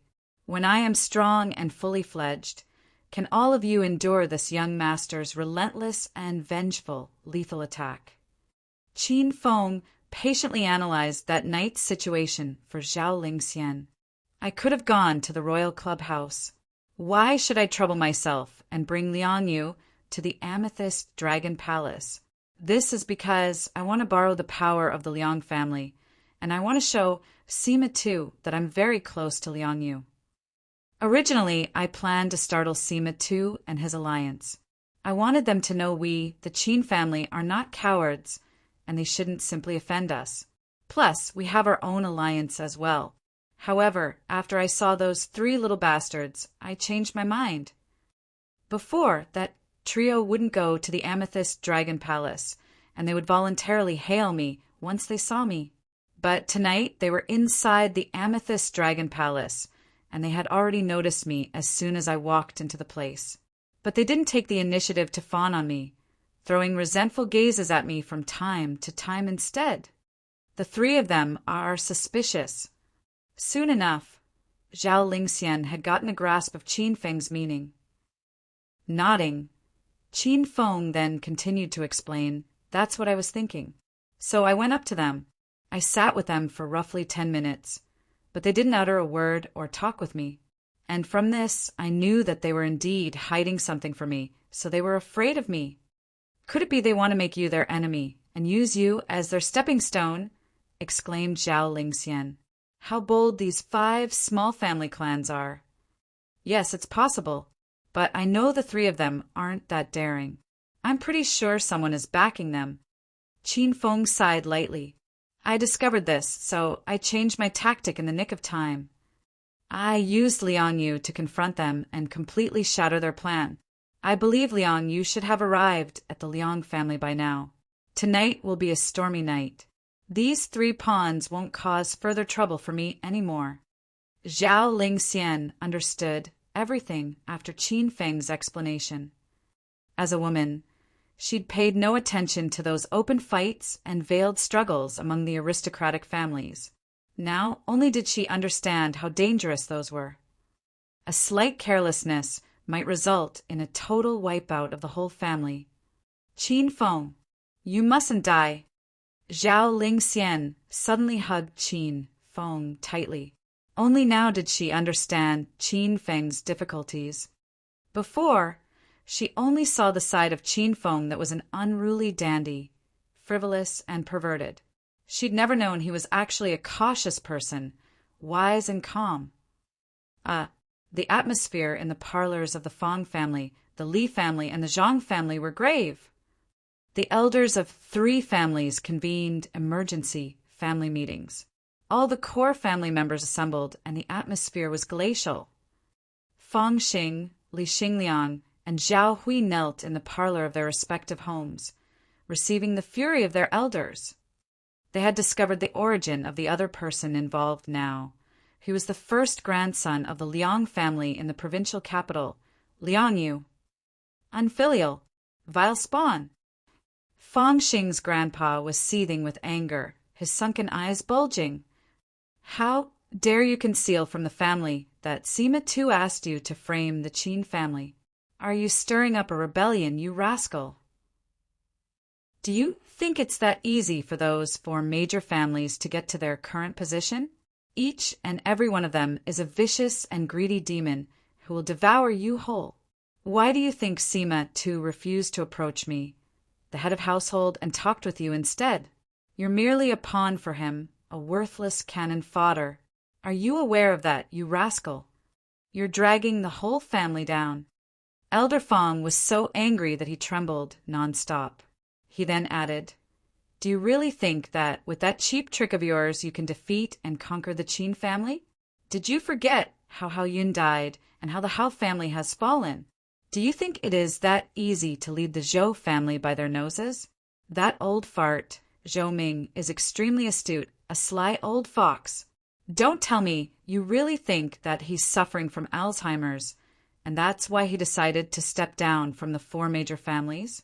If he hadn't had done that, the Zhou family would be like the Hao family, completely vanished and gone from Acropolis City. The people from the Qin family just used the very tip of their actual strength, and they demolished two large families. We are only one of the 5 small family clans, and you want to wade through this muddy water? Fool, you're such a simpleton. Dad, things are urgent now. The people from the Liang family have asked for our explanation. Let's think of a countermeasure first. Feng Xing's dad stepped forward and mercilessly stomped on his own child twice. Feng Xing wasn't sure how many stomps he'd received since arriving home.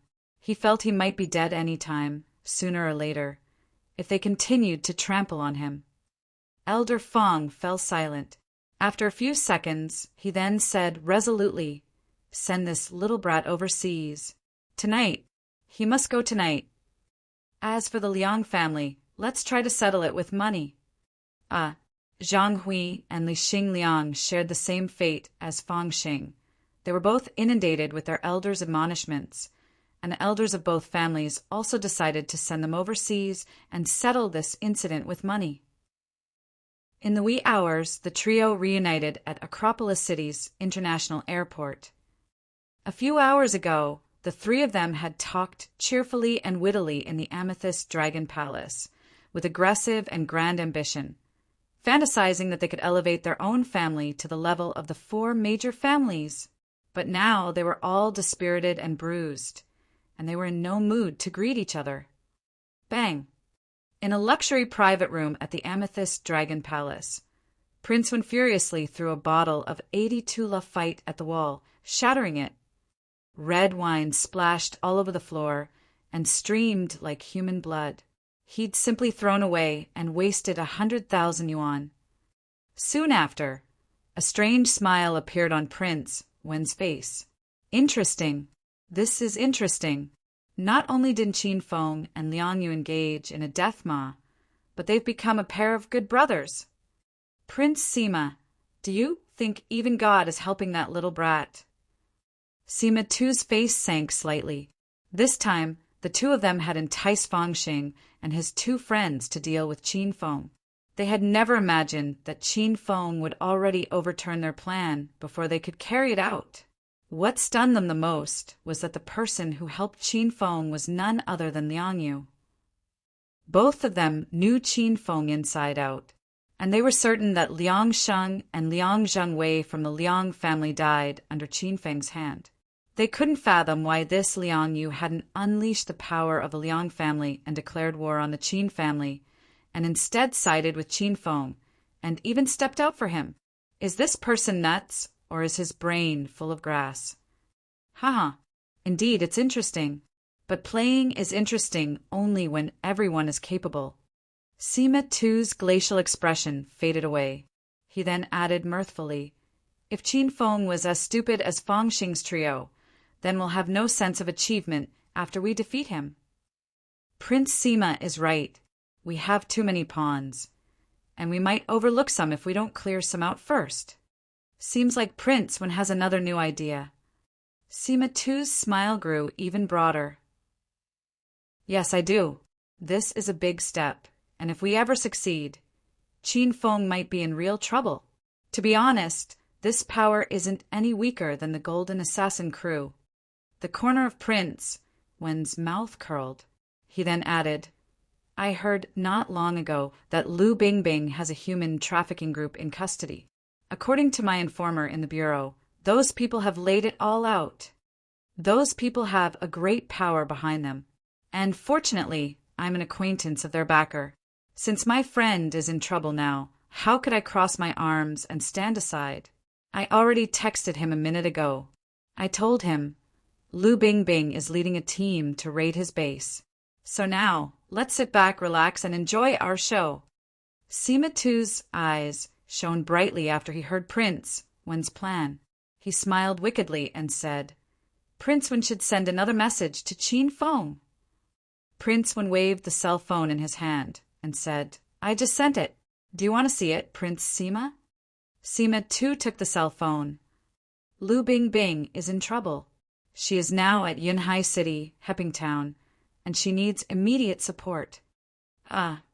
Chapter 348. Chapter 348. I don't know your mother. Yunhai City, Hepping Town. Both Bai Qing and her mother hadn't been able to sleep soundly last night. This was because they'd waited all day and night, but their men still hadn't come back. Qing, your father's been out since yesterday afternoon. I haven't heard from him yet, and I couldn't get through to his phone. Could it be something has happened to him? Mother Bai became restless again. Father Bai was the pillar of the family. What would they do if he was harmed?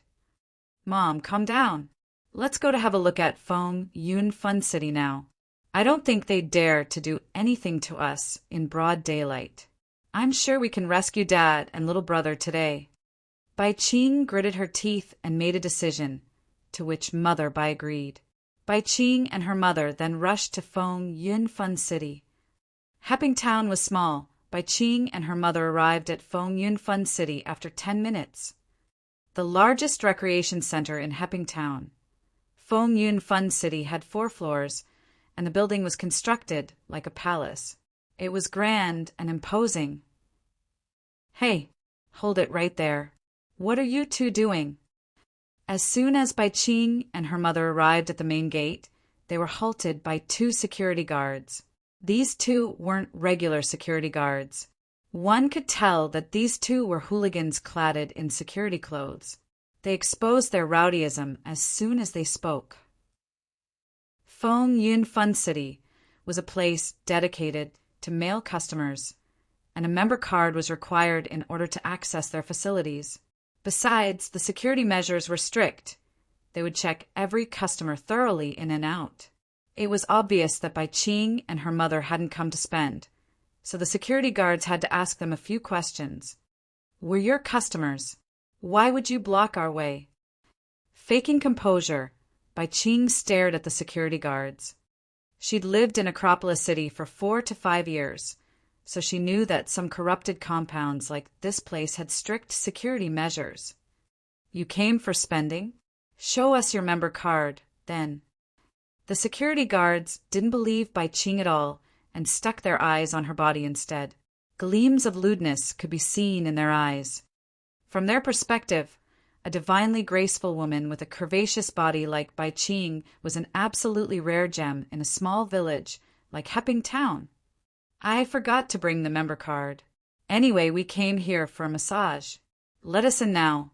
Is this how your Feng Yun Fun City treats its customers? Bai Qing never expected that they would need a member card to enter the venue. She was slightly nervous. Stop bullshitting. You're not allowed to enter if you don't have the member card. The security guards were tough and refused to let Bai Qing and her mother enter. They continued to glue their eyes to Bai Qing's boobs without the slightest scruple, drooling at the same time. Bai Qing was disgusted by their action, but when she remembered that her dad and her little brother were still inside, Bai Qing could only brace herself. We came for our family. My dad and my little brother are inside there. What is your dad's name? The 2 security guards asked Bai Qing in a stern manner, withdrawing their sleazy gazes. He is Bai Yang. Just wait here. I'll go inside and check for you. One of the security guards quickly entered the compound. Bai Qing and Mother Bai waited at the entrance anxiously. Very soon, the security guard returned, except he smiled playfully when he looked at Bai Qing again. I have checked with the personnel. Yes, your father is inside. I can let you in, but not that old fart. Why, I'm not allowed to go in. Bai Yang is my husband. I have to go inside to search for him.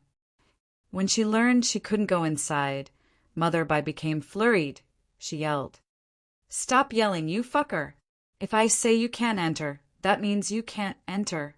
Hurry up and leave, either alone or both of you. Running out of patience, the security guards pushed Mother Bai away. Mother Bai almost fell to the ground. Luckily, Bai Qing reacted fast and helped her mother up. Mom, please go back first. I'll go in by myself. No, you mustn't. How can I let you go inside alone? Haven't you noticed how those scumbags looked at you just now? Let's leave now and call the police instead. Mother Bai whispered in her daughter's ear. How could Bai Qing not have noticed the read looks of those two security guards? However, when she thought of the safety of her dad and her little brother, Bai Qing clenched her teeth and said resolutely, Mom, don't worry, I'll be fine by myself. It's still early, and I'm certain that there must be a lot of guests in there. If they really tried to do something on me, I'll shout. Moreover, it's better if I go inside alone. Mom, you go back first and wait for me. If I haven't returned by tonight, please call the police. Mother Bai could only agree to Bai Qing's suggestion after Bai Qing persuaded her. Bai Qing went into Feng Yunfun City alone. As soon as she entered the hall on the first floor, the atmosphere changed completely. The hall was noisy and raucous. Inside the hall were various kinds of slot machines. There was a huge crowd of people, and all of them were screaming and yelling in front of the slot machines like mad. Plus, a scantily clad bunny girl stood beside each slot machine, hurraying and raising the players' spirits. Stop looking around and follow me. One of the security guards from the entrance led Bai Qing inside. He sent a furious glare at her and continued to walk up a flight of stairs. They came to the third floor, which was the city of footbaths. They passed the footbath area and arrived at a small room.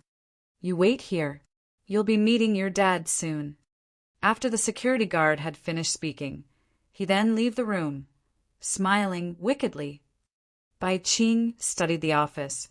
The 50-square-meter office was empty, equipped with only a working desk, a bookshelf, and a couch near the door. She sat on the couch and waited for a while, and a big-bellied, middle-aged man with thinning hair came in. Who are you? Bai Qing suddenly got on her feet. When she realized the person who had came wasn't her dad, she became edgy and defensive. Haha, don't be afraid of me, beauty. I'm the manager of Feng Yunfun City, Manager Chang. You came for your father, am I right? With an evil grin, Manager Chang soothed Bai Qing and shut the door. Bai Qing kept her distance from Manager Chang and warily asked him, Where are my dad and my little brother? I want to see them. Now, relax, beauty. Why don't we take our time and have a cup of tea first? You'll see your father eventually. Manager Chang's grin became broader. He suddenly walked up to Bai Qing. Bai Qing was so afraid that she recoiled. Very soon, she'd backed into a corner.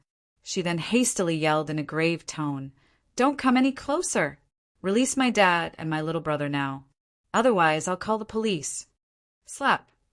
Manager Chang's face suddenly contorted. He gave Bai Qing's face a huge slap. With a ghastly look, he glared at Bai Qing and said, Call the police? Do you fucking want to die? What can you do since you're in my territory, huh? If you still want to see your father and your little brother, strip off your clothes now and entertain me. As long as you serve me well, I'll give you the opportunity to reunite with them. Bai Qing covered her searingly painful cheek and gritted her teeth tightly, refusing to allow her tears fall from her eyes. How was there any chance she would surrender to Manager Chang? She replied to him in an icy tone, Ha! I won't yield to you, even if it costs my life. Wake up and smell the coffee. My mom is waiting for me at home. If I don't return in time, she'll call the police to arrest you all. Ha ha, ha ha ha. Manager Chang cracked up and guffawed uproariously and incessantly as if he'd heard a big joke. Too naive. You're so naive. Do you really think I'm afraid of the police? What can the police do to me? Your little brother gambled and lost 500,000 yuan to us. Yesterday, your father came to look for him, but he didn't have enough money to ransom him. In the end, your father lost 700,000 yuan in gambling as well. So now, the total debt they owe us is 1,200,000 yuan. I can release them now if you can pay the debt in full. Bai Qing didn't believe his nonsense. This was because she knew her dad and her little brother well. They would never gamble, let alone gamble in such big amounts. That's not possible. I don't believe you. Release them now. Slap. Manager Chong was impatient. He gave Yet Bai Qing's face another huge slap. He was like a despot in Hepping Town. Nobody dared to oppose him, neither the police nor the mobsters. He had raped countless women in Feng Yun Fun City. Most of them were like Bai Qing, who refused to surrender to him, but they became as obedient as rabbits after he bashed them a few times. You're a fine Bai. I've played countless women, and none of them can compare to you. Now, let me have a good time with you. Rest assured, I'm very sure you'll enjoy it very much. Bai Qing was now crying on the floor after she received 2 slaps from Manager Chong. On the other hand, Manager Chong had already pounced on her and began to rip off her clothes. Bang! The office's door was suddenly opened. A squad of fully armed police rushed inside, stunning Manager Chong. Seeing her saviors, Bai Qing hastily ran to the leading female officer's side. She thought these cops had been summoned by her mother. Who are you guys? How can you all casually barge into my territory? Do you know who am I? Didn't Director Zhang tell you beforehand? Manager Chong soon regained his vicious aura. He wasn't afraid of this police squad. When his gaze fell on the leading female officer, he realized that this cop was yet another fine woman. She was valiant and formidable looking, and her body was hot. Manager Chang's gaze instantly became frivolous. He even winked at that female officer. Whap! Lu Bingbing was furious. Only Qin Feng hadn't died from flirting with her openly. The other people who dared to do so had died tragically. Without any demur, she delivered a kick to Manager Chang's chest. Her great strength had sent Manager Chang flying directly into the wall. He knocked down a few paintings from the wall to the floor. Shameless rascal! Arrest him! Lu Bingbing's countenance was frosty. She called out, and 2 policemen behind her rushed forward. All of them were Lu Bingbing's subordinates, whom she'd brought from Acropolis City, so they knew this beautiful director's temper.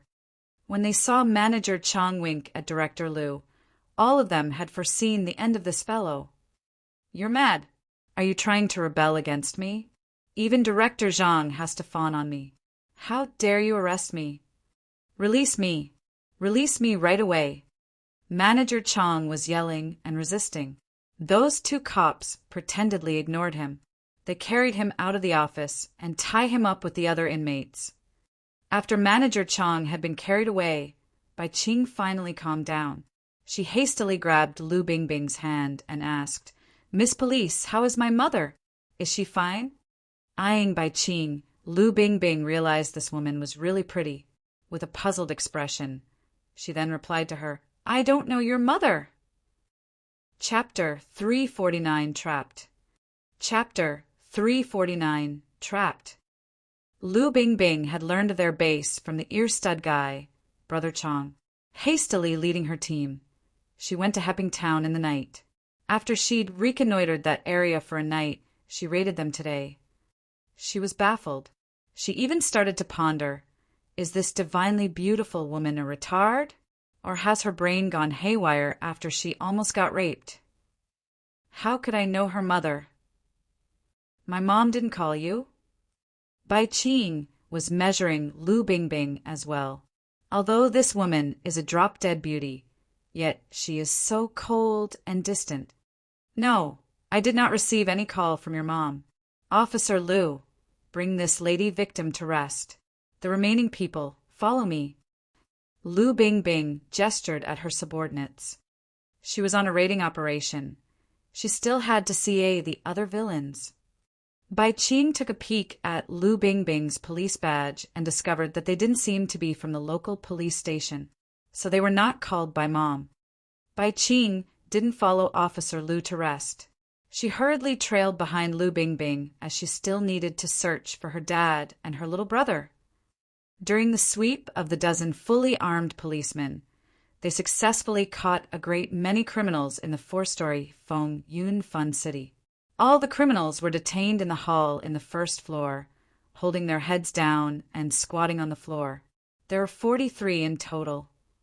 Looking at the sheer number of people, Lu Bingbing fell silent. After hesitating for a while, she then ordered her subordinates, "Contact the local police station and request for some support." Lu Bingbing gave the order. All her subordinates hastily contacted the local police. At the same time, Bai Qing had found her dad and her little brother. Both of them had been detained in a small, dark room on the fourth floor, and they had bruises all over their bodies. Besides her dad and little brother, there were more than 10 other victims imprisoned in the room. Bai Qing released them all. "Dad, little brother, are you all right?" Bai Qing helped both of them walk out from the cell. Bai Yang and Bai Xiu had been in this pie-black room for a day and a night. They couldn't adapt to the bright light once they came out. Bai Yang covered his eyes and asked in a quavering voice, "Qing, is that you?" "Dad, it's me." Bai Qing was frightened. "What happened to your eyes?" "We're fine. It's just that we stayed in the room for such a long time, so we can't get used to the light outside. These bunch of brutes locked us up by force. They didn't give us food or water. They even attacked us. They are monsters." Bai Yang suddenly came to his senses. He exclaimed, "Qing, why are you here? You can't come to a place like this. Hurry up and get out." "Dad, we're safe now. A group of police has raided this place, and they have taken control of this building." Bai Qing's voice was choked with emotions. She still had post-traumatic stress. If it wasn't for Lu Bingbing and her squad coming in the nick of time, she was afraid that she wouldn't have been able to keep her chastity. If things had really gone that far, she felt she wouldn't have had the face to show herself to Qin Feng anymore. After Bai Yang and Bai Xiu readjusted to the light intensity, both of them opened their eyes. Looking at the bright and beautiful sunlight and the familiar streets, countless emotions and feelings wafted through their hearts. "We've finally gotten out. It's great, it's too great. Fine. Let's go home now. These 2 days were a nightmare." Bai Yang helped his daughter and son wipe off their tears, patted their shoulders, and went with them back to their home. "How is everything going?" Lu Bingbing was standing in the hall, working vigorously and speedily. A few of her subordinates stood beside her. They reported, "Director Lu, we've made contact with Director Zhang, the deputy of the local police station. He is on his way now." Lu Bingbing's brows frowned when she heard the name Director Zhang. When they were arresting that rapist just now, he was shouting that name arrogantly. "Fine. We should wait here, then." Lu Bingbing shook her head to get the ridiculous thought out of her head. After they'd waited for more than 10 minutes, 5 police cars arrived. A 40-year-old man alighted from the car first and hailed them. "Hey, buddy, great work. By the way, who is your head?" After a couple of strides, Lu Bingbing arrived in front of Director Zhang. With an icy tone, she introduced herself. "I'm the director of Acropolis City's Northern Region Subbureau, Lu Bingbing. We're investigating a human smuggling ring, and we found out that their base is in Hepping Town. I hope that Director Zhang can cooperate with me." Director Zhang secretly measured Lu Bingbing. He never expected their head to be a woman. When he saw Lu Bingbing's frosty, delicate face and smoking hot body, Director Zhang habitually licked his lips. "Hee. Of course. We'll do our best to cooperate with Director Lu. We've caught 43 people this time and closed down a large recreation center. That said, it's you who neglected your duty, Director Zhang." Lu Bingbing's voice was cold. She had always been a self-disciplined woman, going by the book and impartial. She criticized Director Zhang for his dereliction of duty. A trace of sinister intent flashed in Director Zhang's eyes. He grinned from ear to ear and said, Yes. Director Lu is right. Let's bring this bunch of hoodlums back to the police station first. Starting from now, I'll take care of this incident seriously." After hesitating for a while, Lu Bingbing gestured at her subordinates. "Withdraw now. Let's go to the local police station." A line of 7 police cars set out in a grandiose fashion, trailed by 2 vans of villains. In a van, Manager Chong stared at a cop beside him. "Little Wu, untie me now." Little Wu immediately released Manager Chong. "Big Brother Chong, sorry for the offense." "Fuck. Is Director Zhang mad? Why did he have to arrest me? Don't force me to call my big brother now and get rid of you all." Director Chong wasn't afraid of Little Wu, lecturing Little Wu like a little brother. "Please don't, Big Brother Chong. It's all a misunderstanding." Little Wu hastily explained. "Those people who raided you came from outside the city. It has nothing to do with us. They called Director Zhang and requested for assistance after they'd captured you. Director Zhang is now dealing with them. Don't worry. Everything will be fine as soon as we reach the station." "Humph. Now you're talking. Dispose of them immediately. Otherwise, if my big brother has to do it personally, be aware that you and your Director Zhang will be replaced." Manager Chong sent a menacing glare at Little Wu. "And reserve that bye for me. How dare she arrest me? I'm going to strip off her clothes and send her off to heaven." Manager Chong suddenly added. The cars had been speeding the whole way, and they arrived at the local police station soon after. Following Director Zhang, Lu Bingbing, along with her subordinates, led a group of villains into the police station.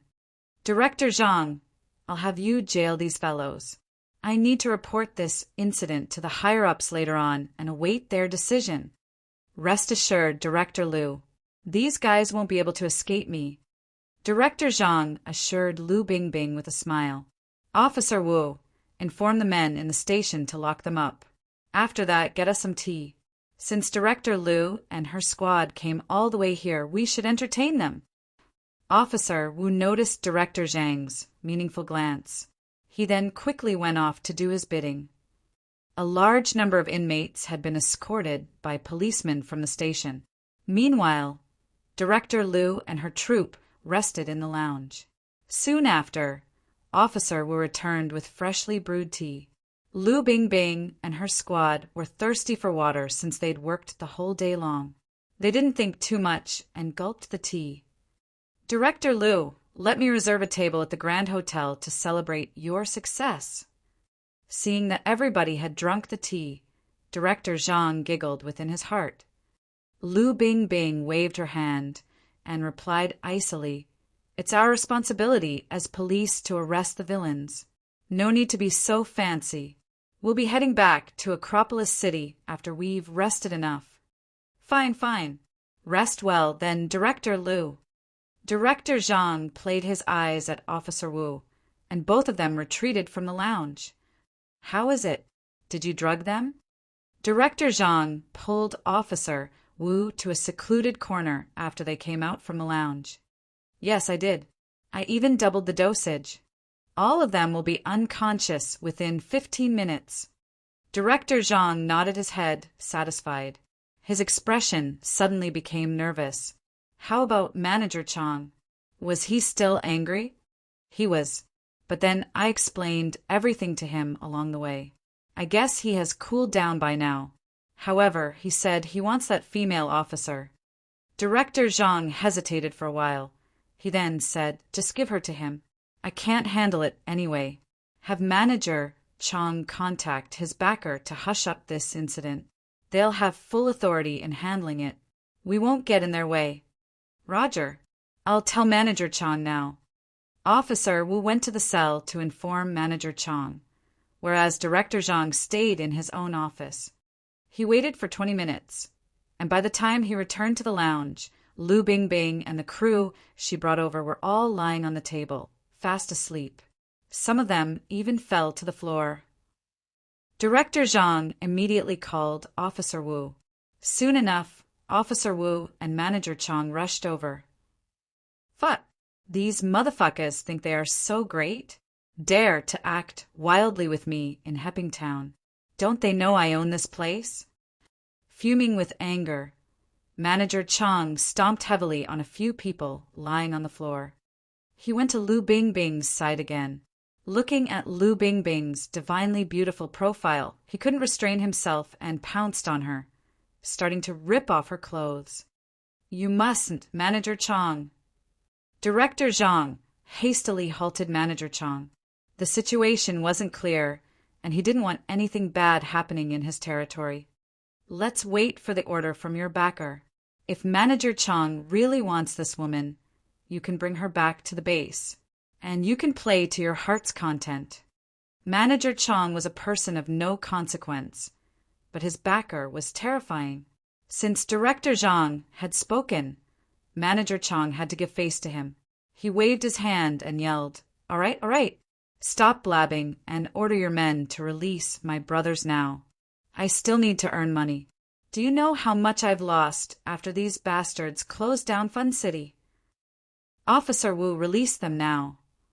Not long after Officer Wu left, Manager Chang's cell phone rang.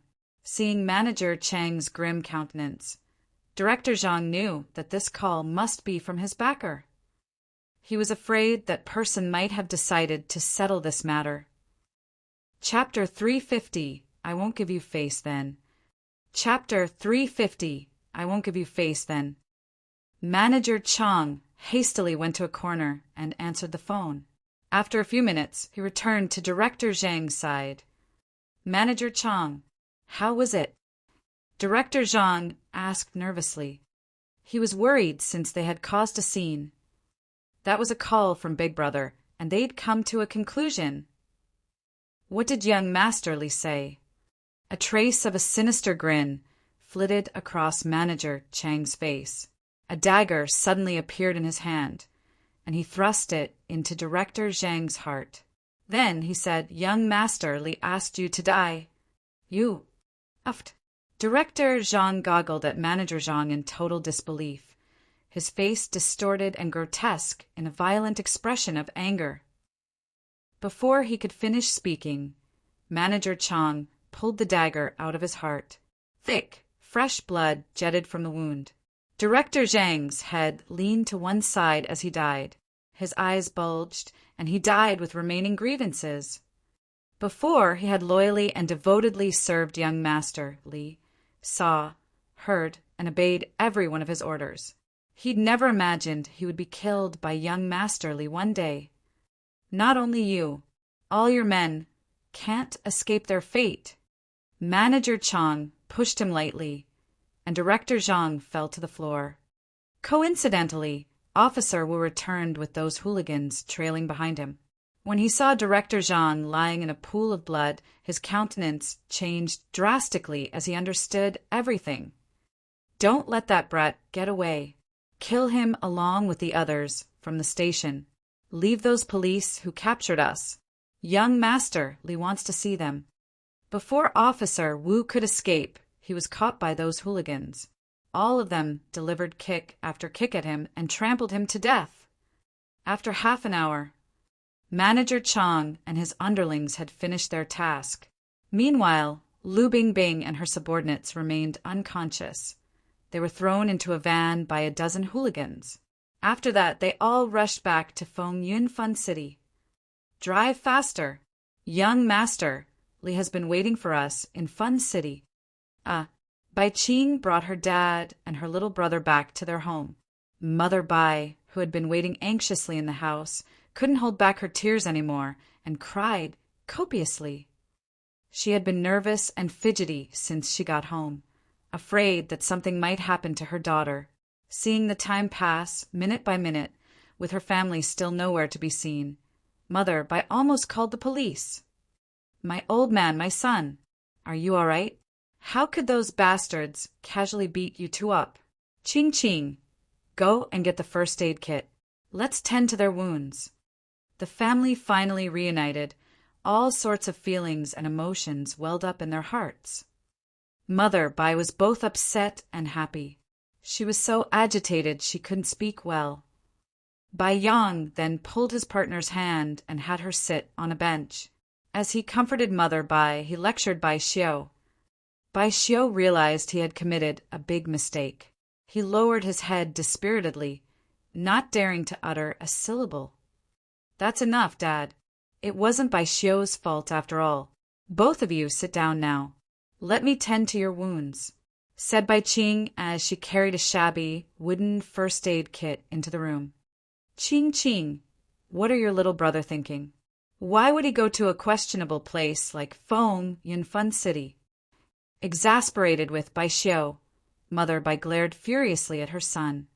As Bai Qing tended the wounds on Bai Xiu's face, she said softly, "Little brother told me everything on our way back home. Yesterday was his friend's birthday, so his friend wanted to bring him to explore Feng, Yunfan City. So this brat went with him. When they went inside, they were instantly marked by those hooligans.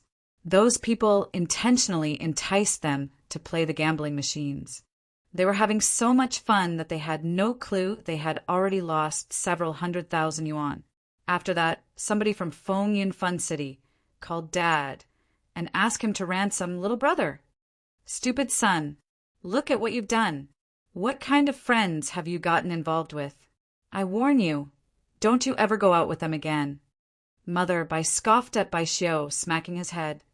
Bai Xiu grimaced with pain, but he didn't dare make a sound. Qing, how did you come out then? Don't tell me you really gave them the money." Mother Bai suddenly shouted. "Chill, Mom. Don't be so jumpy." Bai Qing was startled by her mom. After she had calmed down, she said, "We got out safely because a group of cops suddenly raided them and shut down Fun City." Mother Bai's eyes glowed. She applauded. "Good. Very good. Shutting down a bloody atrocity that offends heaven like that place is long overdue. Good. Excellent. Today is our big day. Qing, later you go and buy some veggies from the market. We are going to celebrate." "Mom, I'll handle it. Let sister tend to Dad's wounds."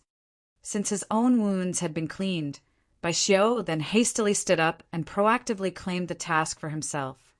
Mother Bai pulled 200 yuan from her purse and gave it to her son. She said, "You stinking brat. You still know what shame is, huh? Be sure to hurry back as soon as you're done with the grocery." After Bai Xiu got the money, he quickly ran out of the house. He was embarrassed since he'd committed a huge mistake this time.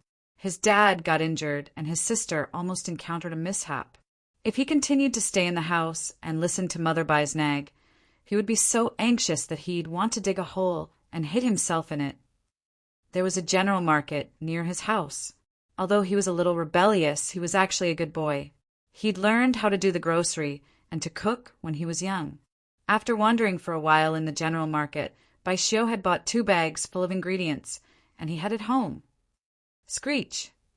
A van suddenly stopped at the general market's main entrance. Around 6 to 7 hoodlums jumped from the van. In the van's passenger seat, Manager Chong ordered his underlings with a frosty expression. "Hurry up and get the Bai family for me. I believe it's that Bai who called the police. Don't worry, big brother Chong. We'll head back to Fun City once we have them."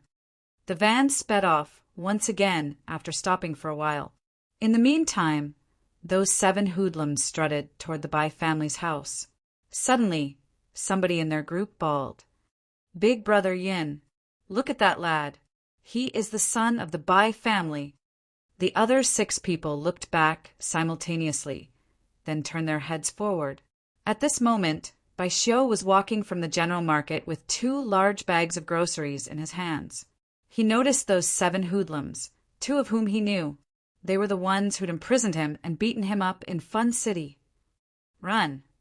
Bai Xiu murmured within himself. He straightened his legs and sprinted as fast as he could toward his house. How could those 7 hoodlums let him go? All of them hastily chased after him. "Motherfucker! Stop it right there! Fuck! This young bastard runs so fast! I swear I'll fucking break your legs once I see you. It would be foolish and suicidal to stop now." Bai Xiu wasn't an idiot, so he ran with all his might. However, after running for a while, he was dog-tired from carrying 2 large bags of groceries. Bai Xiu was reluctant to throw them away, since he bought them with money. Stinking brat! I dare you to run again. Bai Xiu was distracted for a moment, and he was kicked in his back. He was merely a junior high school child, so he was sent sprawling on the ground. His wounds opened. Bai Xiu was in so much pain that he shivered. Leave this wimpy kid to Tiger and me. The 5 of you, go to the Bai family's house and get that beauty and those 2 old farts. Let's meet up here afterward. Big brother, Yun cocked his eyes at the 5 men behind him. Those 5 quickly went toward the Bai family's house. After he gave his order, Big brother Yun and another skinny man surrounded Bai Xiu. He stomped mercilessly on Bai Xiu's thigh. Arg! Bai Xiu shrieked in pain. He stared at the duo icily. What a bunch of fucking beasts. Run. Why don't you run now? I dare you to run again, yelled Big brother Yin. Ho! You still have the nerve to glare at me. You snotty little brat, you really have a death wish. Big brother Yin sent another kick at Bai Xiu's gut. Bai Xiu was in so much pain that he rolled back and forth on the ground. Scallywag, your beautiful sister is on her way here now. Later, I'll show you how to fuck a woman, right in front of you. Better watch closely, scoundrel. Huh. 2 hoodlums guffawed brazenly. Bai Xiu's face was contorted as if he was a demon who'd crawled out of hell. Pooh! He spat the bloody mucus stuck in his throat at Big brother Yen's face. Scumbags! If you dare to fucking lay your dirty, grubby paws on my sister, I'll fight it out with you. Damn it! How dare you spit at me?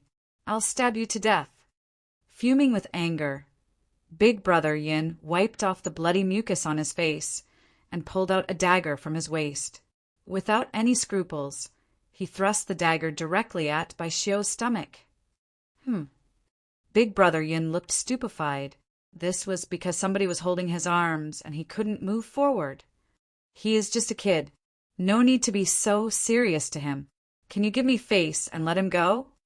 Big brother Yin turned his head around and looked at the young fellow who had snuck up on him. He gritted his teeth and said, Mind your own business. Go as far as you can. Otherwise, I'll stab you as well. Seeing somebody finally helping him, Bai Xiu was so happy that he exclaimed, Big brother! Save me! Qin Feng cast a gentle smile at Bai Xiu before turning back to Big brother Yin. Then he said, So, you're not willing to give me face? Big brother Yin stared at Qin Feng as if Qin Feng was an idiot and yelled, Fuck! Who do you think you are?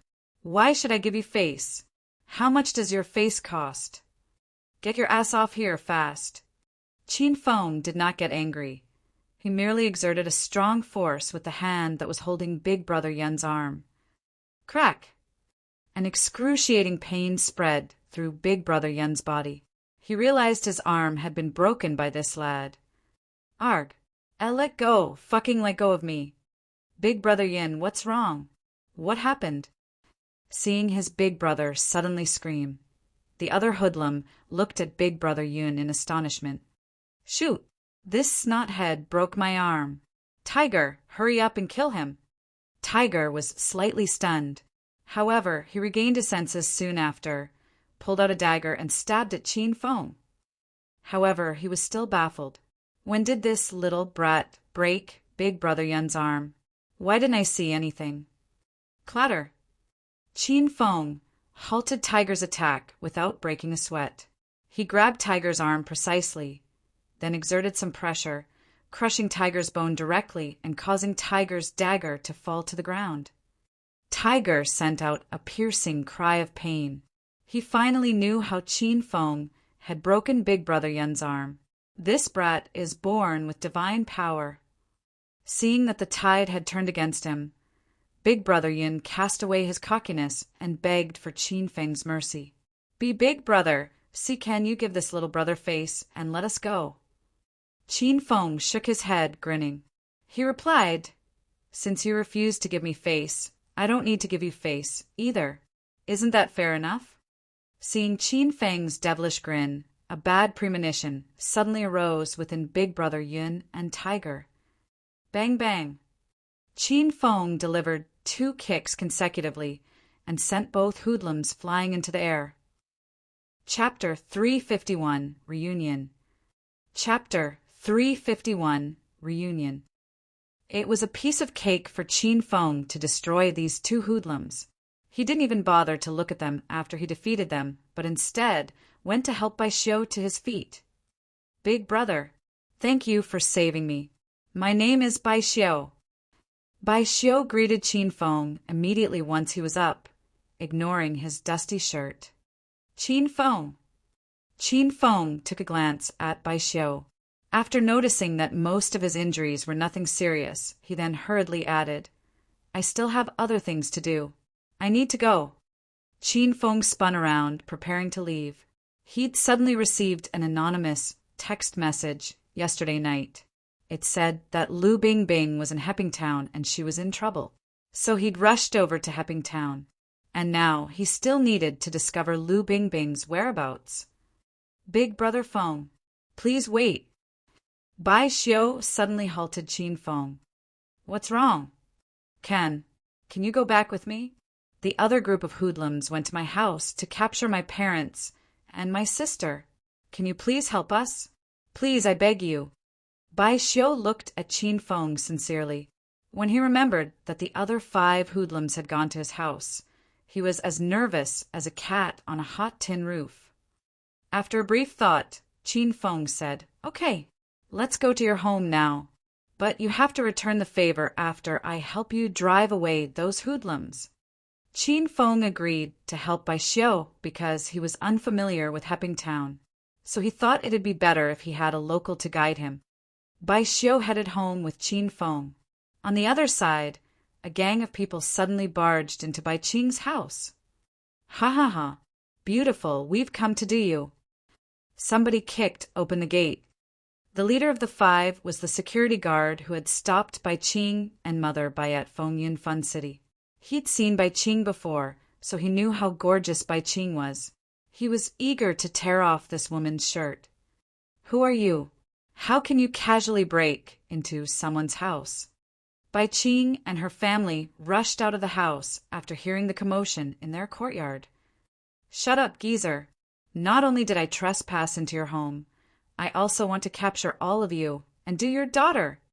Brute, a bunch of beasts. How could Bai Yang stand their provocation? He picked up a shovel near the door and charged at them. Get out. Get out of my courtyard.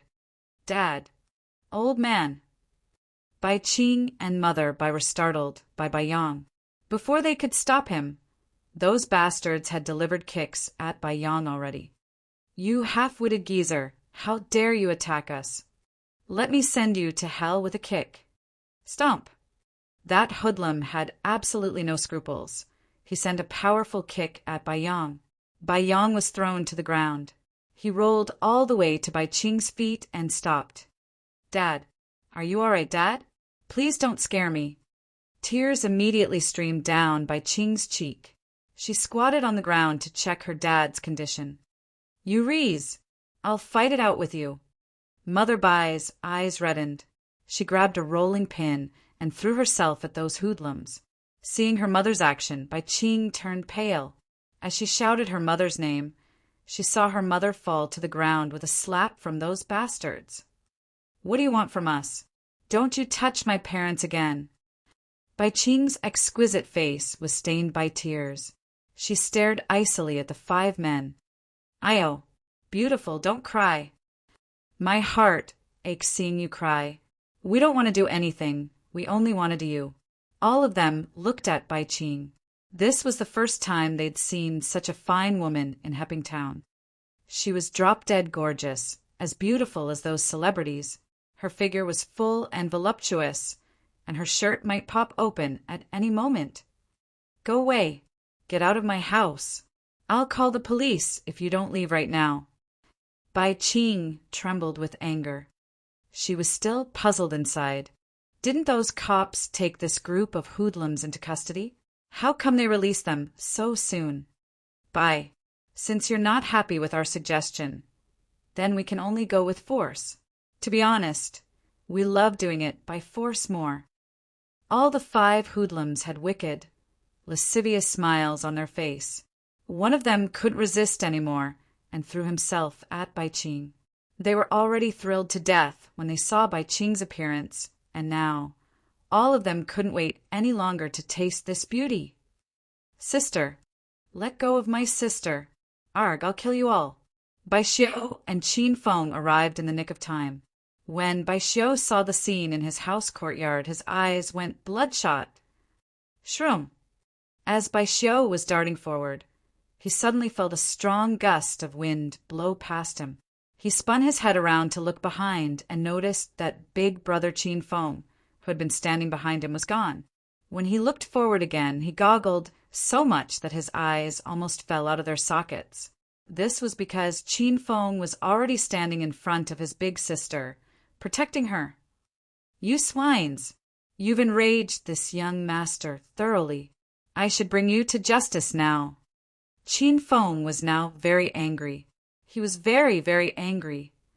When he saw Bai Qing through the crowd, he thought he was dreaming. He hadn't known Hepping Town was Bai Qing's hometown. On top of that, he'd never imagined Bai Xiu, whom he'd rescued earlier, was Bai Qing's little brother. On seeing that his woman was now suffering and how she was almost violated by a bunch of swines, Qin Feng's heart throbbed with pain and remorse. He was so very angry right now that he almost exploded. "Stinking brat, where the hell did you come from? Get out of here if you don't want to die." The leader glowered at Qin Feng. Whamp! Qin Feng threw a fist as soon as the person finished speaking. This was a punch filled with a barbarous, frantic aura. Qin Feng had put everything in this punch, with his 350 kilograms arm strength. The air surrounding it exploded, emitting tiny blasts. The punch landed straight on the person's head and crushed it directly. Poof! Several pillars of blood brains mixture shot out in all directions. The other 4 hoodlums were flabbergasted by this horrible scene. "How dare you touch my woman? You're all asking to die." Qin Feng hadn't vented his anger after he threw the punch. He spun his body around and kicked 2 of the men standing beside him. Tempestuous gales shrouded his leg, carrying an explosive airstream. His kicks then fell on the 2's pecs, and they were sent flying a few meters away before they could react. Both of them were in so much pain that they almost spit out their innards. Madness! This person is a lunatic. Quick, pick up the shovel and chop him down. The last 2 men were astounded. One of them picked up a shovel, while the other picked up a hoe, and both of them eyed Qin Feng warily, trying to anticipate his next moves. With a light tap of his foot, Qin Feng arrived at the 2's side in an instant. He jabbed at a person's arm. That person felt like his arm had been detached. He released the shovel he held, dropping it into Qin Feng's hands. Whoosh! Qin Feng's arm rose, the shovel fell. Qin Feng severed their arms with the sharp edge of the shovel. After that, he sent yet another 2 kicks at them, causing them to slam into the corner of the wall and fall unconscious. The 1-on-5 battle had ended. Bai Qing and her family were stupefied. Qin Feng was so fast that they felt the battle had ended even before it began. Most importantly, among the 4 people standing in courtyard, only Bai Qing knew Qin Feng, while the others didn't know who Qin Feng was. When they saw an extremely cruel and ruthless young man suddenly appear in their courtyard, they were so afraid that they couldn't breathe. "Who is he? Qin Feng? Is that you?" While the trio was still in confusion, Bai Qing had already thrown herself into Qin Feng's arms and dissolved into tears. In these past 2 months after she left Acropolis City, she'd been thinking about Qin Feng around the clock while keeping her distance from him. There were times when she'd wanted to rush back to Qin Feng. As long as she could be with Qin Feng, she was willing to be his mistress. "Qing, I apologize for all your sufferings." The cruel and fierce expression on Qin Feng's face slowly receded. He gazed affectionately at Bai Qing, tidying her silky hair, which had been disheveled by the wind. "Qin Feng, I missed you so much." With Qin Feng suddenly appearing at this juncture, Bai Qing couldn't hold back her feelings anymore and divulged them to Qin Feng. "I've been trying to find you, but I was afraid I'd disturb you. Qing, come back with me this time. I swear, I won't allow anybody to bully you anymore." "Big sister. Who is this?" Bai Xiu regained his senses first. It was he who'd brought Qin Feng back, but now he had to ask his big sister about this person. Only now did Bai Qing realize her parents and her little brother had been weighing them all this time. Her face suddenly turned red, and she gently pushed Qin Feng away. "Bai Xiu, this person. He is your brother-in-law, Qin Feng." "And my brother-in-law," Bai Xiu exclaimed, appalled. Soon after, he screamed in excitement, "Wow! So I have an unbelievably powerful brother-in-law. Big sister, why didn't you tell me earlier? If that's so, I'd have long since become the boss in my school." "You stinking brat, what do you mean boss in school?" "Oh yeah, quick, go help our dad." Bai Xiu ran to help his dad up, while Qin Feng and Bai Qing helped Mother Bai. Both Father Bai and Mother Bai were still in shock. They stared warily at Qin Feng. "Since when has our daughter had a boyfriend? But this person is kind of brutal. If Qing has really married him, what will happen to our daughter if this fellow is prone to domestic violence? He can kill our daughter with one slap." "Bai Xiu, hurry up and bring Dad and Mom to rest in the house. Remember to tend to their wounds as well." Bai Qing sent her parents and her little brother away. She hastily dragged Qin Feng to one side. With a worried face, she asked, "Qin Feng, how about these people? Will you be okay?" Bai Qing looked around at her ruined courtyard. When she saw those battered and unconscious hoodlums and a person who was probably on the verge of death, Bai Qing was so frightened that her face turned pale. "Don't worry, I'll clean it up later on." Qin Feng pulled Bai Qing into his arms, sniffing her body fragrance. He then asked, "Who are they? How come they disturb you in broad daylight?" Bai Qing's complexion suddenly became grave. She told Qin Feng everything that happened around her these past few days. When she told him, she was almost violated in Feng Fun City, and a beautiful female officer had come to her rescue. Qin Feng's dark pupils suddenly constricted. Was that leading female officer very beautiful, with a smoking hot body and a glacial expression? Bai Qing hastily nodded. "She is. I didn't even dare approach her during that time." "Qin Feng, do you know her?" Qin Feng nodded. He was certain that the beautiful female officer Bai Qing mentioned was indeed Lu Bingbing. However, this puzzled Qin Feng. The text message he'd received yesterday night came from an unknown caller ID. That person said that Lu Bingbing was in trouble. However, according to Bai Qing, Lu Bingbing had just arrived in Hepping Town and raided Feng Fun City this afternoon.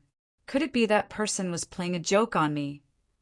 Seeing Qin Feng suddenly stop talking, Bai Qing asked softly, "Qin Feng, are you all right?" Chapter 352, Chain Mission. Chapter 352, Chain Mission. Qin Feng felt the whole business wasn't that simple. He hastily asked Bai Qing, "Qing, where did the beautiful female officer go after that?" After Bai Qing thought very hard for a moment, she then replied, "I'm not very sure about that, but I think I heard her ask her subordinates to contact the local police station and demand support." Qin Feng asked some more information about Lu Bingbing, and then both of them returned to the house. Bai Xiu had tended to his parents' wounds. It was a mercy that neither of them injured their muscles or bones, only suffering some superficial cuts. Mother Bai saw her daughter and Qin Feng enter the house, but when she asked Bai Qing about him, Bai Qing cut her short and left with Qin Feng. Both of them got into a black Benz.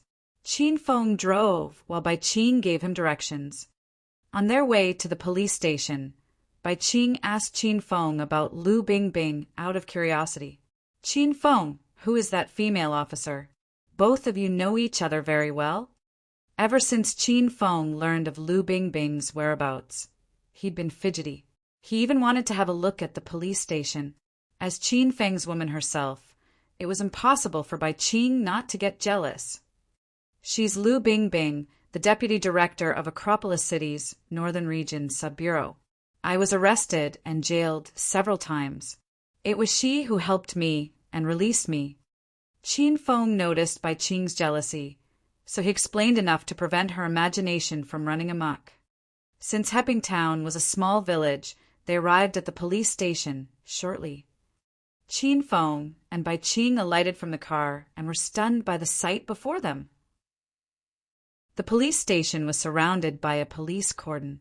The stench of blood pervaded the air, as if a great war had just taken place. Dozens of heavily armed cops maintained a perimeter, preventing everybody from getting near the place. What happened, Feng? Bai Qing had never seen a big scene like this. The police station was attacked. Let's go back to the car first. Furrowing his brows deeply, Feng hurriedly asked Bai Qing to get in the car. He then drove them to a deserted area. He pulled out his cell phone and texted Uncle Fu the ID number of a police officer he had snuck up on just now. Shortly after, Uncle Fu replied, "He is a police officer of Yunhai City. Young master, where are you now? Do you need my assistance?" "No. Thank you, Uncle Fu." After Feng replied to Uncle Fu, he leaned back in the seat with a grave expression. He began to analyze the incident. Lu Bingbing had just raided Fun City and brought those prisoners to the police station. Now, the police station was attacked, and in less than an hour, Yunhai City dispatched a large number of police to hush up the incident. In addition, according to Bai Qing, those hoodlums that appeared at her house were supposed to have been arrested and detained in jail. After Feng tied all the threads together, the conspiracy behind this incident became clear to him.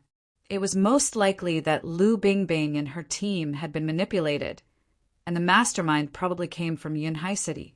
Most importantly, he must be somebody of consequence, with terrifying power. Feng, what has actually happened? I'm so scared. Bai Qing held Feng's big hand tightly. A single spark can start a huge blaze. She never imagined that simply by accompanying his friend to Fun City, her little brother had triggered a series of horrid incidents. Feng noticed Bai Qing's body trembling in fear, so he pulled her into his arms, comforting her. "Don't worry. This has nothing to do with you. Director Lu and I are investigating a human smuggling ring, and this group has a big bug backing them. I'm afraid they might have captured Director Lu and her team. Director Lu is in great danger now. I need to save her." Everything was now clear. No wonder Lu Bingbing was crazy enough to give me 123 missed calls a few days ago. No wonder she would suddenly come to Hepping Town. Bai Qing was even more worried. She suddenly hugged Feng tightly, not wanting him to risk his life at Fun City. Not even Lu Bingbing, who is the deputy director of Acropolis City's Northern Region Sub-Bureau, could escape their clues. She even had a team with her. So, how could Bai Qing feel at ease when Feng decided to break into a dragon's pool and tiger's den, a dangerous spot like Fun City, all by himself? Feng, please don't go. Let's contact the police at Acropolis City and tell them the whole story. I believe they will find a way to handle it. Bai Qing pressed herself against Feng's chest, snuggling. Feng frowned deeply. He shook his head and said resolutely, "No, we can't. If we did that, Director Lu will die. Then you will be." Choking on sobs, Bai Qing couldn't finish her sentence. Although she'd learned in the resort that Feng was a man of great ability, she had also seen the team led by Lu Bingbing. Those were cops equipped with real guns. Even they had been captured. No matter how powerful Feng was, there was no chance that Feng could rescue Lu Bingbing. "Don't worry, Bai Qing. I'll be fine." Feng patted Bai Qing's back. Let me send you home first before I go to Fun City. No, I don't want to. Bai Qing gripped Feng firmly. She had only Feng, so she had to be selfish.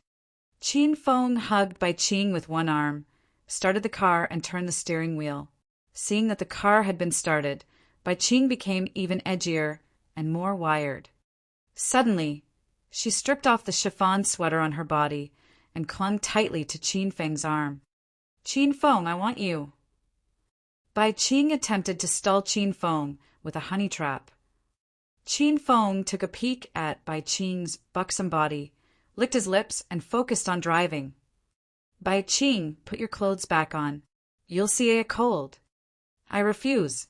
I want you to kiss me. Bai Qing was tenacious. She took the initiative and kissed Feng's neck. As a young and vigorous, hot-blooded tough guy, Feng had a reaction. However, he fought back his desire, constantly speeding up to calm himself down. Seeing that the car was going faster and faster and that they would reach her home before long, Bai Qing burned with anxiety. She then flashed out her trump card. Bai Qing. Feng was holding back so hard that his face flushed. His body was wet with sweat. Feng, please don't go. Feng was slightly angry. You don't want to listen to the words of your man. I can't listen to you this time. Bai Qing refused to back down. Feng was angered. I should give you some punishment then. The car was speeding fast and jiggled along the dirt road. The two of them hugged each other tightly. Feng had been enjoying and at the same time driving. Screech! After an emergency brake, the car came to a stop. Concurrently, the two people let out loud cries to mark the end of their battle. Bai Qing, I'll leave the car with you. Bring your parents and your little brother to the hospital now. Don't leave the hospital before I return. Here is a bank card for you. You can spend it on whatever you want. Feng had to go rescue Lu Bingbing. So he asked Bai Qing to bring her family to the hospital as he was afraid those people might return. Feng, do you really have to go? Bai Qing still hadn't recovered, gasping and looking at Feng. Before he put on his own clothes, Feng helped her dress up and set her back in the passenger seat. I need to go now. Remember to do what I said. Feng alighted from the car. Bai Qing followed his figure with longing eyes. Sniffing Feng's smell, which lingered in the car, Bai Qing prayed within herself, Feng, please don't die. Feng Yun Fun City. Feng trotted over to Feng Yun Fun City. He squatted outside the building, scouting and gathering information about Fun City. Fun City had been shut down by Lu Bingbing, but now the gate was wide open and Fun City was doing business. The entrance swarmed with lots of customers bustling in and out, happening and lively. Ding! Hedonist Sovereign System has released a chain mission. Fun City's Crisis. Time period 1 week. If host completes all missions successfully, host will be rewarded 3,000 hedonist points. If host fails, 6,000 hedonist points will be deducted from host. Feng stayed outside for some time. As he was about to go inside to rescue Lu Bingbing, the system beeped him within his brain. Little pig, what the hell is this chain mission? This was the first time Feng received a chain mission.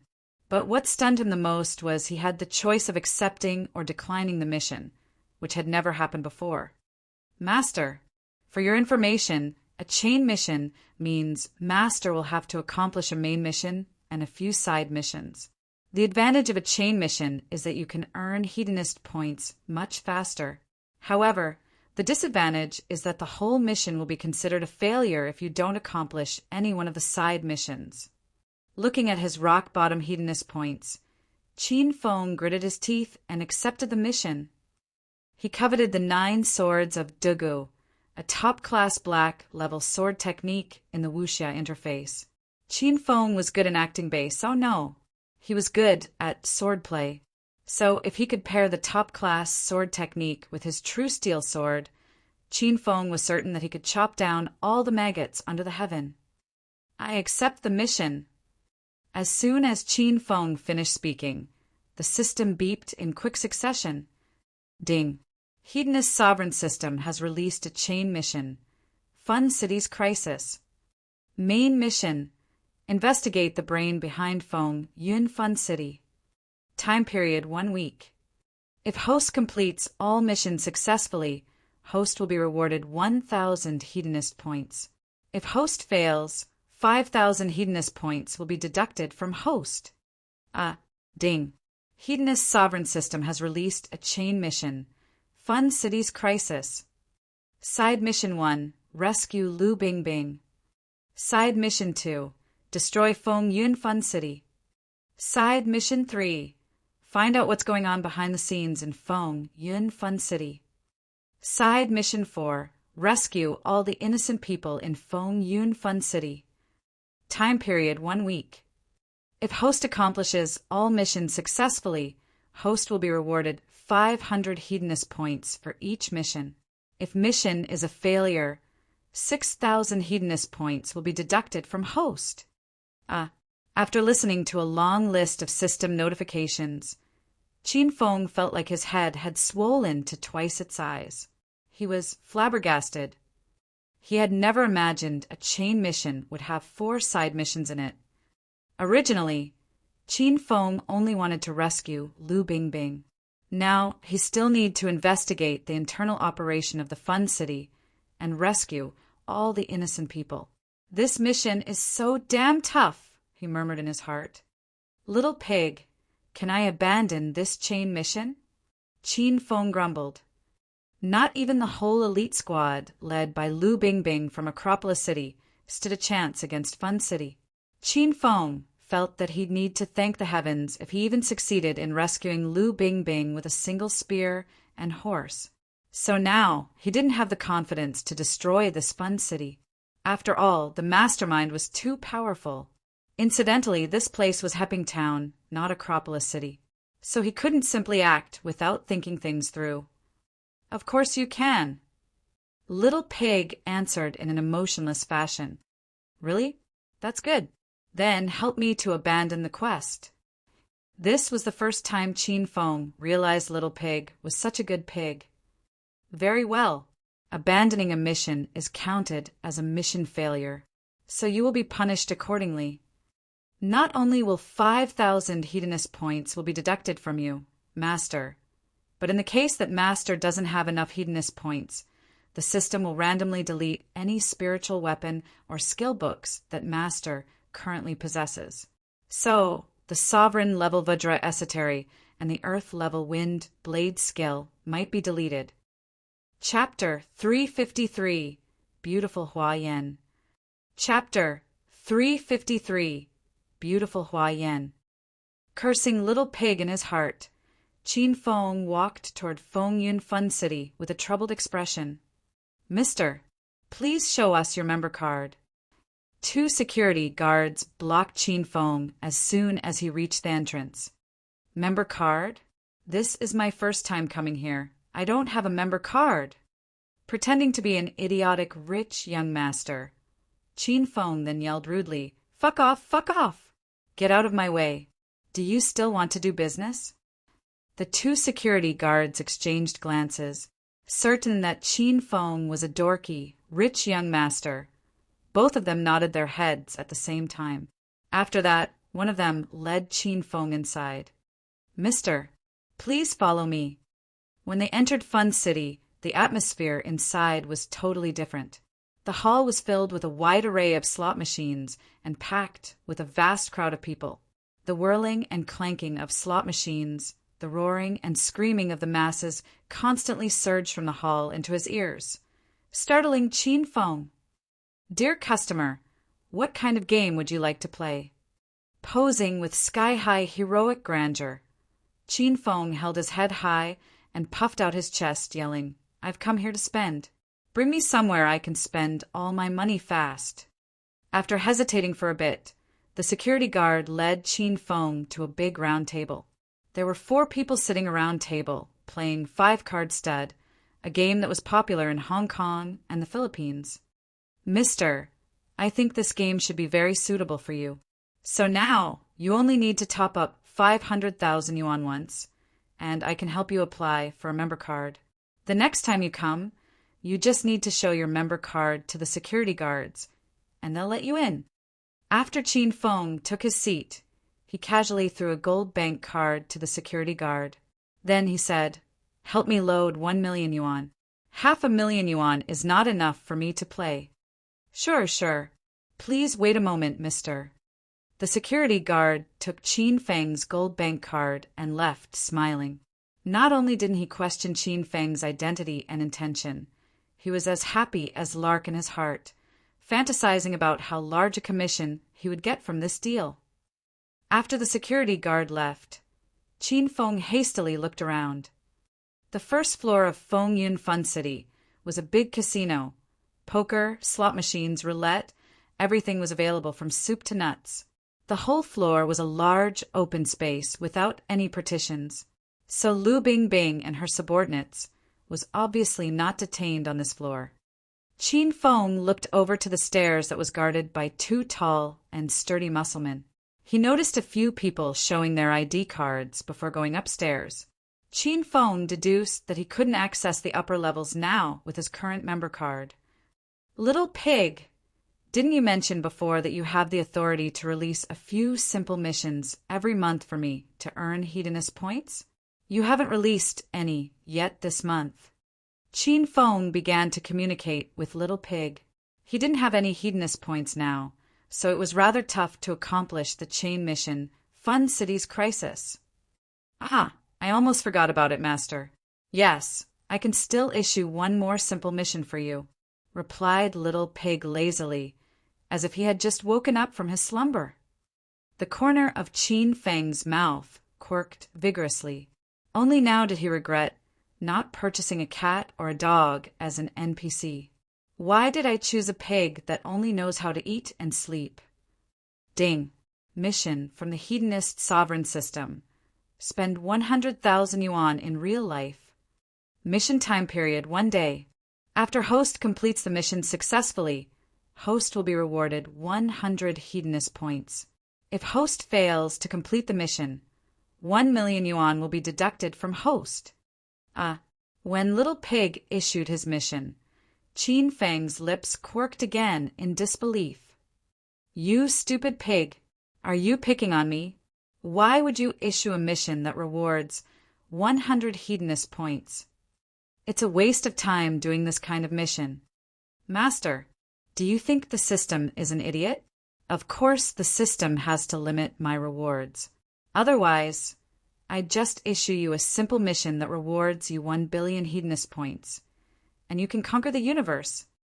Little Pig squinted disdainfully at Qin Feng. Then he scoffed, "Accept it or not. I'll revoke this mission." Realizing Little Pig was recalling the mission, Qin Feng then laughed. I was just kidding. Shameless. I'll take it as a compliment." Without any sense of shame, Qin Feng pleaded with Little Pig to keep the mission. 100 Hedonist points are still Hedonist points, he thought to himself. He had formulated a plan. He would purchase a talisman of clairvoyance as soon as he got 100 Hedonist points. This way he could locate Lu Bingbing's whereabouts with ease and rescue her in the shortest time. At this moment, that security guard returned to Qin Feng's side. "Mr. Qin, here are your bank card and member card." He'd swiped Qin Feng's card, so he knew Qin Feng's family name. "Get a girl for me. It's so boring to play alone. Remember, I want the sexiest and most beautiful." Without any inhibitions, Qin Feng asked the security guard to find him a girl. The mission issued by Little Pig was easy. Spending 100,000 yuan in real life was kid stuff for a hedonist young master like Qin Feng. Soon enough, the security guard returned with a tall beauty trailing behind him. The beauty wore a tight-fitting red halter qipao, leaving her shoulders bare and exposing her curvaceous body. She wore a pair of black high heels and a pair of black stockings on her slender long legs, smoking hot and stimulating. "Mr. Qin, this girl is a newcomer to Fun City. Do you like her?" Realizing Qin Feng was a big spender, the security guard treated him solicitously. However, Qin Feng's main objective for invading Fun City was to rescue people and accomplish his quest. He looked briefly at the girl and nodded his head. "Oh, before I forget, what do you have upstairs? I might want to have a look if I'm bored of gambling." The countenance of that security guard changed slightly. However, he soon pasted an apple-polished smile on his face and replied, "Very sorry, Mr. Qin. The top 3 floors are only open to our gold members. You're only a normal silver member, so you don't have the right to use the facilities.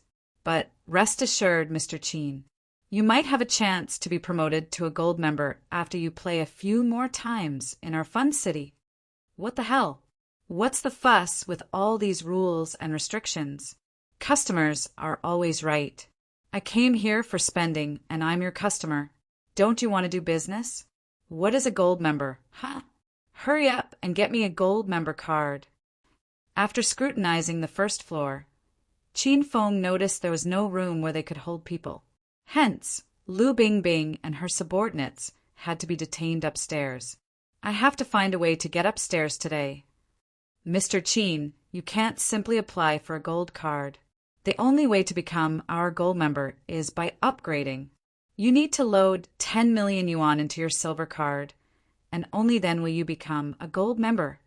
With a discontented face, Qin Feng pulled out his gold bank card and stared at the security guard. He yelled, "Fuck! You should have said it earlier. Here, load 10 million yuan into my silver card and upgrade me to gold member now." When the security guard saw that Qin Feng was eager to spend 10 million yuan without extra trouble, he smiled so broadly that he couldn't close his mouth. "Mr. Qin, rules are rules. You can't simply load your card and upgrade to gold member. You have to win a total of 10 million yuan in one of our gaming tables on the first floor." Qin Feng's face darkened. This Fun City was thorough and cautious. But because of this gimmick, they could lure the wealthy to pour good money after bad. You want to win 10 million yuan? It was like the Arabian Nights, impossible and preposterous. You couldn't possibly win unless you lost a few tens of millions. "Hey you, convert all 1 million yuan in my card into chips." After Qin Feng grasped the situation, he became lazy and he paid no mind to the security guard. He threw his platinum card at the croupier and converted all his money into chips. Tossing some of the chips on the table to the beauty beside him, Qin Feng looked at her and asked, "What is your name?" After hesitating for a bit, the beauty replied, "Yan Yan. This 100,000 is yours. Consider it your tip today for keeping me company." Hua Yan's clear as stars, beautiful eyes constricted. Today was her first day part-timing at Fun City, and she'd heard that she could earn a lot from here. This was because some of the prideful customers would give thousands or millions as tips. However, when she saw Qin Feng give her 100,000 yuan without the slightest apprehension, she was still stunned. When Qin Feng realized the mission hadn't been accomplished yet, he scoffed at Hua Yan. "Don't look at me like an idiot. Hurry up and take it." Only now did Qin Feng take in this woman's appearance. He realized this woman was actually a beauty. It was just that this woman wore a skimpy dress and had put on heavy makeup.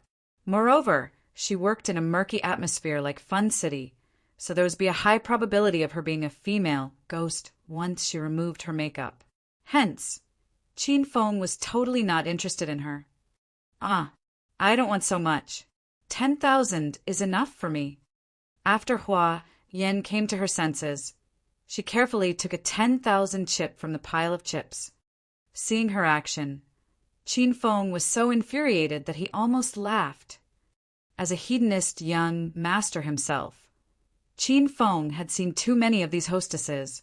Most of them only wanted you to give them more gratuity. He'd never seen a hostess who didn't want a 100,000 tip. "Are you nuts? I'll never take back what I've given. Are you looking down on me?" Feng yelled at Hua Yan like an arrogant idler. Startled by Feng, Hua Yan took 2 steps back, staring nervously at him. How about we have another beauty serve you, mister? I don't want your tips anymore. Hua Yan was frightened. She'd heard that some of the women in this fun city were willing to sleep with their customers to make more money. Now, Feng gave her 100,000 yuan. She was baffled. Could it be this person think I'm a slut? Are you asking for death? You buy. I've taken a liking for you. Where do you want to go now? Flaming with anger, Feng almost vomited blood. He then thought to himself, I must have gotten off on the wrong foot today. Why can't I accomplish even a simple mission like this? He pulled Hua Yan into his arms and murmured in her ear, Hurry up and take the money. Today you only need to sit on my lap and play 5 card studs with me. I won't do anything to you. This was the first time Hua Yan had any close contact with a man, so she panicked. But when she was about to resist and shout, Feng's words wafted past her ear and calmed her down. If she could get 100,000 yuan after keeping him company while he played a few card games, then it was still within Hua Yan's range of tolerance. Hua Yan was impoverished, and Feng was about her age. On top of that, he was handsome and tall. She felt he was 100 times better than those corpulent, middle-aged men. After hesitating for a while, Hua Yan clenched her teeth and replied, Please honor your words and do what you said. If you want anything else, I'll never say yes. It's my call. Okay, just keep the money. As he spoke, Feng pushed 100,000 chips to Hua Yan.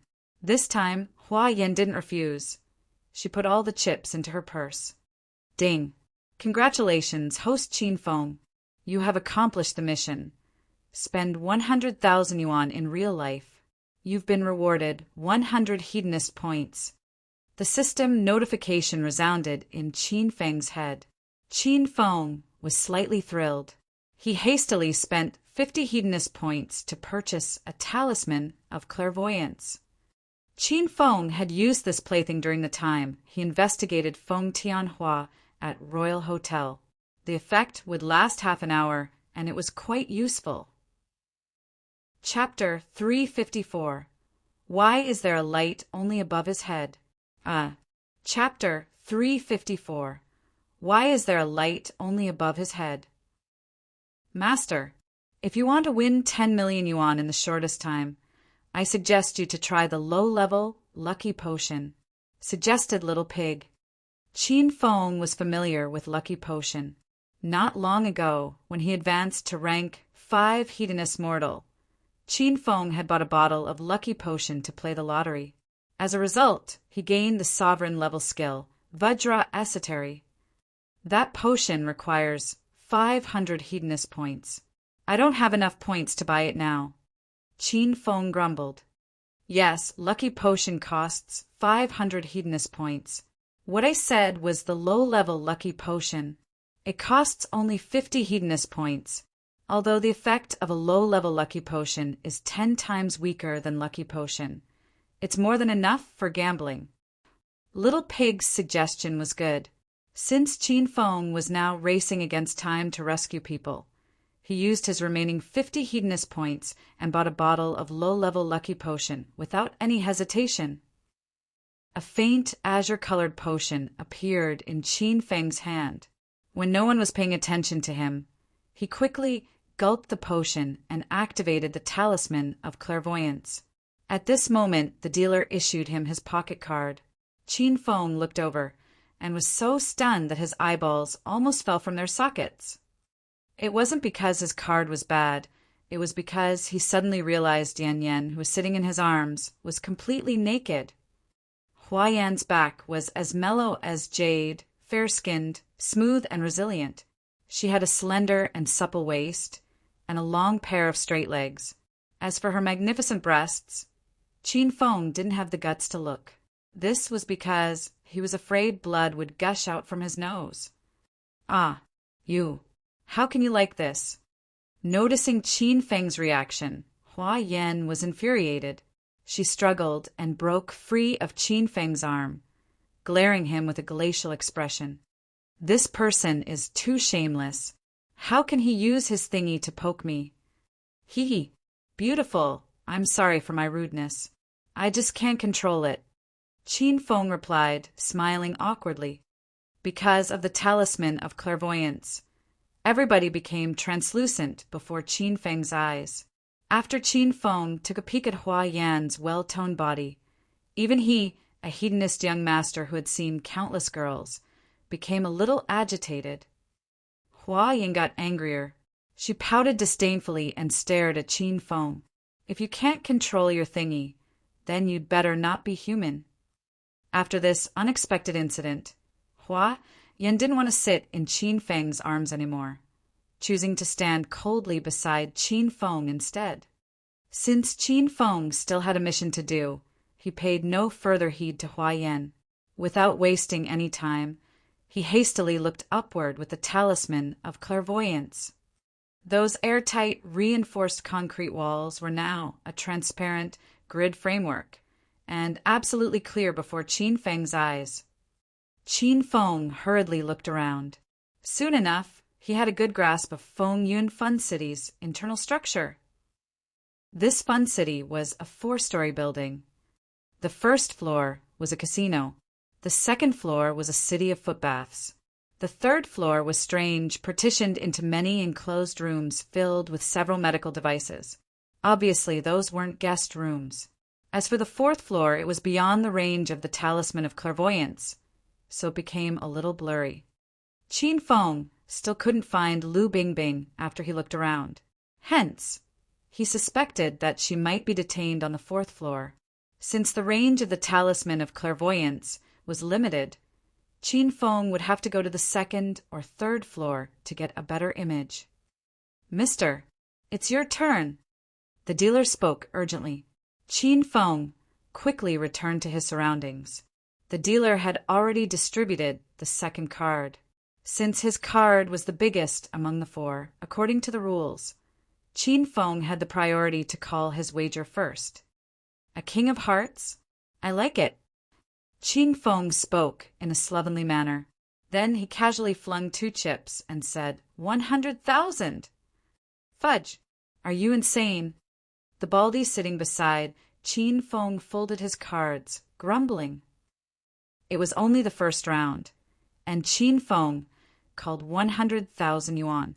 He truly was a rich tyrant. Nowadays, youngsters really can't hold their horses. You're destined to lose everything here today. Not even your underwear will be spared. A rich lady folded her cards as well, throwing yet another scornful gaze at Qin Feng. "You have a lot of guts, young lad. Very well, this elder shall play with you." A middle-aged man with a black cigar clamped between his lips laughed, exposing golden teeth. He called and casually flung 100,000 chips into the pot. He stroked his jade thumb ring and sent a lustful gaze at Hua Yan. Hua Yan was startled and disgusted by his impudent read, "Look and smile." Very soon, the dealer distributed their third cards. Qin Feng got a queen of hearts. He was still the biggest this round. 200,000. Qin Feng pushed another 200,000 chips onto the table without any delay. Only the man with gold teeth had followed Qin Feng. He currently held a 3 and a 6, so he was hesitating now, frowning his brows deeply while formulating his countermeasures. "Brother Yellow Teeth, not calling this time?" Qin Feng mirthfully looked at his opponent. "Fuck, what the hell are you saying?" The man with gold teeth smacked the table and yelled, "Look at them clearly, son. These are gold, real gold. I inlaid my teeth with gold." Hua Yan, who was standing beside Qin Feng, was tickled pink by him and laughed. However, she could only suppress her laughter because she was afraid of enraging the gold-teeth man. "Call 200,000. The gold-teeth man readily took the bait and fell into Qin Feng's trap. The third cards were distributed. Qin Feng got a jack of hearts. Meanwhile, the gold-teeth man got an 8. The other 3 players were wide-eyed, stunned. What a lucky man. He gets a connector. What stunned them the most was that Qin Feng's hand was double-suited. The gold teeth man had a 3, a 6, and an 8. On top of that, all the 3 cards he held had different suits. It was clear that he was losing the game. Aya, looks like Big Brother Yellow Teeth has a big card in your hand. I guess your whole card is an 8. If you get another 8 in the final round, you will get a 3 of a kind. Wow, it seems like you're lucky in making money. Although Qin Feng seemed to be praising the man with gold teeth, everybody knew that Qin Feng was actually mocking him. On the other hand, Hua Yan, who had just recovered from the joke, Big Brother Yellow Teeth, was once again thrilled by Qin Feng and burst into a fit of laughter. She realized that Qin Feng was mouthy. He just couldn't play the game quietly. I know I'm losing, but in order to befriend Big Brother Yellow Teeth, I've decided to raise my wager to 500,000 yuan. Qin Feng added another 500,000 chips. The rest of the people squinted disdainfully at Qin Feng. It's obvious that you're winning this game. Do you think that Big Brother Gold Teeth is an idiot? Madness. I don't want to be your friend. The gold teeth man didn't have the guts to follow anymore. He gave an excuse and folded. It was the final round. The dealer had given all of them a card each. This time, Qin Feng got a 3. Meanwhile, the gold teeth man really got another 8. The atmosphere became cold as everybody tensed up, focusing on Qin Feng flipping his pocket card. All of them looked at Qin Feng's pocket card. It was a 5. The gold teeth man couldn't help and turned over his pocket card as well. To his amazement, it was yet another 8. 3 8s, F.A. F.A. F.A. Qin Feng had guessed it right. Aya, Big Brother Yellow Teeth, how generous you are to allow me, this little brother, to win the game. You are so generous. I salute you. You're the kind of friend that one should have. A rich idiot. Qin Feng said gleefully. He was amazed by the effect of the low-level lucky potion. He'd, like a prophet in this 30 minutes. Yan Yan, I'm so thirsty. Quick, take the money and buy me 2 glasses of juice. Qin Feng shoved 100,000 chips at Hua Yan. Keep the rest as your tip. Hua Yan had just walked a few steps when she heard Qin Feng's words. She staggered and almost fell to the floor. Very soon, all of them had started the second game. After the first round, the other 4 players had gotten a grasp of Qin Feng. One should be able to tell with a single glance that this person was a rich and willful wastrel from an aristocratic family. The 4 of them were agitated, each of them eyeing to make their move. It was rare to see an idiotic, tactless rich young master around. All of them had decided that they must roll him up today. Mister, you should speak first. This time Yellow Teeth had the best card, an ace of hearts. 50,000. Yellow Teeth threw 50,000 into the pot in a grandiose manner. Normally, he would play 5-card stud only in thousands, at most 10,000 or 20,000. But today, after meeting Qin Feng, Yellow Teeth had thrown caution to the winds and played with him. Big Brother Yellow Teeth indeed is a rich guy. We should enjoy ourselves to the fullest while playing cards. I love playing card games with a person like Big Brother Yellow Teeth. Qin Feng grabbed 100,000 chips and threw it into the pot. Raise! The remaining 3 people's countenances sank. They wanted to scoop up Qin Feng's money. However, this person was too aggressive. Although the 3 of them had good cards in their hands, none of them had the guts to follow him. Humph! I don't believe you will win twice in a row, little brat. Call 100,000 yuan. The baldy gritted his teeth and followed Qin Feng. The remaining rich lady and a foreign woman folded. Mister, your fruit juice. While the dealer was distributing cards, Hua Yan returned with 2 glasses of fruit juice and put them in front of Qin Feng along with the remaining 90,000 chips. Qin Feng shoved both chips and fruit juice to Hua Yan. If I ask you to take it, then you should take it. Now find a chair and sit beside me. Won't you get tired from standing all day long in high heels? Like a huge rock falling into water, Qin Feng's words made Hua Yan's thoughts run wild. She knew that the rich treated people like dogs. The rich would order hostesses like her, in particular, and toy with them like slaves. She never expected that a sickeningly rich young master like Qin Feng would have a soft spot. This was Hua Yan's first time wearing high heels. Her feet were bruised. She carefully took a chair and sat beside Qin Feng, taking a sip from the fruit juice. The dealer had distributed the second card. Qin Feng got a 7, the lowest among the 4. That rich lady and the foreign woman, who folded, shook their heads and sighed. It seemed like Qin Feng had used up all his luck and would lose this round. They started to regret that they didn't follow. The gold-teeth man got another ace. Haha, I got a pair of aces. Nice, nice. He was so excited that he almost jumped. Then he yelled arrogantly, 200,000 yuan. The baldy had an 8 and a king. He was hesitating whether should he fold or not. Dealer, it's so unfair. Qin Feng pulled Hua Yan into his arms. Then he whined like a spoiled brat.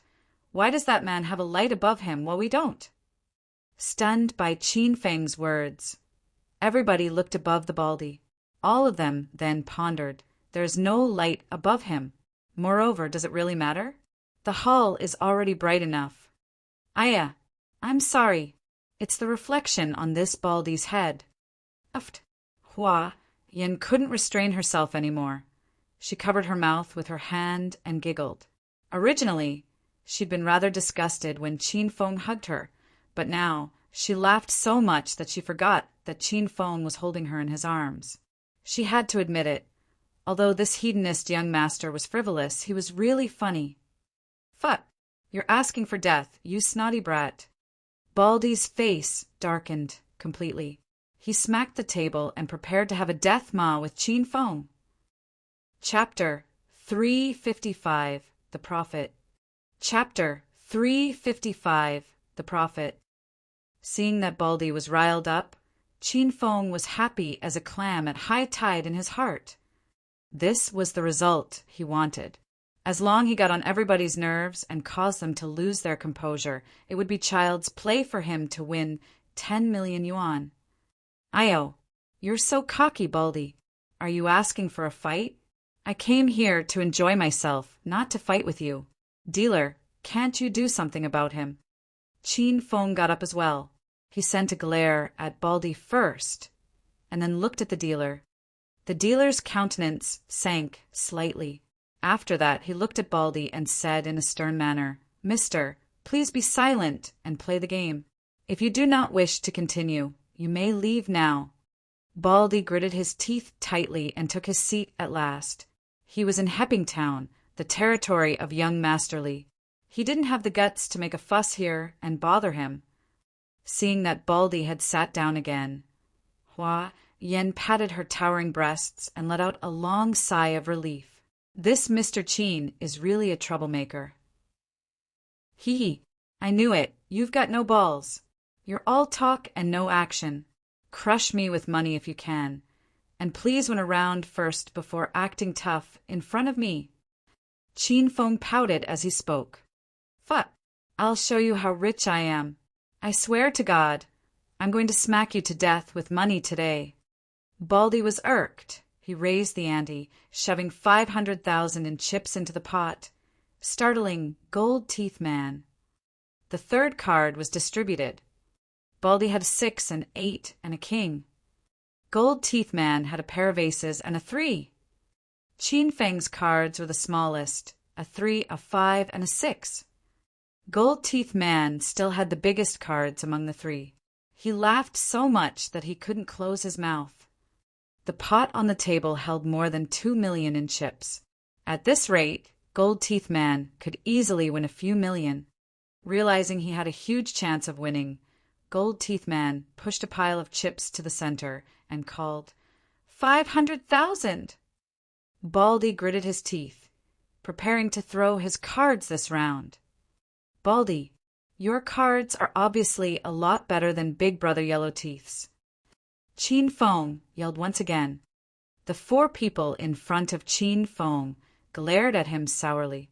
They all thought in their hearts, Baldy's cards are much better than Gold Teeth's?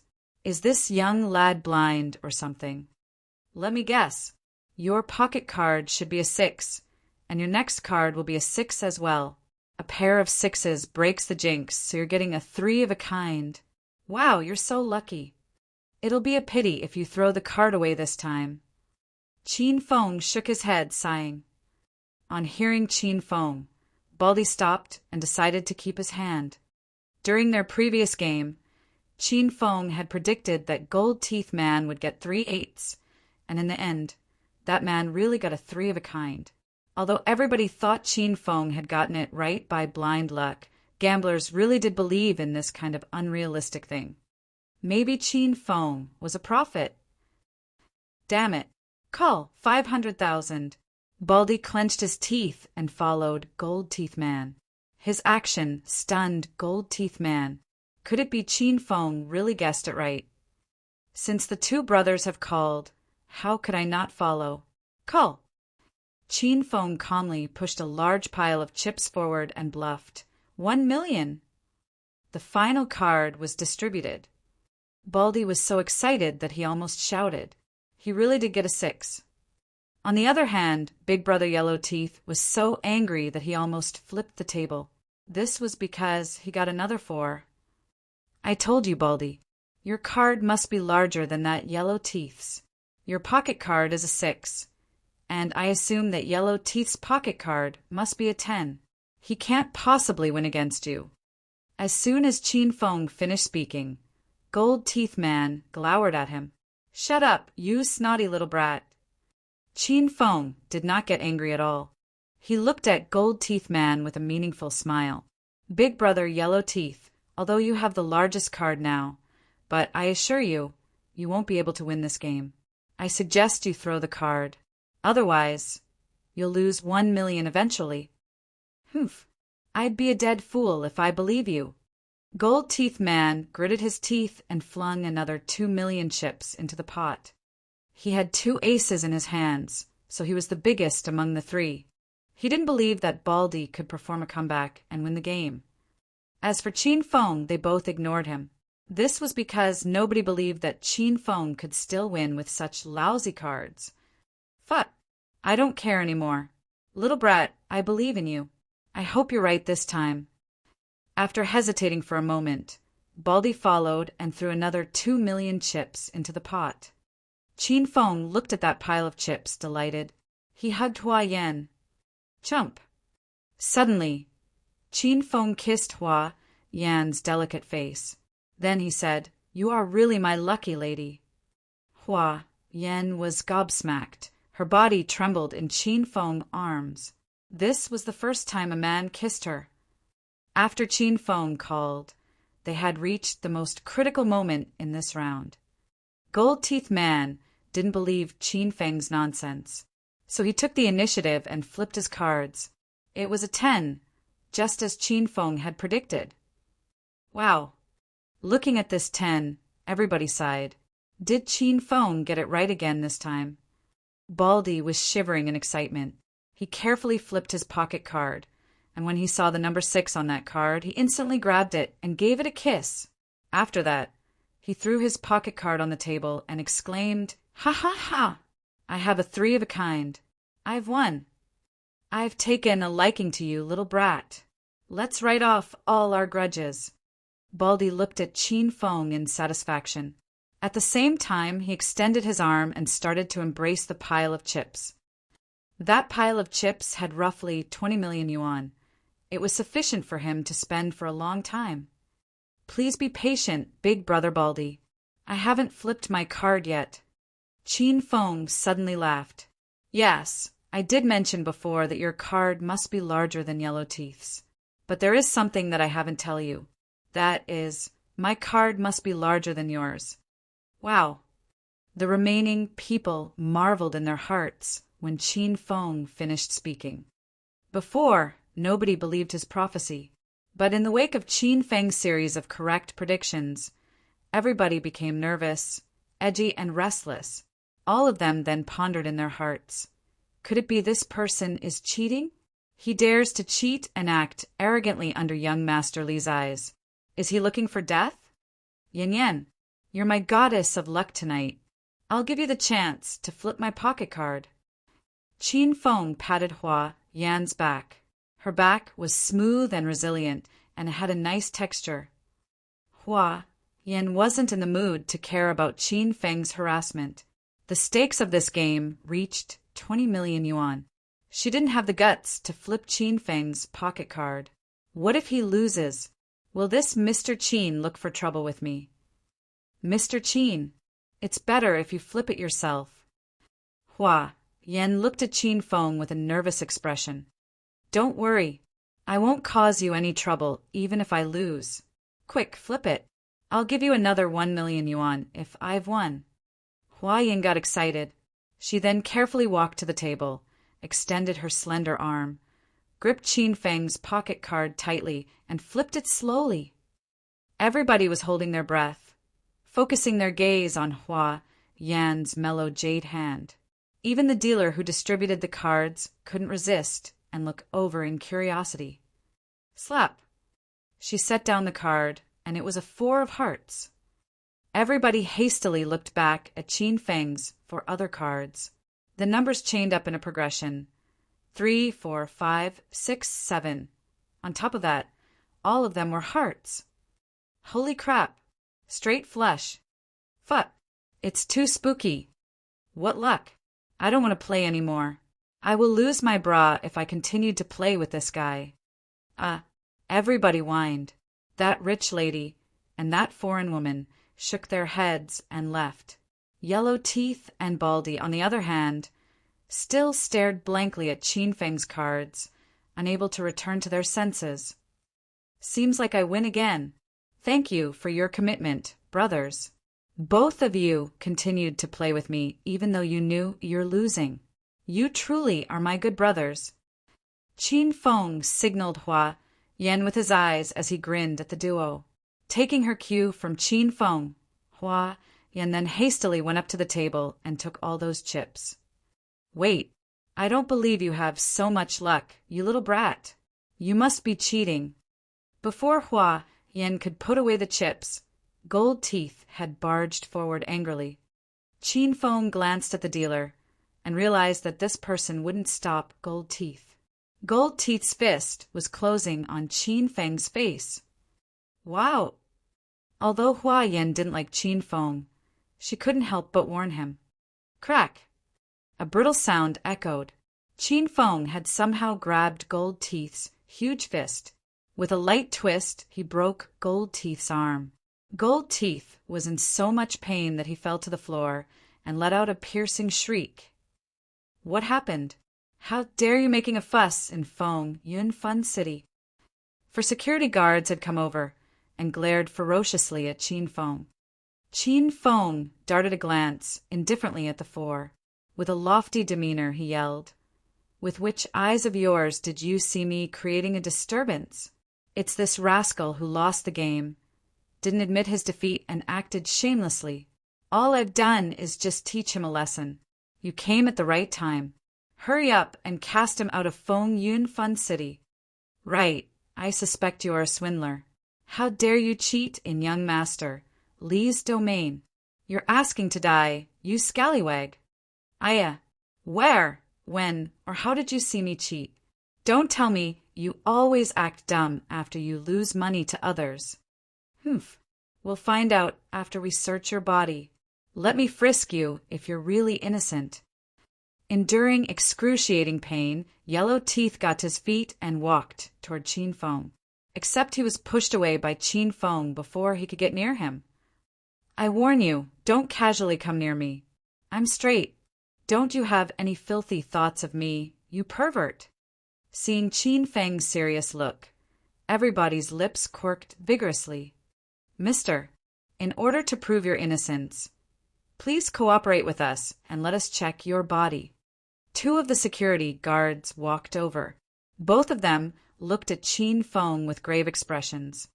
Qin Feng raised his head and looked upward. He realized the images of the third and fourth floors were still blurry. As so, he clapped his hands and said, "I'll allow you to search my body. But I don't want any man touching my body. Let her frisk me." Qin Feng pointed at Hua Yan. The 4 security guards knew she was part of the personnel of Fun City, so they nodded their heads and agreed to Qin Feng's suggestion. "Yan, come. Touch me." Qin Feng looked at Hua Yan, beaming happily. Hua Yan reluctantly walked toward Qin Feng. She glared at him and started searching his body. She used her slender, lily-white hands to grope through Qin Feng's clothes. After that, those security guards demanded that she stick her hands inside Qin Feng's clothes. It was natural for Qin Feng not to refuse. Instead, he was actually enjoying it. Hua Yan gritted her teeth and slid her hands along Qin Feng's upper torso. When her fingers touched Qin Feng's well-toned pecs and abs, she was so embarrassed that she shuddered. "Brothers, I didn't find anything suspicious." Hua Yan pretended to be calm and quickly searched Qin Feng's body. Her face was blushing red by the time she finished frisking him. Everybody was weighing when Hua Yan searched Qin Feng's body. They noticed that Qin Feng didn't hide any cards in his clothes. Frowning, those 4 security guards fell silent. After a few moments, they raised their heads and looked at Hua Yan. "No, we're not done yet. You haven't searched his lower part." The atmosphere instantly turned agitated. Hua Yan was tall and gorgeous. Many people drooled on seeing her curvaceous and seductive body. Now, they were all anticipating the scene of this beauty frisking Qin Feng's lower part in public. "Oh, really? I've searched through his trouser pockets and even his shoes. I'm certain that he's innocent," Hua Yan said, exhibiting a troubled expression. Without any demur, Qin Feng pulled her into his arms. Then he curled his lips, smiling wickedly. "Why is it unnecessary? You haven't searched inside my trousers yet. Perhaps I have something inside?" Chapter 356. Capture Qin Feng alive.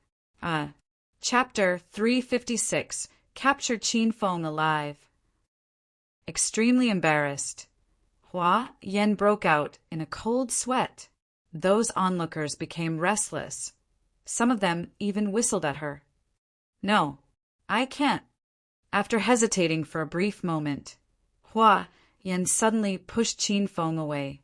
She still couldn't nerve herself up to do this kind of thing. Qin Feng gleefully gazed at Hua Yan's mellow back. Soon after, he looked the security guards and said, "Any one of you wants to touch?"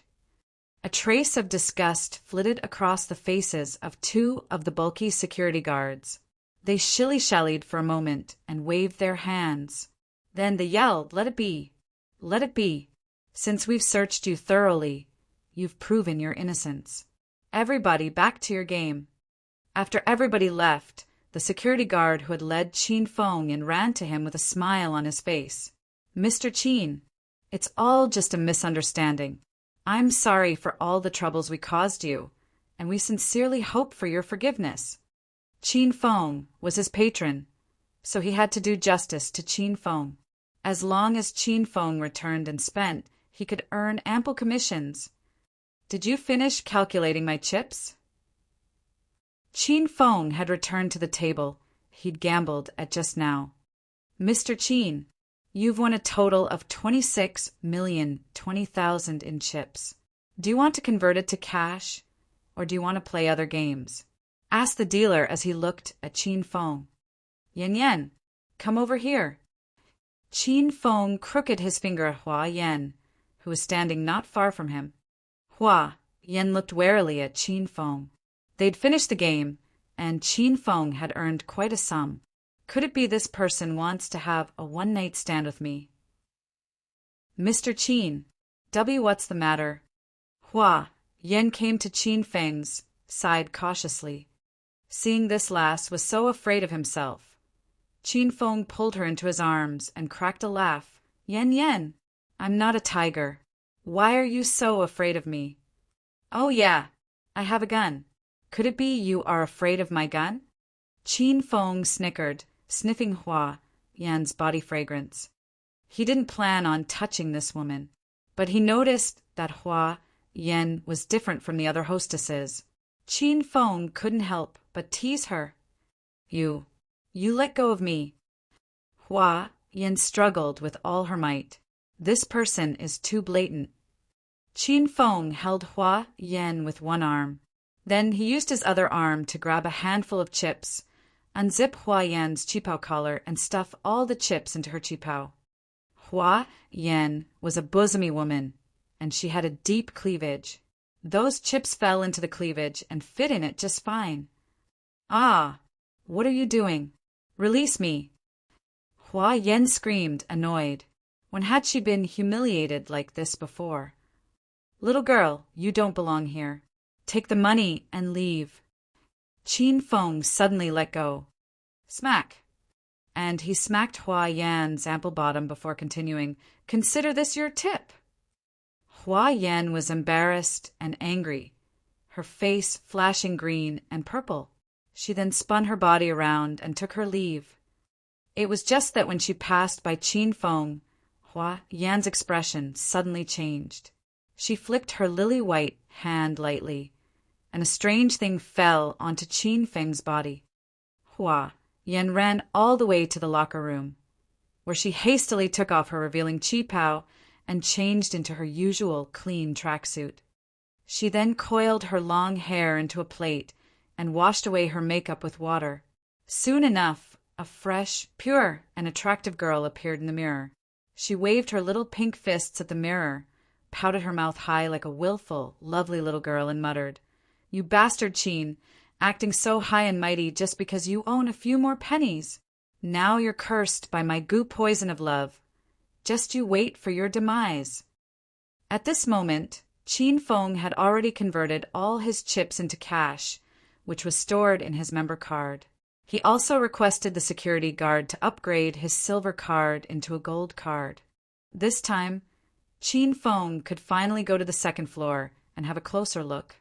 He constantly checked the time as he walked toward the flight of stairs. Qin Feng realized that he was running out of time. It had been 20 minutes since he activated the Talisman of Clairvoyance. So now, the Talisman of Clairvoyance would last for only another 10 minutes.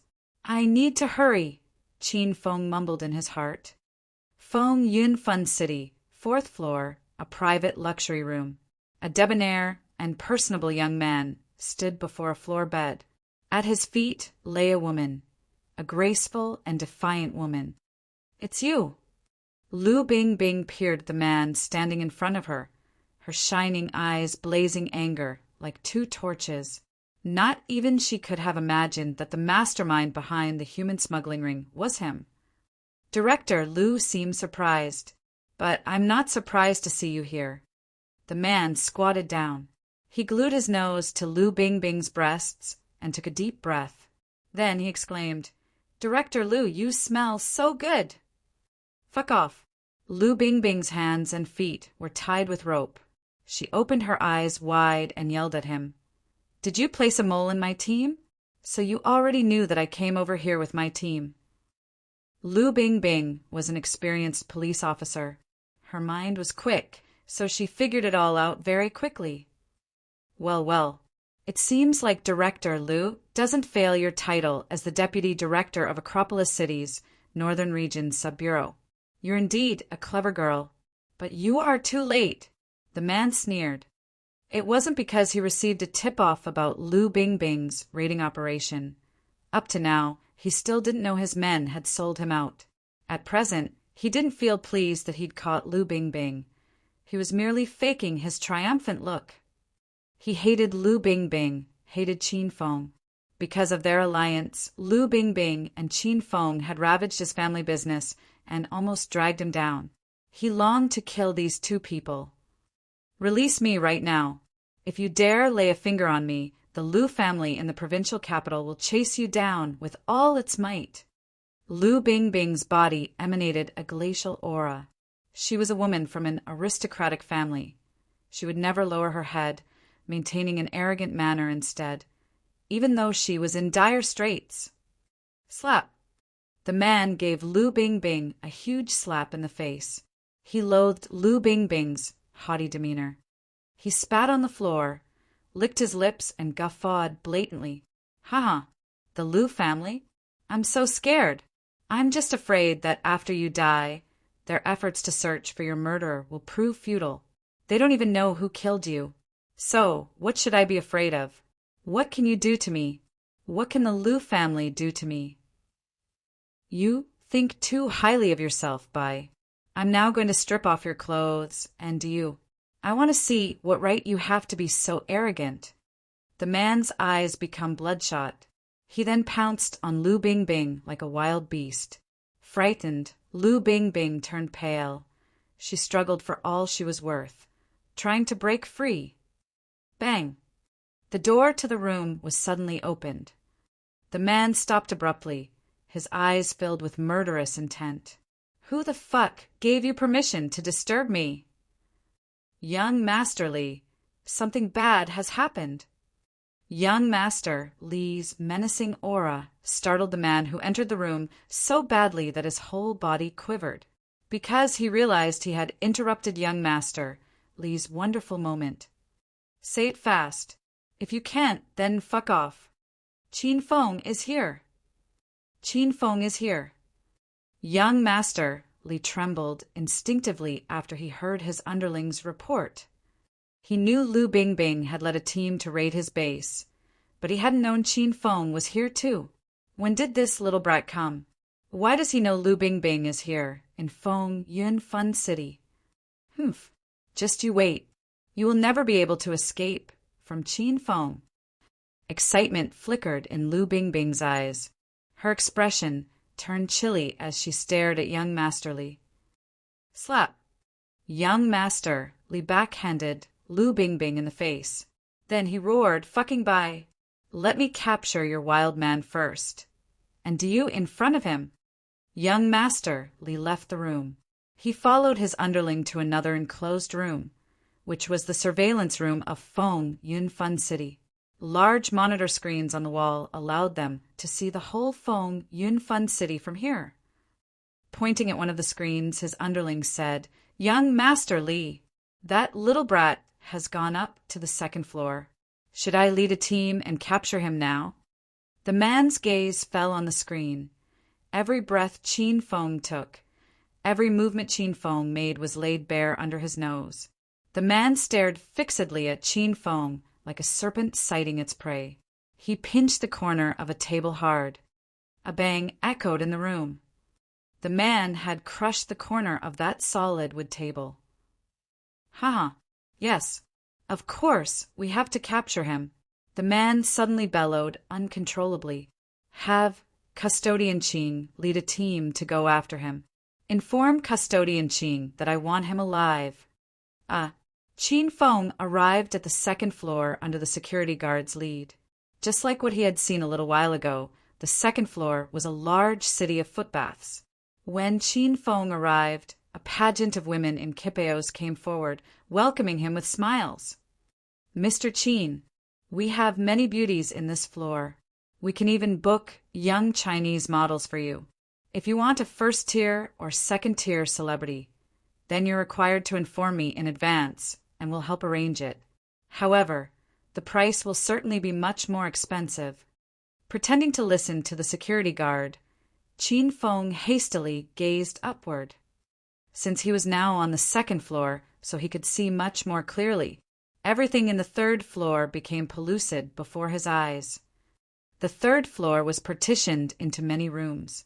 Each room was small, only 20 square meters long, and was equipped with a single bed, plus a few medical devices. The rooms had a hospital ward vibe. What are these? The function of the third floor roused Qin Feng's curiosity. After that, he hastily looked over to the fourth floor. The fourth floor was small. It only had a few rooms, which were decorated like offices. However, Feng could see only half of the fourth floor from the second floor. The other half was still blurry. Found them. Feng's eyes suddenly brimmed with light. This was because he had found Lu Bingbing's subordinates detained in a room. However, he still hadn't located Lu Bingbing's figure. Mr. Qin, can you tell me which models or celebrities you're interested in?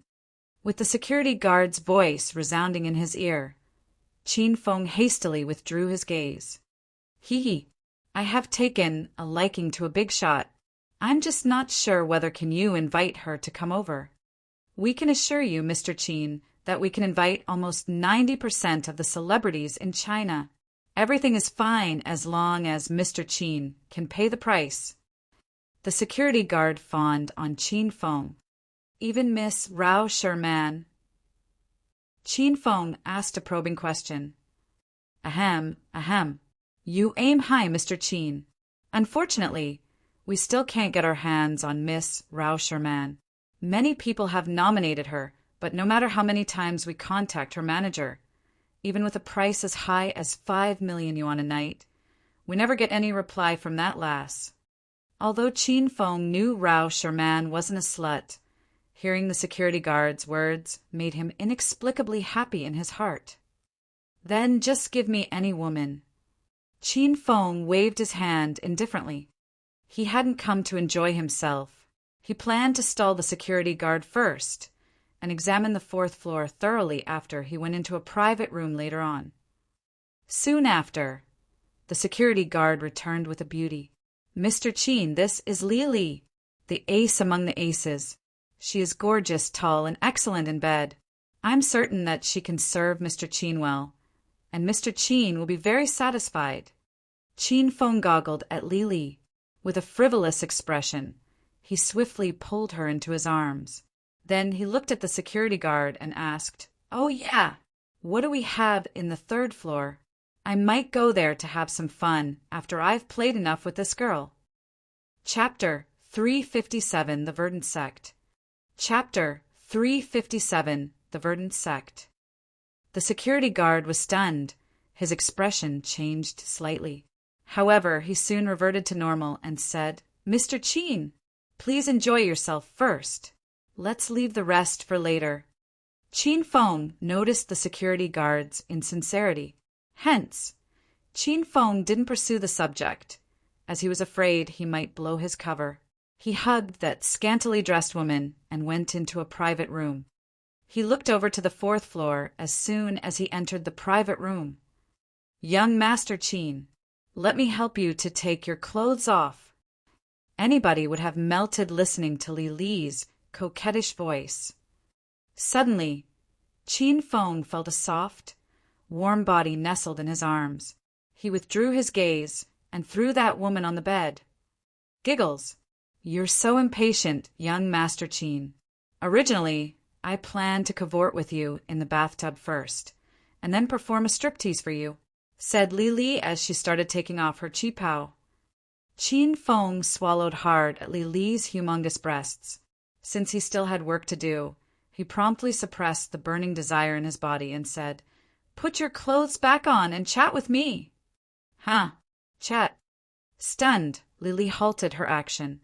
Ever since she started this job, Feng was her first customer who asked her to chat with him right after they entered the room. "What do you want to talk about?" "Astronomy or geography, anything." Feng waved his hand nonchalantly.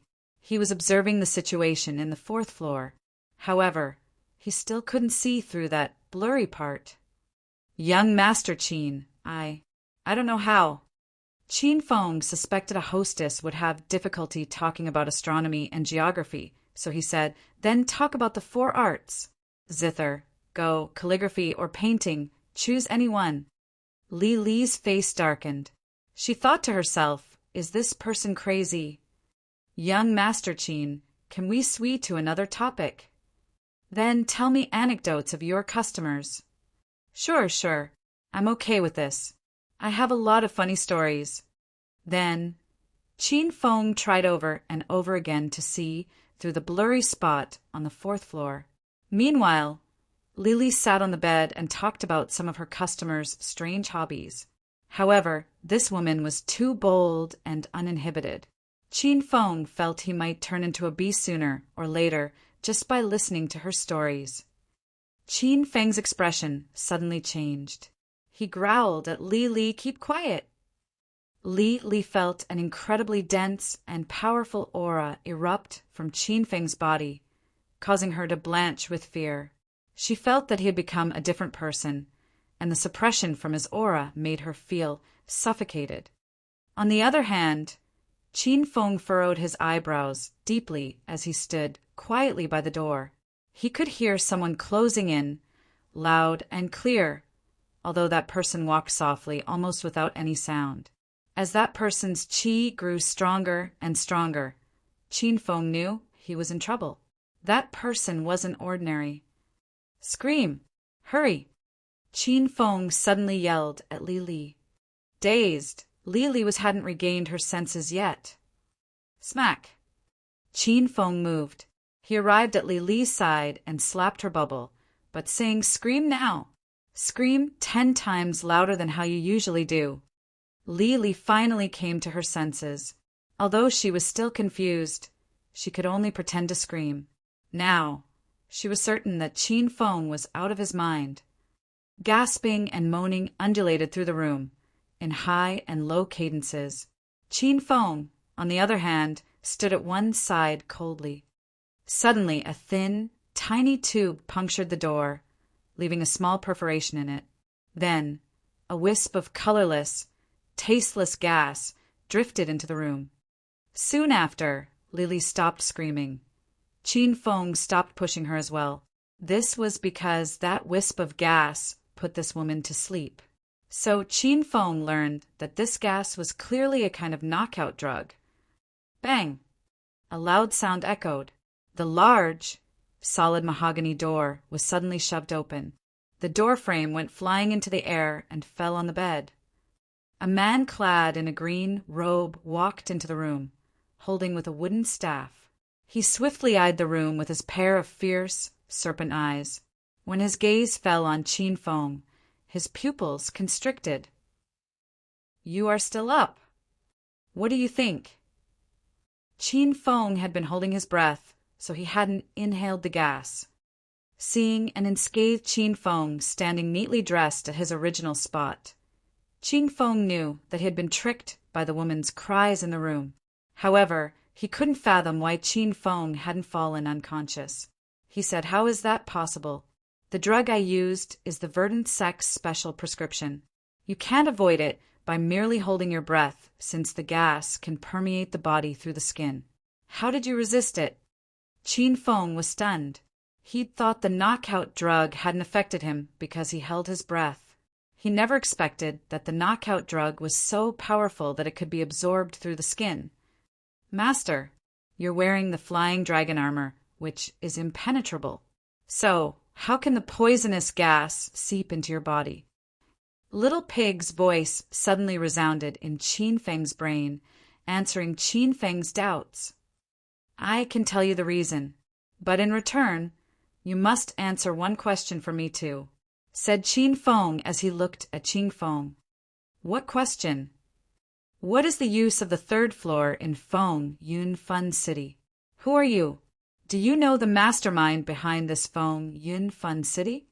Feng's expression sank. He glowered icily at Feng. "That's 3 fucking questions." "Ah, you caught me. So what?" Feng squinted his eyes, grinning from ear to ear. "Humph, an impudent young lad. You're only a stage 4 external strength expert, and you dare to act cheeky in front of me? Wah, my staff." Feng whirled his staff, throwing himself at Feng. The person who made the first move had the upper hand. He knew that Feng was a tough opponent from a single glance, so he had to act fast. Feng vigilantly weighed Feng's every movement with his dark pupils. Feng tapped lightly with his feet and leaped above Feng's head. With a piercing cold aura gushing out from his staff, he swung it down directly at Feng's head. Bang! The staff clashed with Qin Feng's fist. Their chi collided in the air, sending a shock wave at the chandelier in the ceiling and causing it to shake non-stop. Qin Feng's attack turned Qin Feng's stomach. He almost spat out his innards. Qin Feng had never expected this man's attack to be so heavy. He'd exerted 600 kilograms strength in a single powerful strike, forcing Qin Feng's feet to sink deep into the floor. A glint of light flitted across Qin Feng's eyes. He glued his gaze at Qin Feng's right fist. A glove flickering with orange light appeared out of nowhere. Seeing the essential qi lingering around the glove, Qin Feng was certain that this was a rare spiritual weapon. "You know your stuff well, young lad. I admit that I underestimated you. However, you're still too weak. Killing you is just as easy as squishing an ant." Qin Feng got excited after he saw the winter iron glove on Qin Feng's right hand.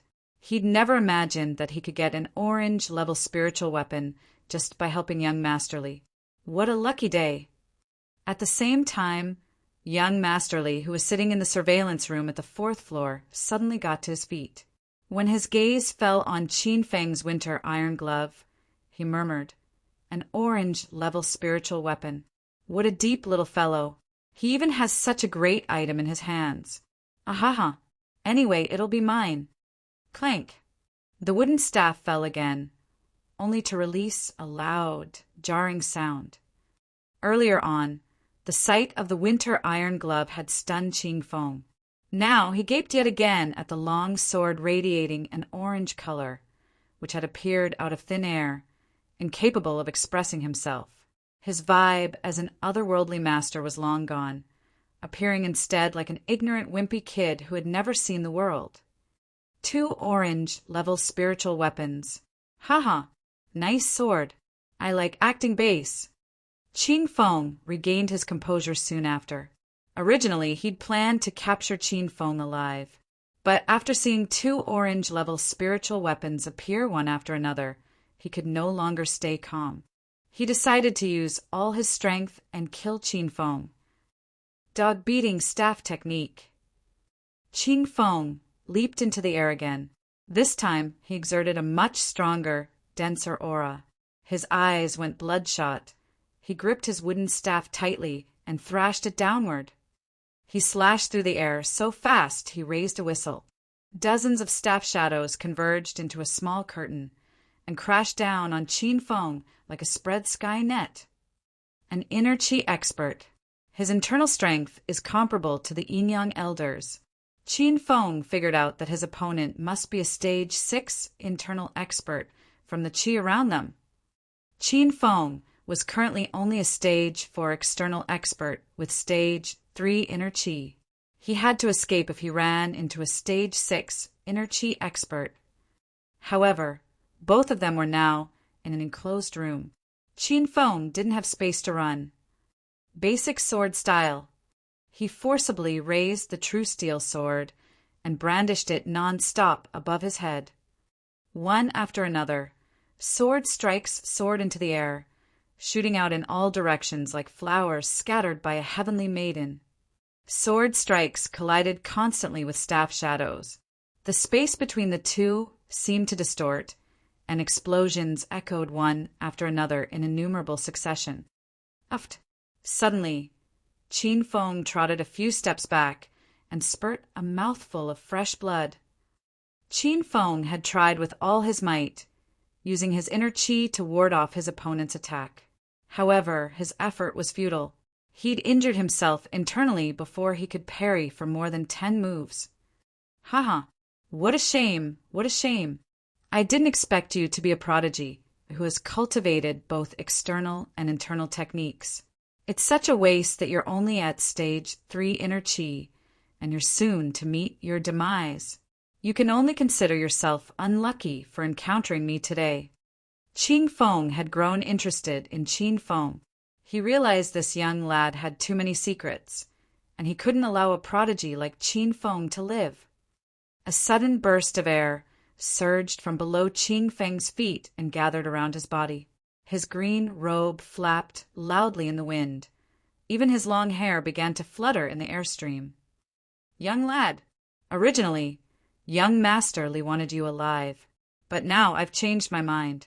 If I allow a prodigy like you to remain in this world, sooner or later, you'll become a stumbling block for our Verdant Sect. So die in peace. Feng was preparing his final move. His wooden staff whirled in front of his chest, forming an unbreakable wind barrier and drawing the airstream into the staff shadows. Feng felt that he would be reduced to minced meat if this attack landed on him. His countenance became colder and colder. The stench of death was fast approaching. Carrying the strength of 1,000, the wooden staff crashed down mercilessly. Feng felt like he was moving in slow motion. He didn't have time to put up a barrier, much less run away. Since I'm dying, then I should take you with me. Feng bellowed ferociously. He suddenly took off the heavy flying dragon armor and became as light as swallow. He threw himself toward the overwhelming staff shadows. Feng was stupefied. He didn't know what this little brat was trying to do. Shroom, shroom, shroom. 3 powerful wind blades swept through the torn air. With lightning speed, they all flew toward Feng's neck. Feng's complexion changed dramatically. A cold shiver suddenly ran down his spine. Something invincible was flying toward him. What the hell is that? Wind blades had no form or color. They were merely strong bursts of wind that could kill somebody in secret. Even Feng, a stage 6 internal chi expert, had to forcibly suspend his attack and quickly evade the ambush of the wind blades when he felt that ghastly cold air. Chapter 358, A Tyrannical Punch. Chapter 358, A Tyrannical Punch. Just when Feng dodged his attack, Feng's eyes glowed.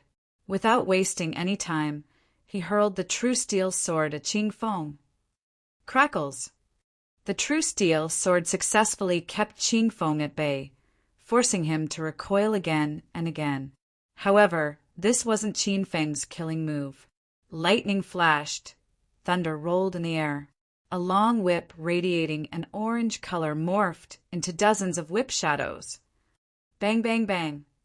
Myriads of whip shadows overlapped, layer upon layer, and rained down on Feng, who emptied his inner chi to evade the wind blades and then the true steel sword. Hence, he didn't have enough time to condense his chi again to parry the attack this time. As a result, several whip shadows smashed on his body simultaneously. His green robe was shredded, and he looked like a miserable beggar. How could that be? How could you harm me? Seemingly unaffected by his grave injuries, Feng stared at Feng with his pair of bloodshot eyes. What are those piercing gales you sent at me? Why do they feel so dangerous? Feng had too many questions in his mind. Feng is merely a stage 3 inner chi martial artist. How can he condense chi to kill people? If they aren't condensed chi that kills people, then what are those 3 wind blades? And where did the long orange whip in his hand come from? What kind of monster is he? Feng scoffed. He didn't answer Feng's question. That wind blade skill was a false bomb. It looked impressive, but actually it was worthless. Put more bluntly, it was only conjured killing intent. However, it couldn't kill an inner chi master. Feng was frightened by the wind blades, just like the Yin-Yang elders had been. All of them had the timing and strength to kill Feng, but at the crucial moment, they were too afraid to make their move. Ask King Yama yourself. Feng didn't dare treat a stage 6 inner chi master lightly. Without giving Feng a chance to CA his breath, Feng swiped to his winter iron glove and rammed it at Feng's chest. Feng burst into gales of laughter. With a hideous look, he said, "Ha ha! You're merely a worthless stage 3 inner chi stinking brat. Do you really think you can kill me? You should be satisfied if you could hurt." Feng choked on a mouthful of blood. Crack! Feng heard his heart crumbling. It shattered into smithereens. He glared at Feng with his pair of serpent eyes, unwilling to accept the truth that he was dying. Why? How can you release a 700 kilograms punch? After Feng finished his question, his head tilted to the side, and he died. The final punch Feng had delivered was indeed barbarous. He'd paired the winter iron glove with the intermediate level thunder tiger fists and blasted Feng away with 800 kilograms strength. With this indescribably powerful strength, Feng had sent Feng slamming deep into the wall, disrupting his inner qi, rupturing his meridians, and crushing his heart. So, Feng died. There is always a faster gun. You can't be too arrogant. Looking at the lifeless Feng fell into deep silence. His victory was a narrow one. If it weren't for this young man's pride and overconfidence, Feng probably wouldn't have been able to kill the stage 6 inner Qi master. Whap! In the surveillance room at the 4th floor, young Master Li got to his feet once again and smashed the screen, showing Feng's room to pieces. His eyes went bloodshot, he was in a towering rage, and he almost vomited blood. Impossible. It is impossible for this rascal to kill Feng. He's a stage 6 inner Qi master. Young Master Li was thrown into despair. Was this the Feng that he knew? Although he was aware that Feng had been hiding his true strength, deliberately pretending to be a hedonist young master in front of everybody to lull his enemies into a false sense of security, young Master Li was still awestruck by Feng's series of ineffable feats. True steel sword, winter iron glove, spirit snake whip. Even though he didn't know the names of those spiritual weapons, he was certain that each and every one of those weapons was an orange-level spiritual equipment. If the news of Acropolis City having 3 orange-level spiritual equipment spread across the nation, those people from the martial arts world would go crazy and rush over to Acropolis City to plunder them. And the last punch Feng delivered. How could Feng kill Feng in one strike? How strong did he have to be to pull off such a feat? What was Feng's actual strength? A spate of questions churned non-stop in young Master Li's head. His brain almost exploded. Young Master Li, custodian Feng is dead. One of his underlings ran into the room in a panic. When he saw the smashed screen in the surveillance room, he realized that young Master Li had already known about it. Fuck. I don't believe that Feng will raise this place. It took me years of expenditure to get this place on the right track. Retreat. Even though he was reluctant, young Master Li clenched his teeth and made his decision. Inform those core members that we'll evacuate immediately and return to Yunhai City. Feng was too powerful. He even killed Custodian Feng, his strongest man. Those small fries wouldn't be able to put up any resistance worth mentioning. After hesitating for a moment, his underling said, "Young Master Li, I have a plan. Do you want to hear it? Say it. Fast." Isn't the deputy of Acropolis City's Northern Region Subbureau, Director Liu, in our hands now? She came from the Liu family in the provincial capital, staunch, faithful, and unchanging. Young Master Li smacked his underling's head, glowering. "Fucking stop beating around the bush. Get to the point. I'll be long dead if you continue at your snail pace." The underling hastily reorganized his thoughts and said sharply, "Director Liu has a powerful background, and she values her chastity very much. If Feng were to violate her, I'm sure Director Liu will be so angry that she will wage war against Feng, and both of them will fight each other to the death." Young Master Li's eyes glowed. He fell silent and pondered the suggestion for a moment. Then he said, "Liu Bingbing is Feng's acquaintance, so he possibly knows her very well. Do you think Feng is so dumb that he will voluntarily violate Liu Bingbing? Of course not. Has young Master Li forgotten about those Verdant Sect disciples? They always bring along all sorts of medicines and drugs. I'm certain that they have aphrodisiacs as well. So the plan is like this. First, we drug Director Lu. Second, we lure Feng into Director Lu's room. And then bingo! We're done.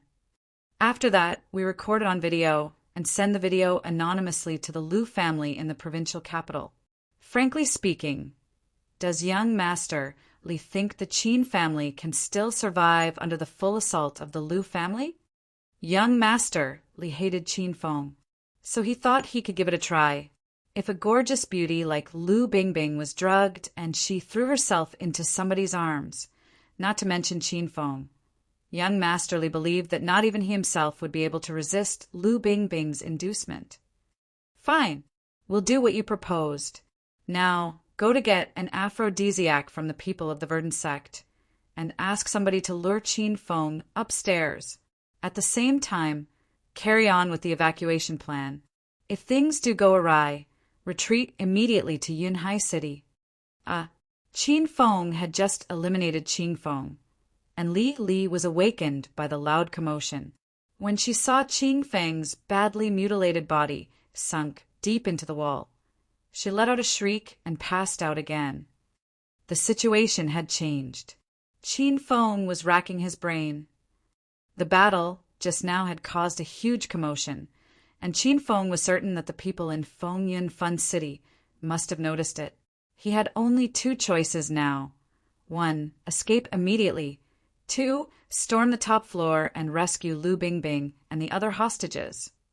At last, Feng decided to stay. With this, not only would he not fail his mission, but most importantly, he would regret it forever if he left Lu Bingbing behind. Feng had agreed to cooperate with Lu Bingbing to investigate this human smuggling ring. Since Lu Bingbing and her squad were in grave danger now, how could he bear to run away by himself? Feng sprinted fast. Like a gust of breeze, he soon arrived at the top floor. He quickly scrutinized the rooms on this floor. However, the effect of the talisman of clairvoyance had lapsed, so he could only see blocks of reinforced concrete wall rather than the situation inside the rooms. Who are you, you little brat? This floor isn't for you to wander around. Unauthorized people are prohibited from entering. Get lost now. For muscle men suddenly appeared, standing like a huge wall in front of Feng. Feng was running out of time. Without any hesitation, he thrust his fist at those four. Bang!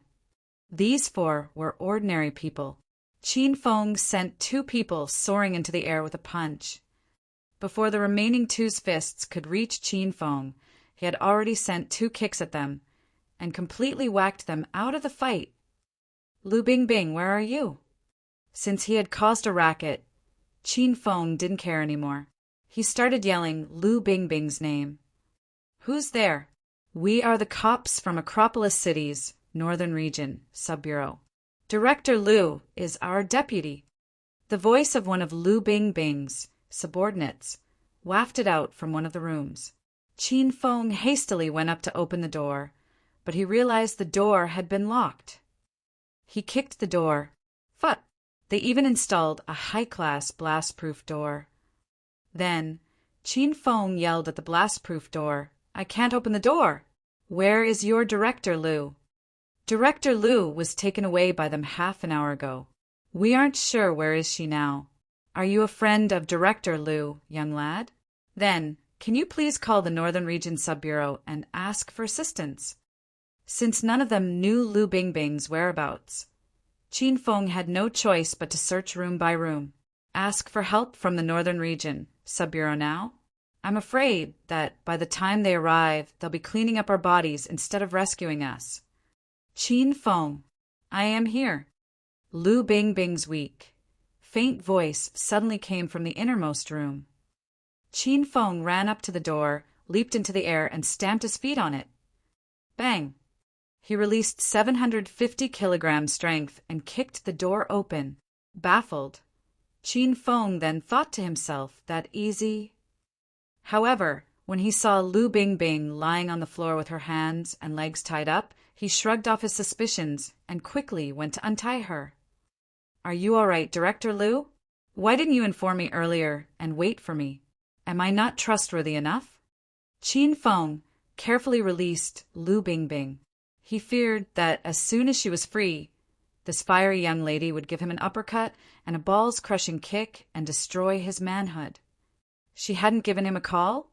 She'd been so anxious that she had crazily called him 123 times in succession.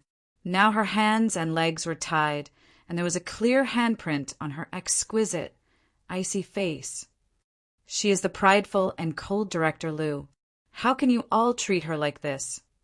Director Lu, don't hit me.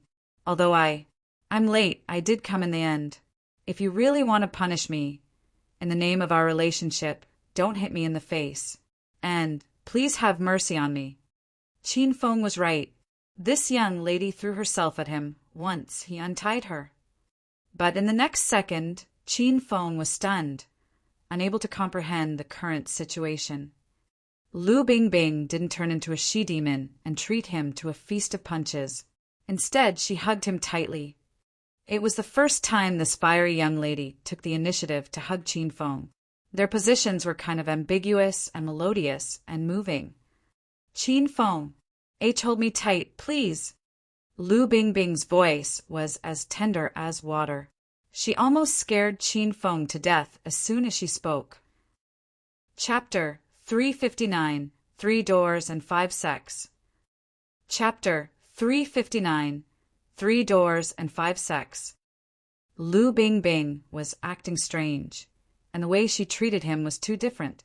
Stunned, Feng kept his hands suspended in midair, not daring to lower them. He was afraid that this fiery young lady would pick up her pistol and shoot him if he put his arms on her back.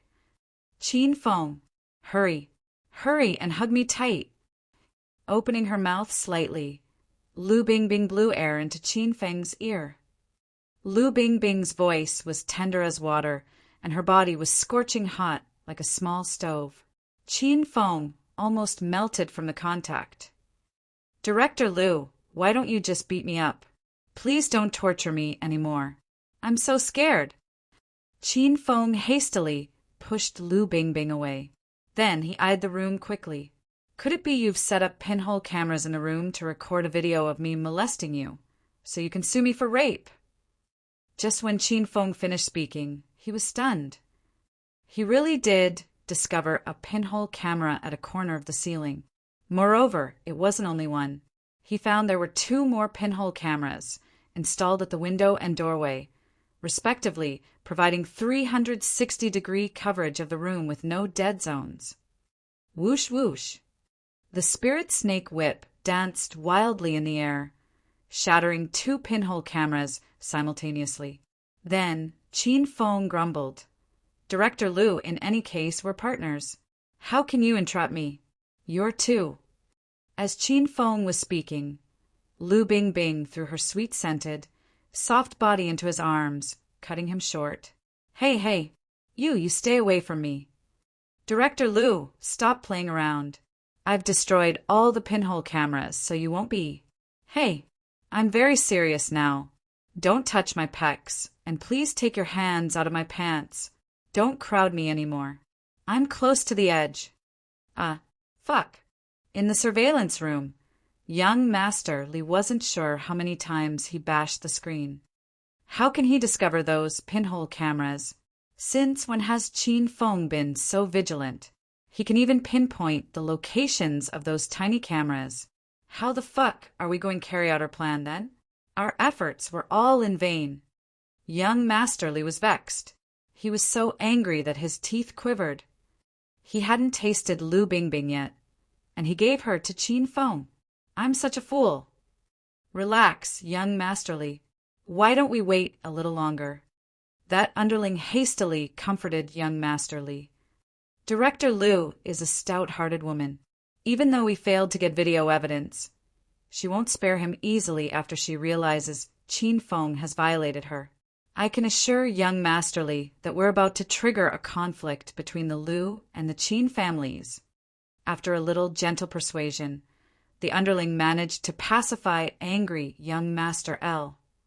He'd secretly investigated Qin Feng long time ago. He learned from the information that Lu Bingbing and Qin Feng had a tense relationship, and they would quarrel every time they met each other. There were times when Lu Bingbing was so fired up that she almost pulled out her gun to shoot Qin Feng. So if Qin Feng really did Lu Bingbing, she wouldn't forgive him, and she would surely hunt him down. Young Masterly, please listen. The bug is still operating. We can still keep track of the situation inside the room. The underling ran up to young Masterly, capering madly with joy. He swied on the speaker, and the voices of Qin Feng and Lu Bingbing came through loud and clear. Young Master Li's face relaxed slightly. Then he stared at the underling and yelled, "Save the recording!" Qin Feng hoped he could die now. Before he obtained the Hedonist sovereign system, he would bed 3 women daily. After he gained the system, he didn't even have a chance to hook up with a lady in 30 days. Now, there was a smoking hot beauty chasing him around the room, pleading for him to mount her. But he didn't have the guts to do so. Qin Feng was almost tormented to death by his burning desire. "Qin Feng, don't run. Please hug me." They were playing cat and mouse in the room. Lu Bingbing had taken off her jacket and shirt, and now she was stripping off her white undershirt. "Master, I suspect Lu Bingbing was drugged." The voice of Little Pig resounded in Qin Feng's mind, like a drowning man cluing at straws. Qin Feng hastily asked Little Pig, "What poison? Hurry up and cure her. This woman is crazy. She's freaking me out just by being near me." "Master, this poison is possibly the peripatetic powder, one of the 7 wonder drugs of the Verdant Sect. It's an exclusive formula with no known antidote." Little Pig then added while wagging his head, "The poison gas that Qin Feng previously used in Master's room is one of their 7 wonder drugs too. What the hell is this Verdant Sect? China has 3 doors and 5 sects, and the Verdant Sect is one of them," said Little Pig. Qin Feng still couldn't grasp what Little Pig was saying. Since he was in dire straits now, he didn't have time to listen to Little Pig's explanation. So he hastily asked, "Can't we cure this crazy young lady?" "We can't allow her to continue this forever. The peripatetic powder is a potent aphrodisiac. The only way to detoxify this poison is to go with the flow, allow the victim to have sex with a man. After that, that person will be cured of the poison." What a sinister, nasty drug. Qin Feng had the urge to fish out the person in the Verdant Sect who developed the drug and asked a few boxes from him. The corner of his mouth curled into a devilish grin. In that case, he could only swallow his pride and help Lu Bingbing cure the poison. "Master, you can't mount Lu Bingbing now." Little Pig spoke again. Qin Feng's filthy thought was seen through by a piglet. Embarrassed, he countered, "When did I say I wanted to mount her? Don't simply cook up false charges against me, you piglet.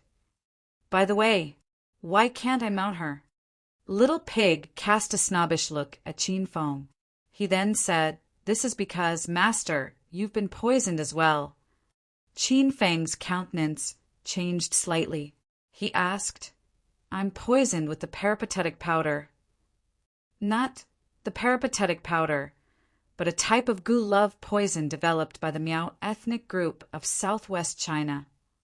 Qin Feng was even more confused. He had never gone to Yunnan, so how could he have been poisoned with that thing? "Master, do you still remember the beautiful Hua Yan who kept you company when you were playing cards? She cursed you with the goo poison of love when she left." During that time, Qin Feng had been too focused on converting his chips in order to rescue Lu Bingbing that he hadn't noticed that woman's actions. When he learned that woman dared to curse him, Qin Feng regretted that he hadn't punished her. "What is goo love poison? How can it affect me?" asked Qin Feng, raising his brows. "The goo love poison is a kind of goo poison. It requires the breeder to raise it since childhood. Normally, they raise the goo poison in pairs. So, when they plant one of the goo poison into another person's body, the victim and the culprit have to devote themselves to each other. They can't fall in love with somebody else. Otherwise, the goo poison will gnaw its host's flesh and blood from the inside out. Little Pig's explanation sent chills up Qin Feng's back. This goo love poison was such an insidious thing. If it weren't for Little Pig stopping his attempt to mount Lu Bingbing just now, Qin Feng might have died. What a bye! She'd better not appear before me again.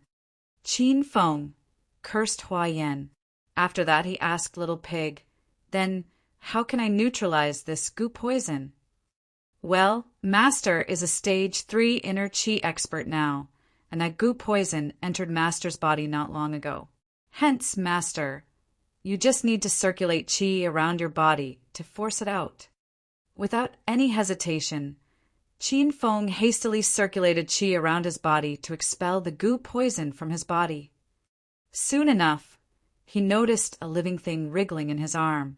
Without any delay, he quickly transferred Qi into his arm and succeeded in forcing the goo poison out of his body shortly after. "Master, I suggest you not kill the goo poison now. Hua Yan must be able to sense if the goo poison is dead. Besides, Hua Yan can no longer affect you after the goo poison has been removed from your body.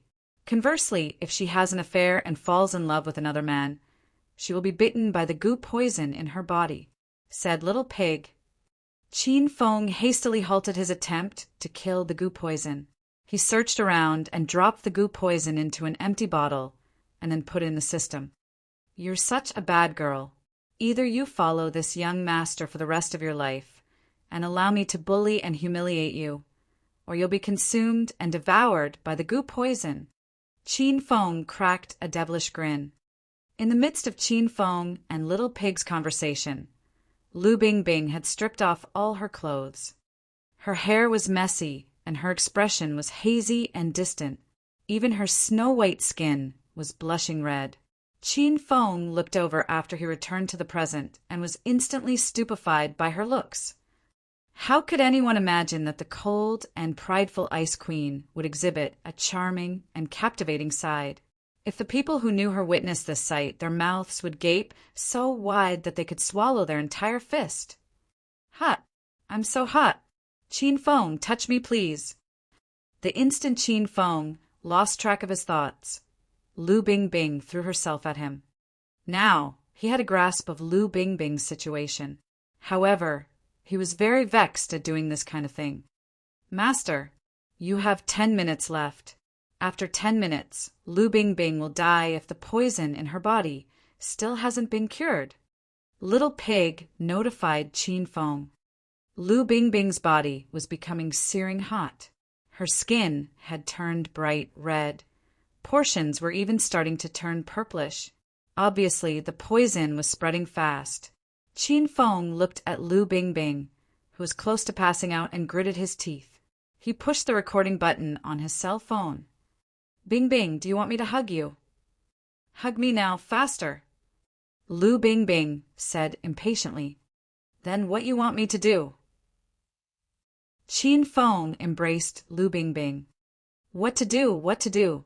I'm so hot." Qin Feng's cell phone was recording. Since Lu Bingbing volunteered herself, Qin Feng had to satisfy her desire. In the surveillance room, young Masterly became restless and peevish.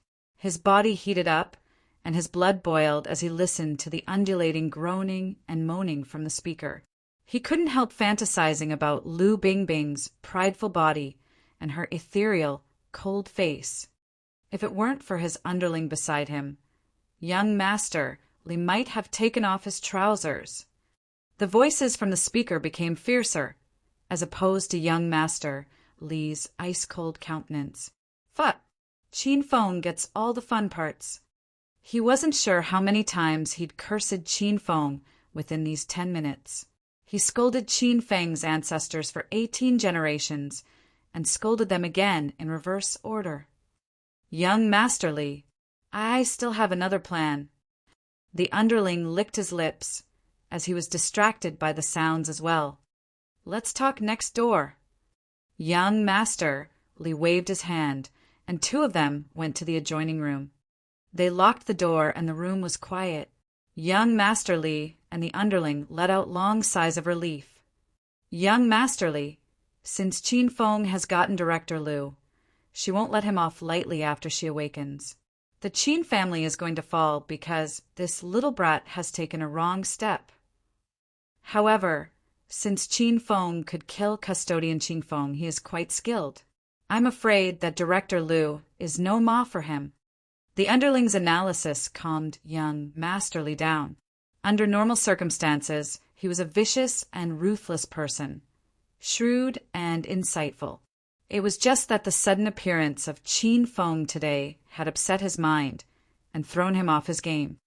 Clearly, Lu Bingbing is not Qin Feng's opponent. Qin Feng might even kill Lu Bingbing to hush up the incident. I mustn't let our efforts go to waste. Soon enough, young Master Li had figured out the likelihood of happening after he reconstituted his composure. He sat on the couch, immersed in deep thought. His brain raced, and suddenly his eyes gleamed. Hurry up and look for a disciple from the Verdant Sect. Have them lurk around Qin Feng's room and inject knockout drug into his room. We'll decide what to do after Qin Feng is unconscious. The underling looked at young Master Li's devilish grin and knew that young Master Li had it all planned now. He hastily retreated to do his bidding. Roar! Qin Feng groaned like a beast. He wasn't sure how long it had been since he hooked up with a woman. Now that he'd come across a perfect woman like Lu Bingbing, he almost exploded. Lu Bingbing was feeling feeble. Qin Feng nearly sent her flying. Qin Feng held her lightly in his arms.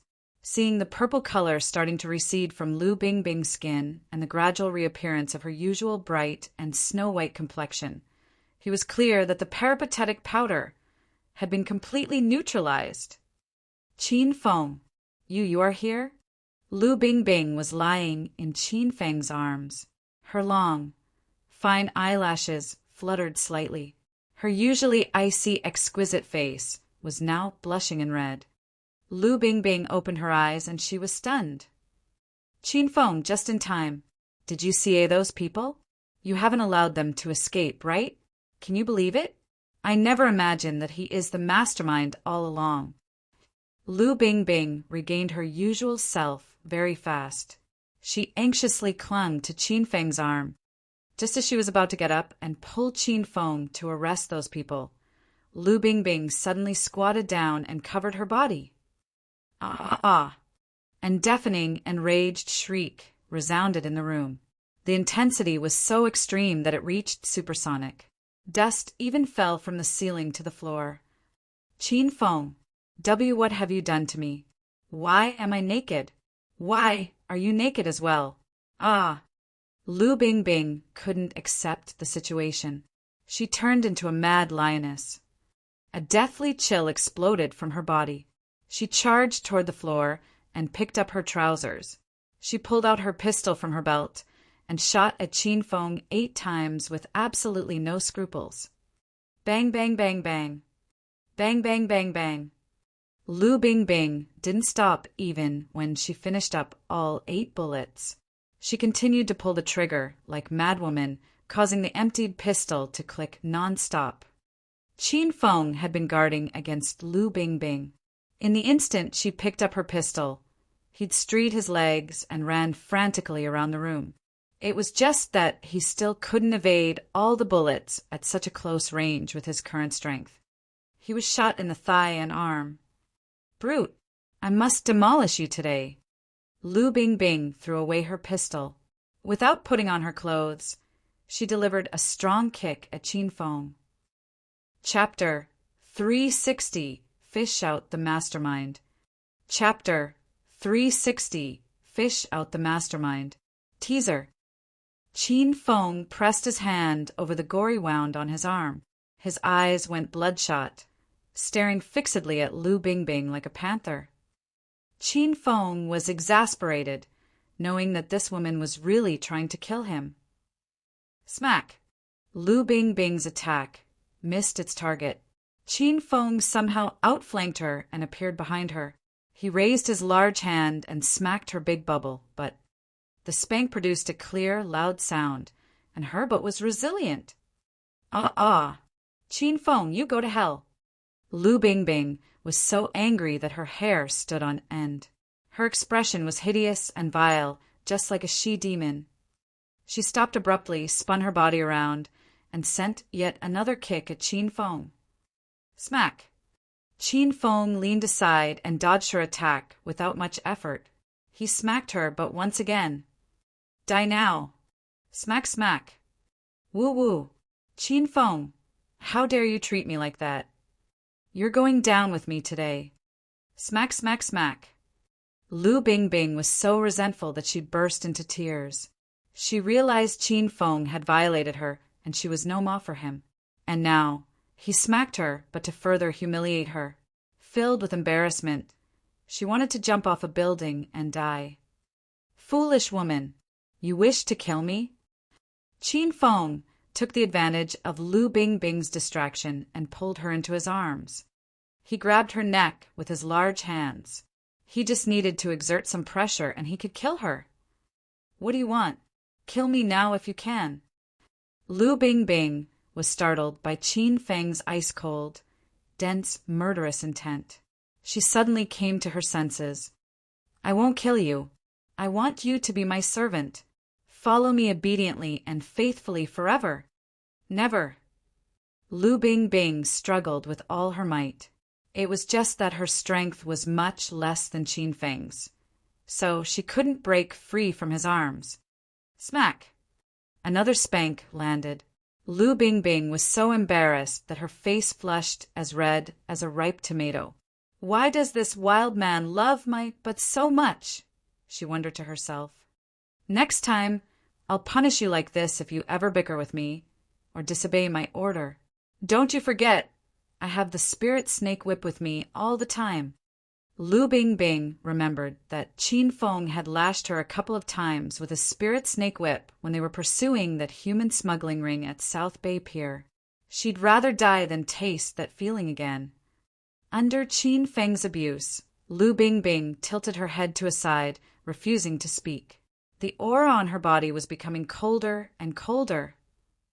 Feng felt sorry for Lu Bingbing. After all, this young lady had become his woman, so he had to treat her dearly. However, he remembered his mission to make Lu Bingbing docile and obedient.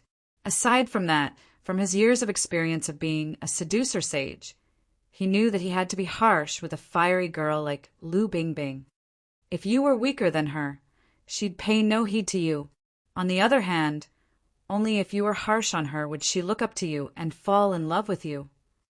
Bingbing, let's get dressed first.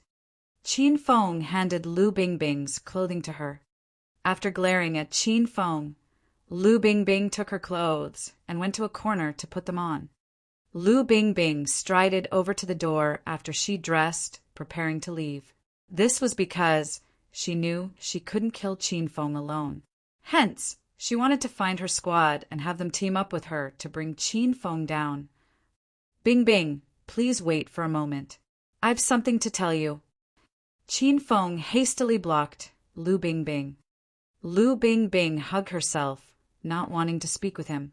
When she remembered that her chastity, which she'd protected for 25 years, had been snayed by Feng, she couldn't hold back any longer, and tears rolled down her cheek. Lu Bingbing's tears prickled Feng's heart. He extended his arm and hugged Lu Bingbing. Then he pulled out his cell phone and played the recording. Lu Bingbing's countenance changed dramatically when she heard the recording. Extremely astounded, she immediately grabbed Feng's cell phone and listened carefully. Lu Bingbing stopped the recording after a minute, stunned at herself. How could I utter such macabre, gory sounds? What is this? Lu Bingbing relaxed slightly. However, she still had an ice-cold aura around her body. Do you know about the Verdant Sect? Asked Feng. The Verdant Sect. Lu Bingbing furrowed her brows deeply. Then she added, China has 3 doors and 5 sects, and the Verdant Sect is one of them. According to legend, the Verdant Sect is the remnant of the Song dynasty's beggar sect. The Verdant Sect is China's largest sect, has many disciples, and is extremely powerful. Why would you ask about them all of a sudden? Lu Bingbing detected something was fishy.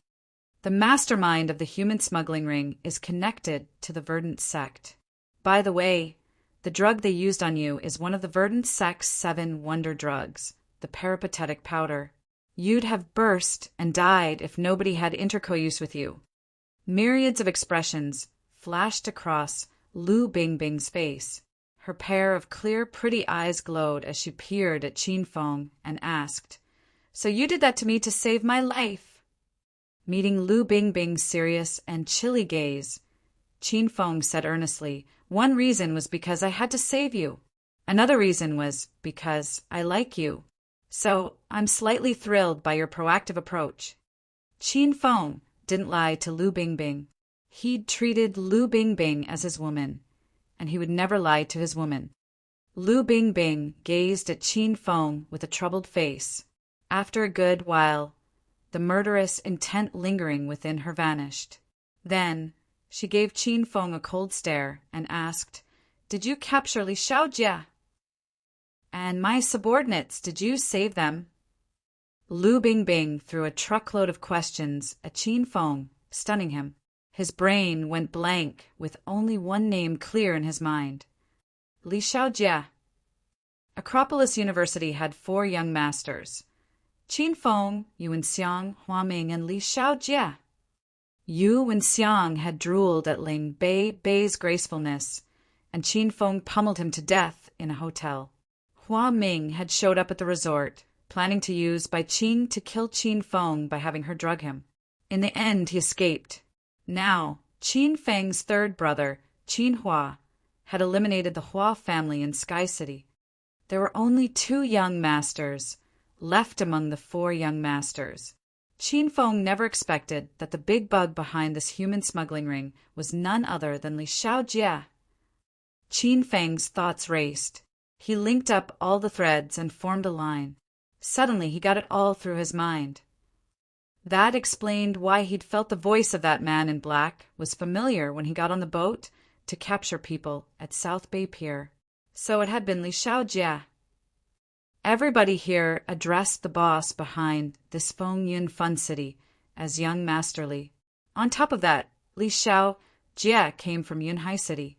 After Qin Feng considered all the information, he was certain that the mastermind was Li Shaojia. Ding. Congratulations, host Qin Feng, for clearing the main mission of the chain mission, Feng Yun Fun City Crisis. Host Qin Feng has figured out the shadow gun of Feng Yun Fun City. The system will reward host Qin Feng 1,000 hedonist points. The system beeped Qin Feng. Qin Feng slowly recovered from his amazement. He then remembered that this chain mission has 4 side missions with it. The time limit was 1 week, and the quest would fail if he failed to accomplish any of the missions. The penalty of not completing the quest was the deduction of 6,000 hedonist points from him, or the random deletion of one of his spiritual equipment or skill books. Little pig, why hasn't the first side mission been cleared yet? Qin Feng wondered. The first side mission was to rescue Lu Bingbing. I've saved Lu Bingbing, so why isn't it considered complete yet? Master, Lu Bingbing still is not entirely safe. The mission is considered done only when she leaves this fun city, said Little Pig. Qin Feng raised his brows as he understood Little Pig's meaning. He knew Li Shaojia must have noticed his presence. So now was the most dangerous time for Lu Bingbing and him. Little Pig, I want the talisman of clairvoyance. Purchase granted. Qin Feng used 50 hedonist points and purchased a talisman of clairvoyance. He muttered to evoke the talisman of clairvoyance. The concrete wall before him once again disappeared, and his field of vision became extremely wide. Lu Bingbing looked at Qin Feng, who'd zoned out for a good length of time and couldn't contain herself anymore. She asked, "Qin Feng, what's wrong?" Qin Feng spun his head around and was so frightened that he almost screamed. Lu Bingbing became translucent in his eyes, and he could see her naked body. Although he'd just tasted this fiery young lady, when Qin Feng saw her body again, he almost couldn't hold back and nearly pounced on her. "Sure, keep quiet." Qin Feng's complexion changed dramatically. He covered Lu Bingbing's mouth with his hand to keep her voice down. He darted a glance at the doorway. He noticed 4 men clad in green robes standing behind the door. They were carefully drilling a hole through the wall and then injected a gas into the room through a thin, tiny tube. Although Qin Feng couldn't see the gas, he was sure that it was the Verdant Sect's special knockout drug.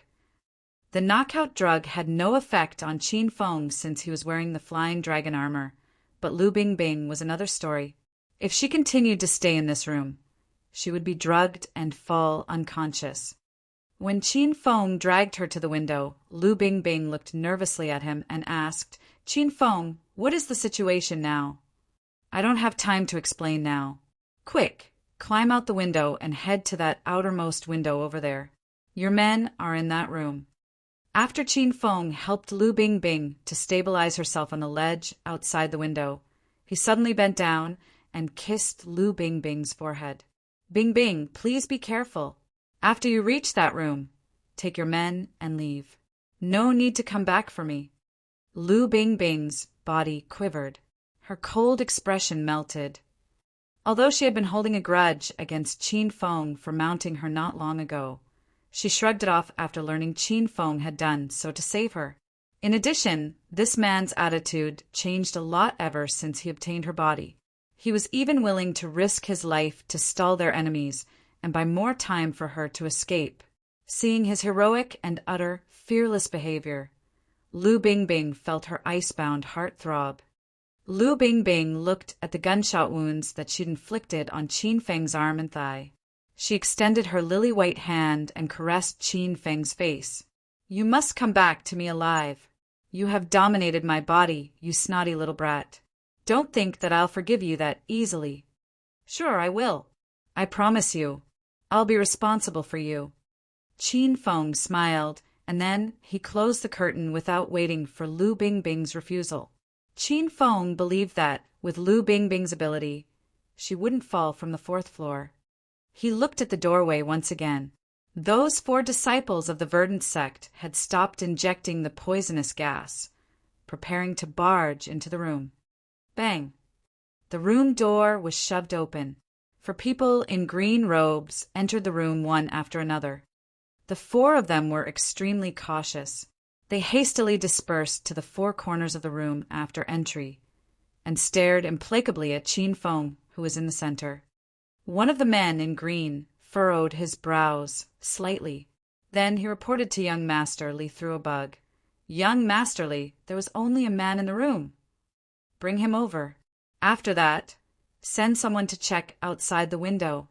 Qin Feng kept his eyes closed along the way. Thanks to the talisman of clairvoyance, he could see his surroundings clearly. At this moment, Lu Bingbing had snuck into the room that held her subordinates, and then led them back out through the window. Meanwhile, that Li Xiao Jie seemed to be awaiting his arrival in a monitor room. After that, Qin Feng looked over to the 3rd floor. Up to now, he still couldn't figure out the use of the 3rd floor. He still had a side mission that required him to investigate the true nature of Feng Yunfan City. Since he was on the 4th floor now, he could see the situation in the 3rd floor clearly. The 3rd floor was like a private hospital. It was partitioned into many smaller rooms. Each and every room was well equipped with many advanced medical devices. Most of the rooms were vacant, but operations were going on at several rooms in the innermost part. To his surprise, they were disemboweling humans. Chapter 361. Did I just cut young Masterly? Chapter 361. Did I just cut young Masterly? Pretending to be unconscious, Qin Feng looked around the third floor. He was almost jumped when he saw the operations on the third floor. He couldn't tell whether the patients were alive or dead. They were all naked. Doctors in white coats were holding scalpels and extracting the patients' innards, aided by nurses. These people didn't even give the patients hemostatic, causing fresh blood to stain the beds in red and form pools on the floor. Qin Feng exclaimed in his heart when his gaze fell on the face of one doctor in a white coat. It's him. The man wore gold-rimmed glasses and was around 30 years old. He was none other than Zhang Tianhua, the attending doctor of Lin Bei Bei at First Hospital. Previously, Qin Feng had brutally pummeled Zhang Tianhua and sent him to jail after he discovered Zhang Tianhua's attempt to rape Lin Bei Bei. By rights, he should be sitting in jail right now, so how could he be here? Qin Feng's mind was flooded with questions. He had a vague grasp of the true nature of Feng Yunfan City. The real business of this Feng Yunfan City was neither the casino on the first floor nor the city of footbaths on the second floor. It was these strange operating rooms on the third floor. The 4 disciples of the Verdant Sect had moved Qin Feng to another room as he analyzed the situation. Inside the room, Li Xiaojie was seated in a couch, tasting wine. His underling stood beside him. Young Masterly, here he is. Li Xiaojie got to his feet. He looked at Qin Feng and guffawed brazenly. Ha! You bastard, who ruined my hard work. Wha my kick? Qin Feng endured the pain inflicted by Li Xiaojie while murmured in his heart, just you wait. After I've figured out the ins and outs of the third floor, I swear I'll trample you to death. It's really such a shame to give a beauty like Lu Bingbing to you, you rascal. Young Masterly tired after kicking Qin Feng a few times, so he stopped. Suddenly he remembered something and looked at the 4 Verdant Sect disciples. Where is that woman? Hurry and look for her out the window. Don't let her slip away. After the Verdant Sect disciples had left, young Master Li's underling then stepped forward. With a grin on his face, he fawned over him. You're such a genius, young Master Li. You just showed the tips of your prowess, and you've successfully knocked this brat out. At the brown nosing of his underling, Li Xiaojie was in 7th heaven. With a triumphant expression, he said, Drag this brat over to the 3rd floor. Fuck, you dare mess with me. I'm going to disembowel you today. Extract all your innards and sell them off. Li Xiaojie's plan was wicked. He'd used a knockout drug on Qin Feng and planned to have him disemboweled on the 3rd floor. After Qin Feng's death, he would send the recording anonymously to the Lu family at the provincial capital and pull the Qin family down. Soon enough, Qin Feng was brought to the 3rd floor. Li Xiaojie looked at Qin Feng glowingly as he yelled happily at his underling, Have Dr. Zhang come over now! With a troubled face, his underling said, Young Masterly, Dr. Zhang is operating right now. I'm afraid. Li Xiaojie cut him short coldly. Order him to drop whatever he's doing and come over here right now. The underling immediately retreated to do his bidding. At this moment, Qin Feng was lying on a small bed. Meanwhile, Li Xiaojie stood beside the bed. With a meaningful grin, he looked at Qin Feng. The head of Acropolis City's 4 young masters? The first young master of Acropolis City? And you even called yourself the first hedonist young master? Pooh! I believe it'd be much better if you're known as the first underpants under the heavens. I didn't look for trouble with you, and you have the guts to fiddle around with me? You really have a death wish, little brat. Look at your face. Io, you still have the nerve to stare at me. Stand up now. Stand up and punch me now if you can. You can't move right now. Just you wait for me to slaughter you. Suddenly, Li Xiaojie froze. He seemed to remember something, and stared at Qin Feng in disbelief.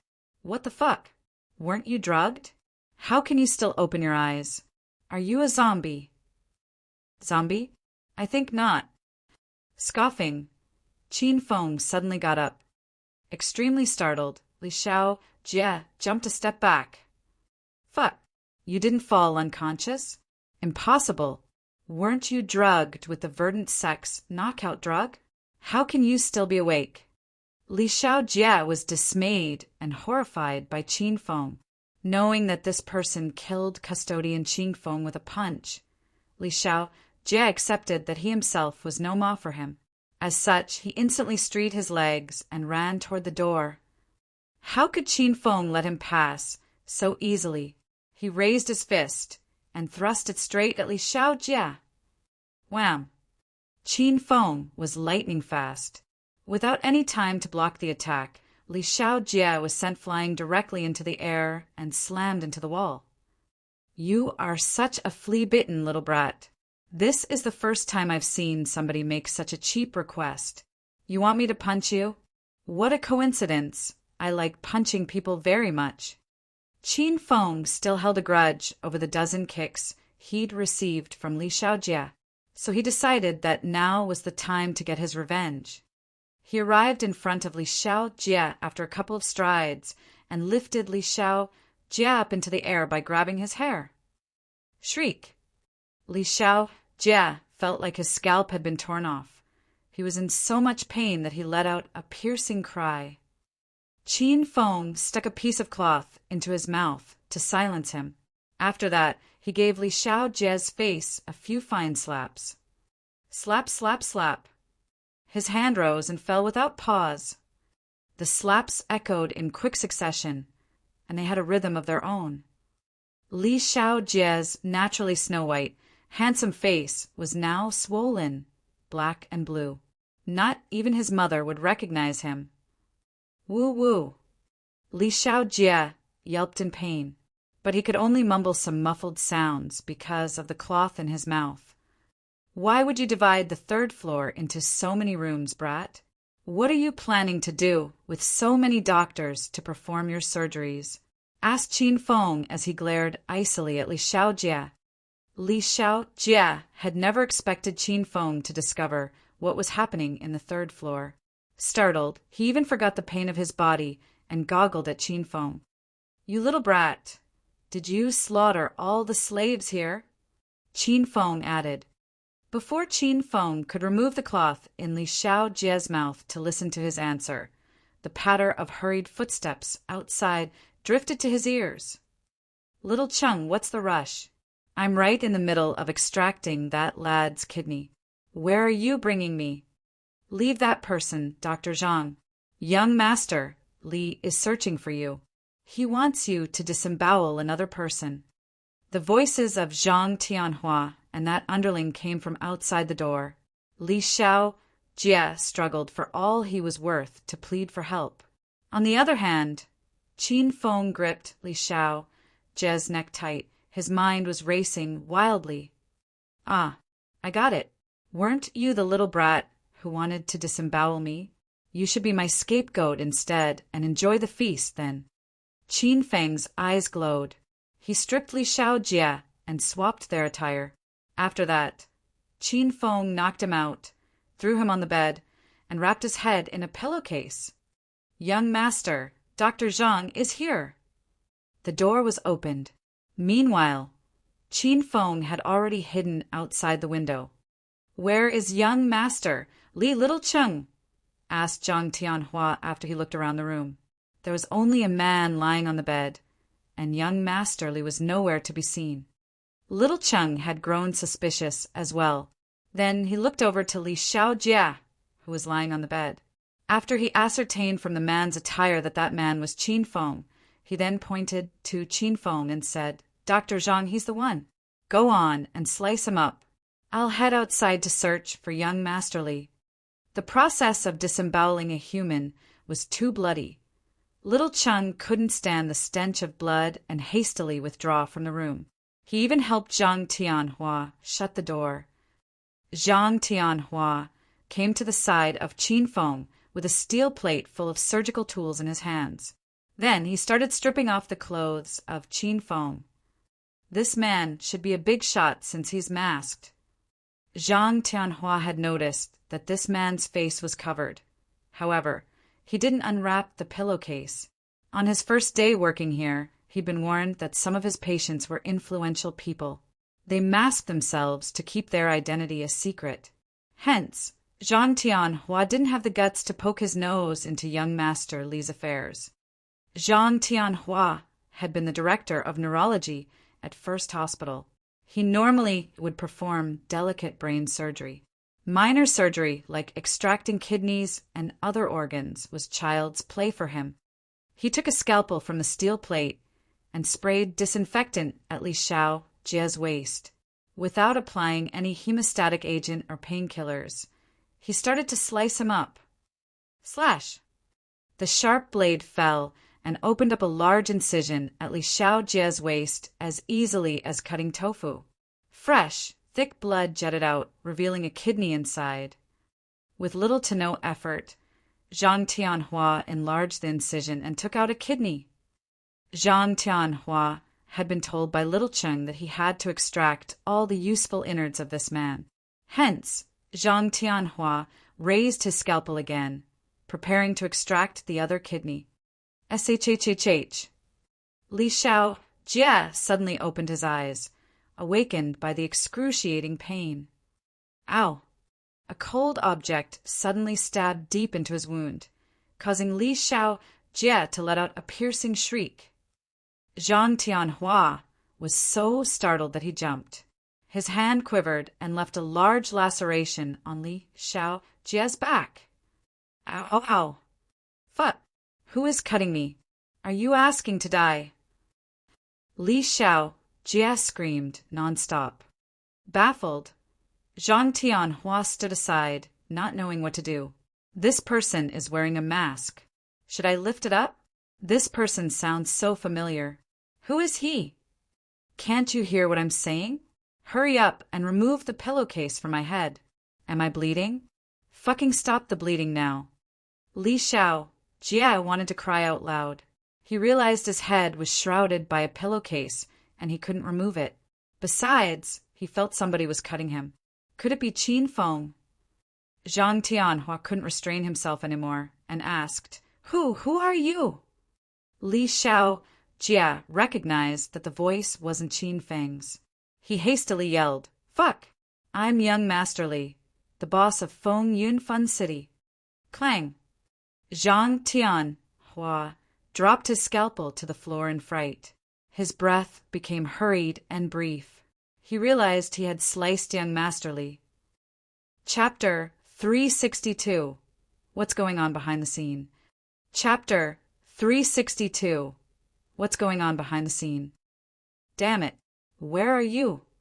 Fucking remove the pillowcase on my head right now. Li Xiao Jie waited for a long time, but that person made no sign of obeying. Fuming with anger, he yelled roundly, Did I injure my back? Why does it hurt so much? Li Xiao Jie's shouts snapped Zhang Tianhua back to his senses. He wobbled to Li Xiao Jie and carefully untied the pillowcase on Li Xiao Jie's head. Young Master Li, are you all right? Dr. Zhang? Why are you here? After seeing Zhang Tianhua, Li Xiao Jie tensed. What have you done to me? He asked. Please stop moving, young Master Li. Your wound hasn't been sewn yet. I'll now give you a painkiller and a hemostatic agent. Don't worry. You'll be fine. Zhang Tianhua was still confused.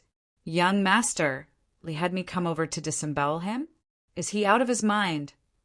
Li Xiao Jie suddenly realized what had happened. He blew his top and raved at Zhang Tianhua. Fuck! Did you just cut me? How dare you cut me? Are you asking to die? Quivering in fear from head to toe, Zhang Tianhua hastily explained. Young Master Li, it was Little Cheng who dragged me here, saying that you've arranged a VIP for me to operate on in this room. And you were the only one lying on the bed after I came in. I didn't dare to remove the pillowcase on your head, so I just sliced you up. Zhang Tianhua's explanation weakened every muscle in Li Xiaojie's body. He wanted to die. Hurry and sew up my wound. Put back everything that you extracted. You'll be responsible if anything happens to me. Li Xiao Jie had a good grasp of the whole situation. it was all Qin Feng's trick. That brat swapped himself with me. Suddenly, Li Xiaojie panicked. He got up, regardless of the excruciating pain in his body, and asked, "Where's Qin Feng? Where the hell did he go?" Zhang Tianhua instantly went limp when he heard the name Qin Feng. He would tremble in fear every time he heard the name after his brutal beating by Qin Feng at First Hospital. "Young Master Li, please don't tell me that the person you want me to slice up is Qin Feng? That Qin Feng from Acropolis City?" Li Xiaojie didn't answer Zhang Tianhua's question. Zhang Tianhua already knew the answer without Li Xiaojie telling him. Their gazes fell on the window. Their eyes filled with terror. This was because the focal point of their discussion, Qin Feng, was grinning at them from outside the window. "Seems like both of you missed me very much. Very well. Then I shall keep you two company for the time being." With a light tap of his foot, Qin Feng entered the room. Not giving Zhang Tianhua a chance to escape, Qin Feng appeared before Zhang Tianhua with a big stride and lifted him up single-handedly. Then he tossed him, sending him flying into the air like a chick. What do you want?" Seeing Qin Feng closing in, step by step, Li Xiaojie was so scared that his kidney almost exploded. He'd lost a kidney. He couldn't afford to lose the other one now.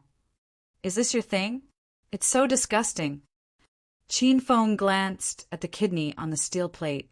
He picked up a scalpel, walked a few steps back, and took aim at it. "Please don't!" Realizing Qin Feng's intention, Li Xiaojie quickly yelled. Unfortunately, he was too late. Before he could finish speaking, the scalpel in Qin Feng's hand had flown forward like a dart and pierced his kidney precisely. A bang echoed. His kidney was reduced to a pool of blood. Li Xiaojie seemed to hear his heart break. From now on, he'd be a man with a single kidney. "How do you feel? Exciting, right?" Qin Feng walked to Li Xiaojie's side and said mirthfully, "You abducted those innocent people and disemboweled them here. I'm certain that you never experienced their suffering. So now, I'll give you a chance to taste their terror. Please don't thank me. I get conceited easily." Li Xiaojie choked on his breath and blacked out due to excess blood loss. Seeing the unconscious Li Xiaojie, Qin Feng shook his head and sighed. "What a wimp," he murmured in his heart. Then he looked over at Zhang Tianhua, who was hiding in the corner. Zhang Tianhua felt like he faced a venomous snake.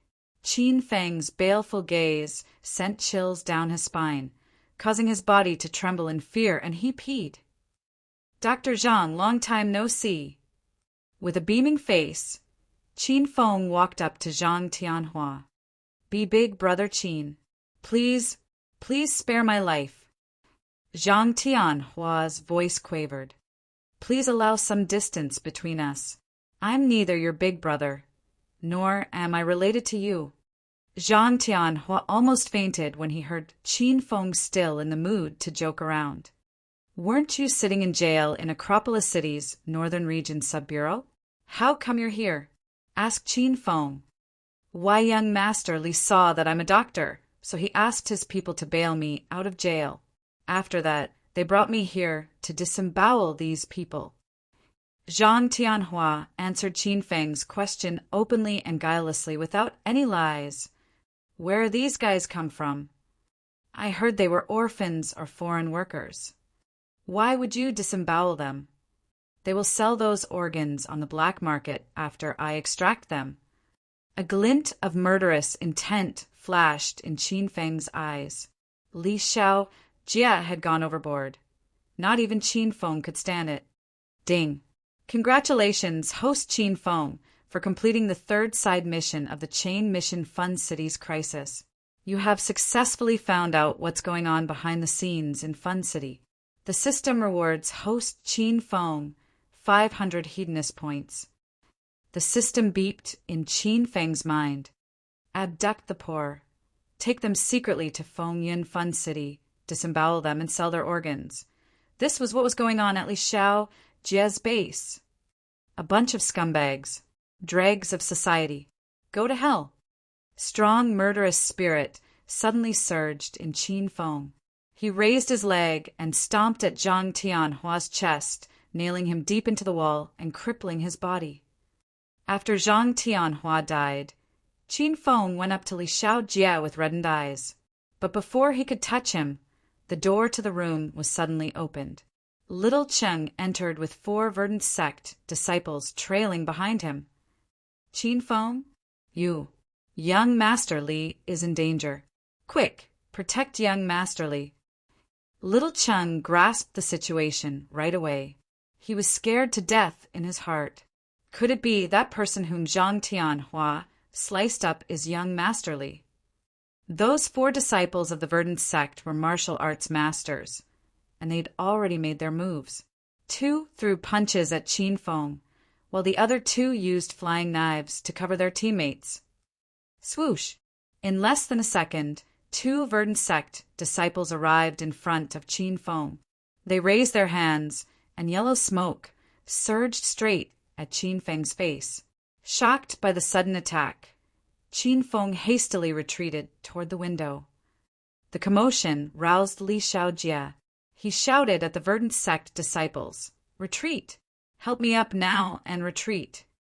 Abandoning the battle, 2 of them helped Li Xiaojie up and left with him. Meanwhile, the remaining 2 weighed Qin Feng warily. Qin Feng didn't give chase. Instead, he quickly glanced through the whole 4th floor with the help of the Talisman of Clairvoyance. He noticed a group of 30 people clad in green robes in a room on the 4th floor. All of them were probably Verdant Sect disciples, so he couldn't act recklessly. Who knew if there was another stage 6 inner Qi master like Qin Feng among those people? Qin Feng wasn't confident he could kill another stage 6 inner Qi master now. Qin Feng, are you all right? After Li Xiaojie and his group left, Lu Bingbing and her squad rushed into the room. Qin Feng had expected this young lady to leave without him. When he saw she'd returned to him at the risk of her own life, a surge of warmth welled up in Qin Feng's heart. Then he pulled Lu Bingbing into his arms and said, "I'm fine." Qin Feng hugged Lu Bingbing tightly, startling her subordinates. They all gaped, their mouths hanging wide open, and stared blankly at Qin Feng and Lu Bingbing. She was Director Lu, a frosty, prideful, and despotic iceberg beauty. How could this little brat hug her? Was he looking for death? They waited and waited, and nothing happened. Extremely stunned, they realized their fiery director, Lu, had turned into another person.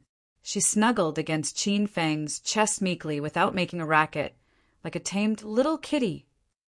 "Stinking brat, have you had enough? My men are weighing at us." Lu Bingbing gave Qin Feng's lower back a hard pinch. It wasn't that she wasn't angry, it was because she was afraid that this little brat might smack her, but if she pushed him away, she would rather die than allow her subordinates to see such an embarrassing sight. "Then I'll hug you when nobody is around." Qin Feng released Lu Bingbing, smiling. Lu Bingbing tidied her clothes, reverting to her usual icy cold manner, and peered at Qin Feng. "Where is Li Xiaojie?" "He escaped." "Escaped? How could you allow him to escape?" Lu Bingbing stared angrily at Qin Feng. "Because he's guarded by many martial art masters. If I tried to keep him, I might have died." Lu Bingbing's heart clenched, throbbing with pain when she heard Qin Feng had risked death.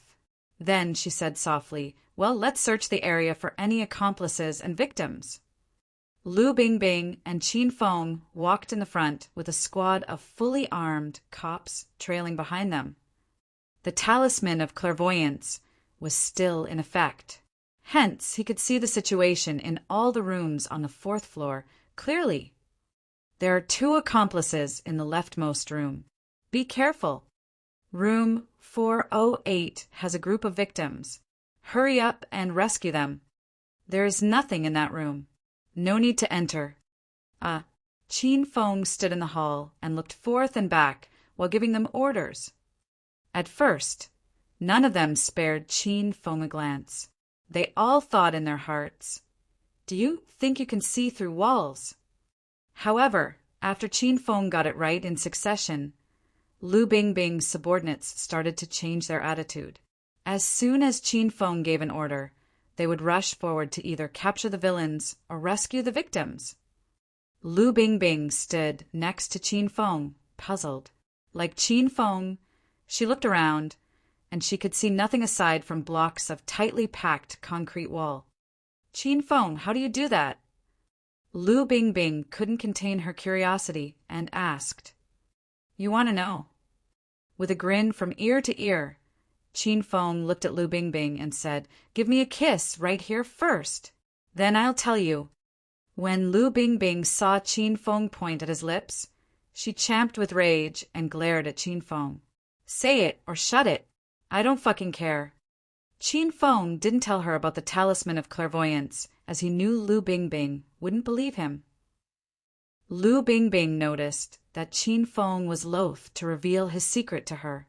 Seething with anger, she stormed away and went to rescue the other victims. She murmured in her heart, "What a shameless rascal! He abused me and dominated me. How could he still keep a secret from me? He is so mean." Chapter 363, Going Home. Chapter 363, Going Home. Ding. Congratulations, host Qin Feng, for completing the first side mission of the Chain Mission Fun Cities Crisis. You have successfully rescued Lu Bingbing. The system rewards host Qin Feng 500 Hedonist points. Ding. Congratulations, host Qin Feng, for completing second side mission of the Chain Mission Fun Cities Crisis. You have successfully destroyed Feng Yun Fun City. The system rewards host Qin Feng 500 Hedonist points. Ding. Congratulations, host Qin Feng, for completing fourth side mission of the Chain Mission Fun Cities Crisis. You have successfully rescued the innocent people. The system rewards host Qin Feng 500 Hedonist points. A series of system notifications beeped in Qin Feng's brain in quick succession. Qin Feng was so excited about his catapulting Hedonist points that he almost hugged and kissed Lu Bingbing. Qin Feng completed the Chain Mission Fun Cities Crisis and obtained 2,950 Hedonist points. He quickly bought 2 bottles of elementary golden sore medicine and had 2,750 Hedonist points left. "Bing Bing, come over here." Qin Feng pulled the bustling Lu Bingbing into his arms. Lu Bingbing attempted to wriggle out of his embrace.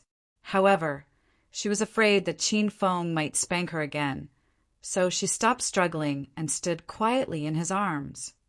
"What are you trying to do, you snotty little brat? Hurry up and let me go. I still have a lot of work to do. Please stay still, Bingbing. I'm applying some medicine on your wounds.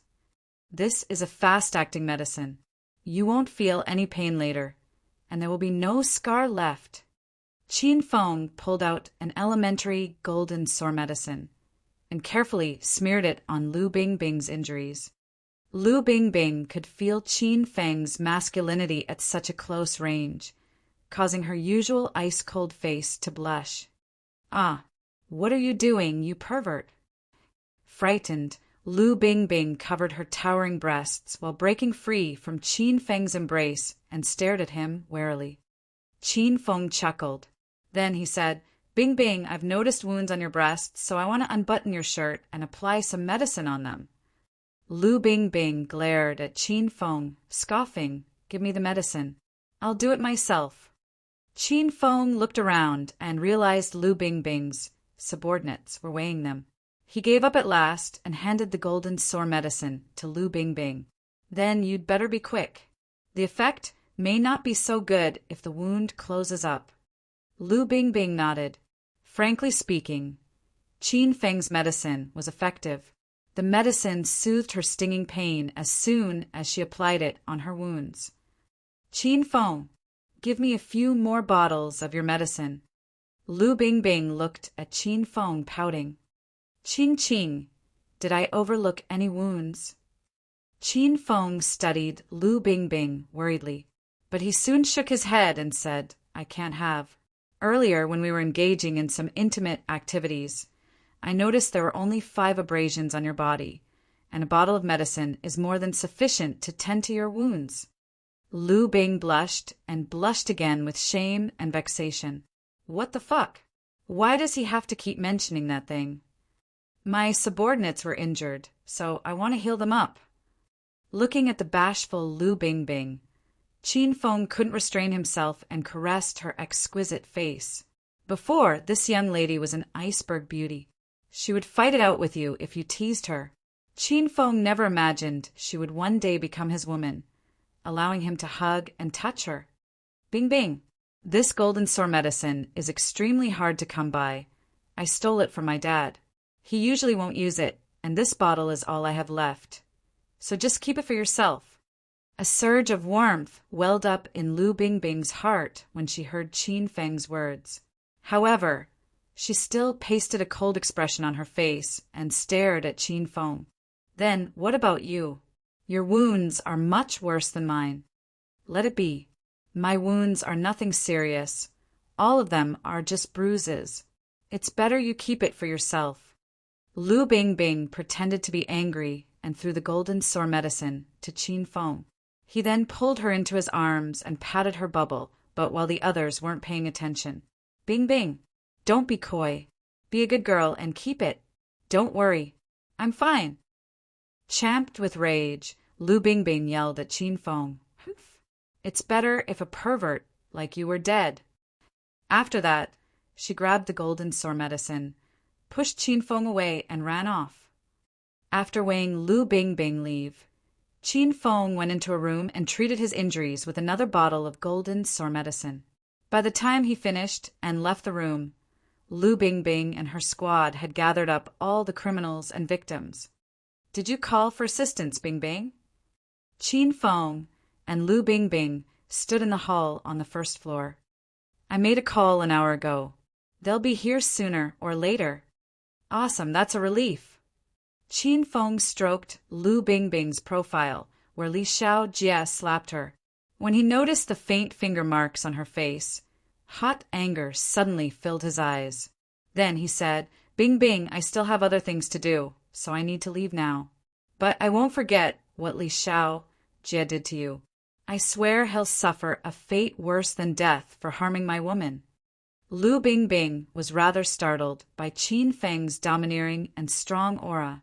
An ineffable sensation rose within her heart. She felt so touched that she almost cried. However, she held back her tears and slapped Qin Feng's hand away. She then said coldly, Please wear your mouth. I'm not your woman. Qin Feng cracked a grin as he left the building. While walking, he waved his cell phone at Lu Bingbing. Luckily, I've kept the recording. Bing Bing, you can't deny it. Your voice is so lovely and divine. I should listen to it every night before going to bed. Lu Bingbing rushed forward to try to pin Qin Feng down. However, her effort was wasted since Qin Feng had flagged down a cab and escaped, leaving her to stamp her feet in anger. After Qin Feng left Feng Yun Fun City, he went all the way to the hospital in town. Spotting his Benz outside the hospital, he knew that Bai Qing and her family were probably inside the hospital. Qin Feng, I was worried sick about you. Woo woo. Thank goodness you're fine. A graceful shadow flew into Qin Feng's arms as soon as he stepped inside the hospital. Bai Qing had been waiting for Qin Feng ever since she got to the hospital. It was just that she'd waited for such a long time. Yet Qin Feng still didn't return. Bai Qing was so irked that she was about to drive to Feng Yun Fun City to search for him. Qin Feng arrived right then. Qing, I'm fine. Don't worry. You are an adult. Don't be such a crybaby. Look, people are laughing at you. Qin Feng was very grateful for Bai Qing's concern. Bai Qing hastily wiped away her tears. After calming down, she led Qin Feng to visit her parents in a ward. Ah, brother-in-law, you're here. As soon as they entered the room, Bai Xiu threw himself at Qin Feng and clung tightly to his arm. Bai Qing was happy to see that her little brother liked Qin Feng so much. Bai Qing's parents wanted to get up and greet Qin Feng, but he immediately forestalled them. Just stay put, uncle and auntie. No need to be so courteous. Just rest in bed.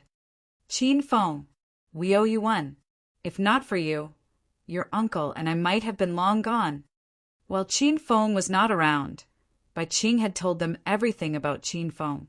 Meeting Qin Feng here in her hometown was fate, so Bai Qing decided to go back with him and stay by his side forever.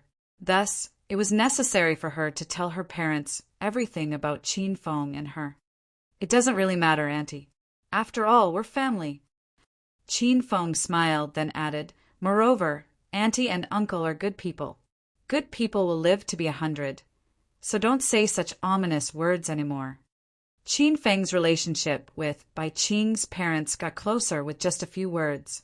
Earlier on, the two elders had been afraid that Qin Feng might look down on them when they learned that Qin Feng was a hedonist young master from Acropolis City.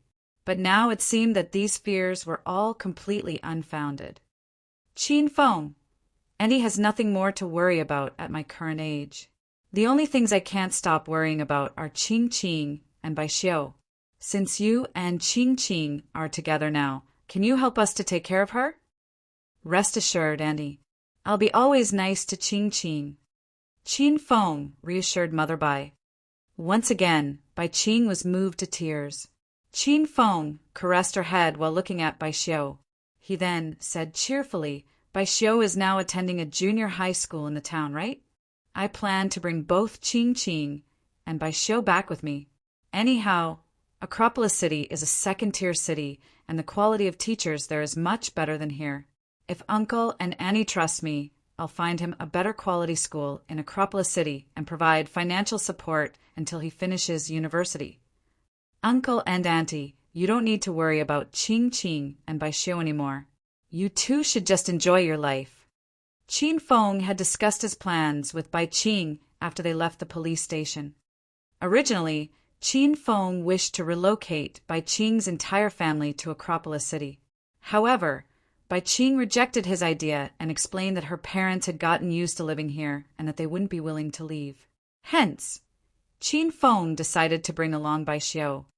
Bai Qing was so touched that she wept a bucket. Likewise, Mother Bai couldn't hold her tears anymore and cried copiously. Very well. Excellent. I'm relieved that Qing Qing has married you. Then Mom gladly accepts your offer. From now on, we'll be a family. Also, I'll leave Bai Xiu in your hands. He is still young, and he'll probably trouble you a lot. Since Mother Bai changed her appellation, Qin Feng just went with the flow and said, Rest assured, Mom and Dad. Bai Xiu is a hidden gem. I'm pretty sure he will be an outstanding and excellent young man in the future, one who will bring glory to Mom and Dad. Thank you, brother-in-law. Bai Xiu was agitated, his eyes slightly reddened. He turned his head around to his parents and said, I'll be a good boy after I go to Acropolis City with brother-in-law and big sister. We'll visit Mom and Dad whenever we have a holiday. After they finished the topic, Qin Feng then shifted the conversation to lighter matters. Everybody talked and laughed cheerfully like a family. At the same time, Lu Bingbing's reinforcements arrived as well. Before they left, Lu Bingbing texted Qin Feng, We're now heading back to Acropolis City with the criminals and victims.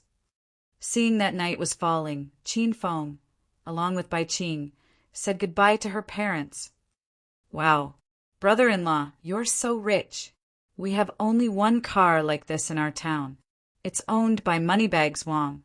He would draw the attention of everybody every time he drove the car into town. I never imagined I'd have a chance to sit in a luxury car like this. Bai Xiu was chirping with happiness as soon as he got in the car. Bai Xiu, this is nothing.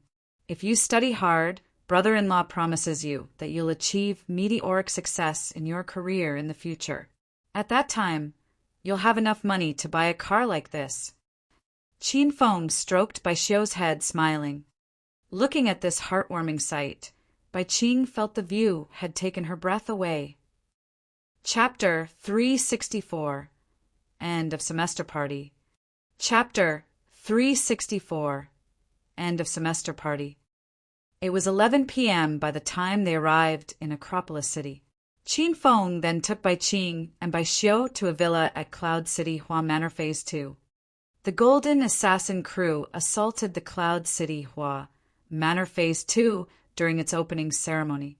As a result, the sales dropped sharply and many of the villas remained untenanted. Hence, Qin Feng simply claimed one of the villas and settled Bai Qing and Bai Xiu here. Wow, brother-in-law, you're so rich. This is my first time seeing a large house like this in real life. Normally, I could only see this kind of house on TV. Bai Xiu had grown up and lived in Hepping Town since he was a child. He was happy as lark now that he finally had a chance to experience the vigor and variety of a metropolis like Acropolis City. All of the villas here were grand residences, well decorated, fully furnished with various home appliances and furniture, and ready for moving in. It had been a rough day for Bai Xiu, so Bai Qing asked him to take a bath upstairs and have a rest first. After Bai Xiu went upstairs, Qin Feng and Bai Qing then snuggled on a couch in the parlor, weighing TV. Bai Qing nestled in Qin Feng's arms and peered at Qin Feng with her beautiful, large eyes. For Bai Qing, their 2-month separation felt as long as 20 years. Qin Feng, thank you very much for your help this time. Bai Qing purred in Qin Feng's ear. Qin Feng smacked Bai Qing's bubble butt. Then he said, we're a family. No need to be so courteous. Otherwise, I'll smack your butt as punishment. Qin Feng's actions aroused Bai Qing. She remembered that Qin Feng hadn't had enough this morning on their way back from the police station since they'd been short on time. She then lowered her head and started rubbing Qin Feng's pecs. Bai Qing, go to rest first if you're tired. We've plenty of time after this. Qin Feng lifted Bai Qing and gazed at her fondly. Bai Qing had already released Qin Feng's belt. She said, I'm not tired. I want you now. It was natural for Qin Feng not to reject her, since Bai Qing offered herself. He then brought her upstairs. We should avoid Bai Xiu. Let's go to your room and have some fun. Acropolis City, First Junior High School. Wearing a clean and white school uniform, Lu Xiaojia rested her upper body on her desk, frowning deeply. It had been more than a month since she last saw Qin Feng, and she missed her big brother Feng very much. Recently, her school had organized an end-of-semester student party because the semester was almost over. Lu Xiaojia wanted to join the party as well. But unfortunately, the theme for this party was parent and child, and every participant was required to present a performance with their parents. The only family member Lu Xiaojia had was her big sister. However, her big sister was always busy with her part-time job, so Lu Xiaojia was reluctant to ask her big sister to attend the party with her. On the other hand, she wanted to contact Qin Feng and ask him if he could perform with her at the party. However, Lu Xiaojia still couldn't steel herself to make the call. After all, she was afraid that Qin Feng would decline her invitation coldly. Xiaojia, how are you getting on with the end-of-semester party? You're our class literary committee member, and you have a good voice. I've heard that all the boys in our class are asking what you'll perform on stage. Chun Meihan tapped Lu Xiaojia's shoulder, wrapped her arms around Lu Xiaojia's body, and asked her gleefully, I haven't decided yet. Lu Xiaojia pouted as if she was wronged. The performance is on the day after tomorrow, and you still haven't decided what you'll perform? But I guess that's not a big deal for Xiaojia. You just need to perform a few songs on stage, and you can easily reap the hearts of all the boys in school. Chun Meihan rolled her big, round eyes, stuck out her tongue mischievously, and asked shyly, Xiaojia, is your uncle coming on that night? Chun Meihan's question cut Lu Xiaojia to the quick. She couldn't contain herself, and tears glided down her cheek. Chun Meihan was taken aback by Lu Xiaojia's reaction. She hastily caressed her head and comforted her. Xiaojia, are you all right? You seem upset and distraught lately. What's going on? Just tell us, and we'll help you to fix it. Meihan. Woo-woo. Uncle. Uncle doesn't want me anymore. Lu Xiaojia clung to Qin Meihan's arm, weeping buckets. Lu Xiaojia's answer gave Qin Meihan a fright. Then she asked, when did that happen? It happened after our gathering last time. After Big Brother Feng drove me home. He told me that our age gap is too large and asked me to study hard and not to look for him anymore. Qin Meihan frowned. She patted Lu Xiaojia's back and said, "Ai, your Big Brother Feng is truly a real man, hot and domineering. But he is right, the gap between you two is too large. However, girls like us can't help but fall in love with this kind of uncle. How can he be so heartless with you? Anyway, in my opinion, he's really a responsible man. This is because he made this decision for your own good. Why are you crying, Xiaojia? Who bullied you? Tell me. I'll help you demolish him."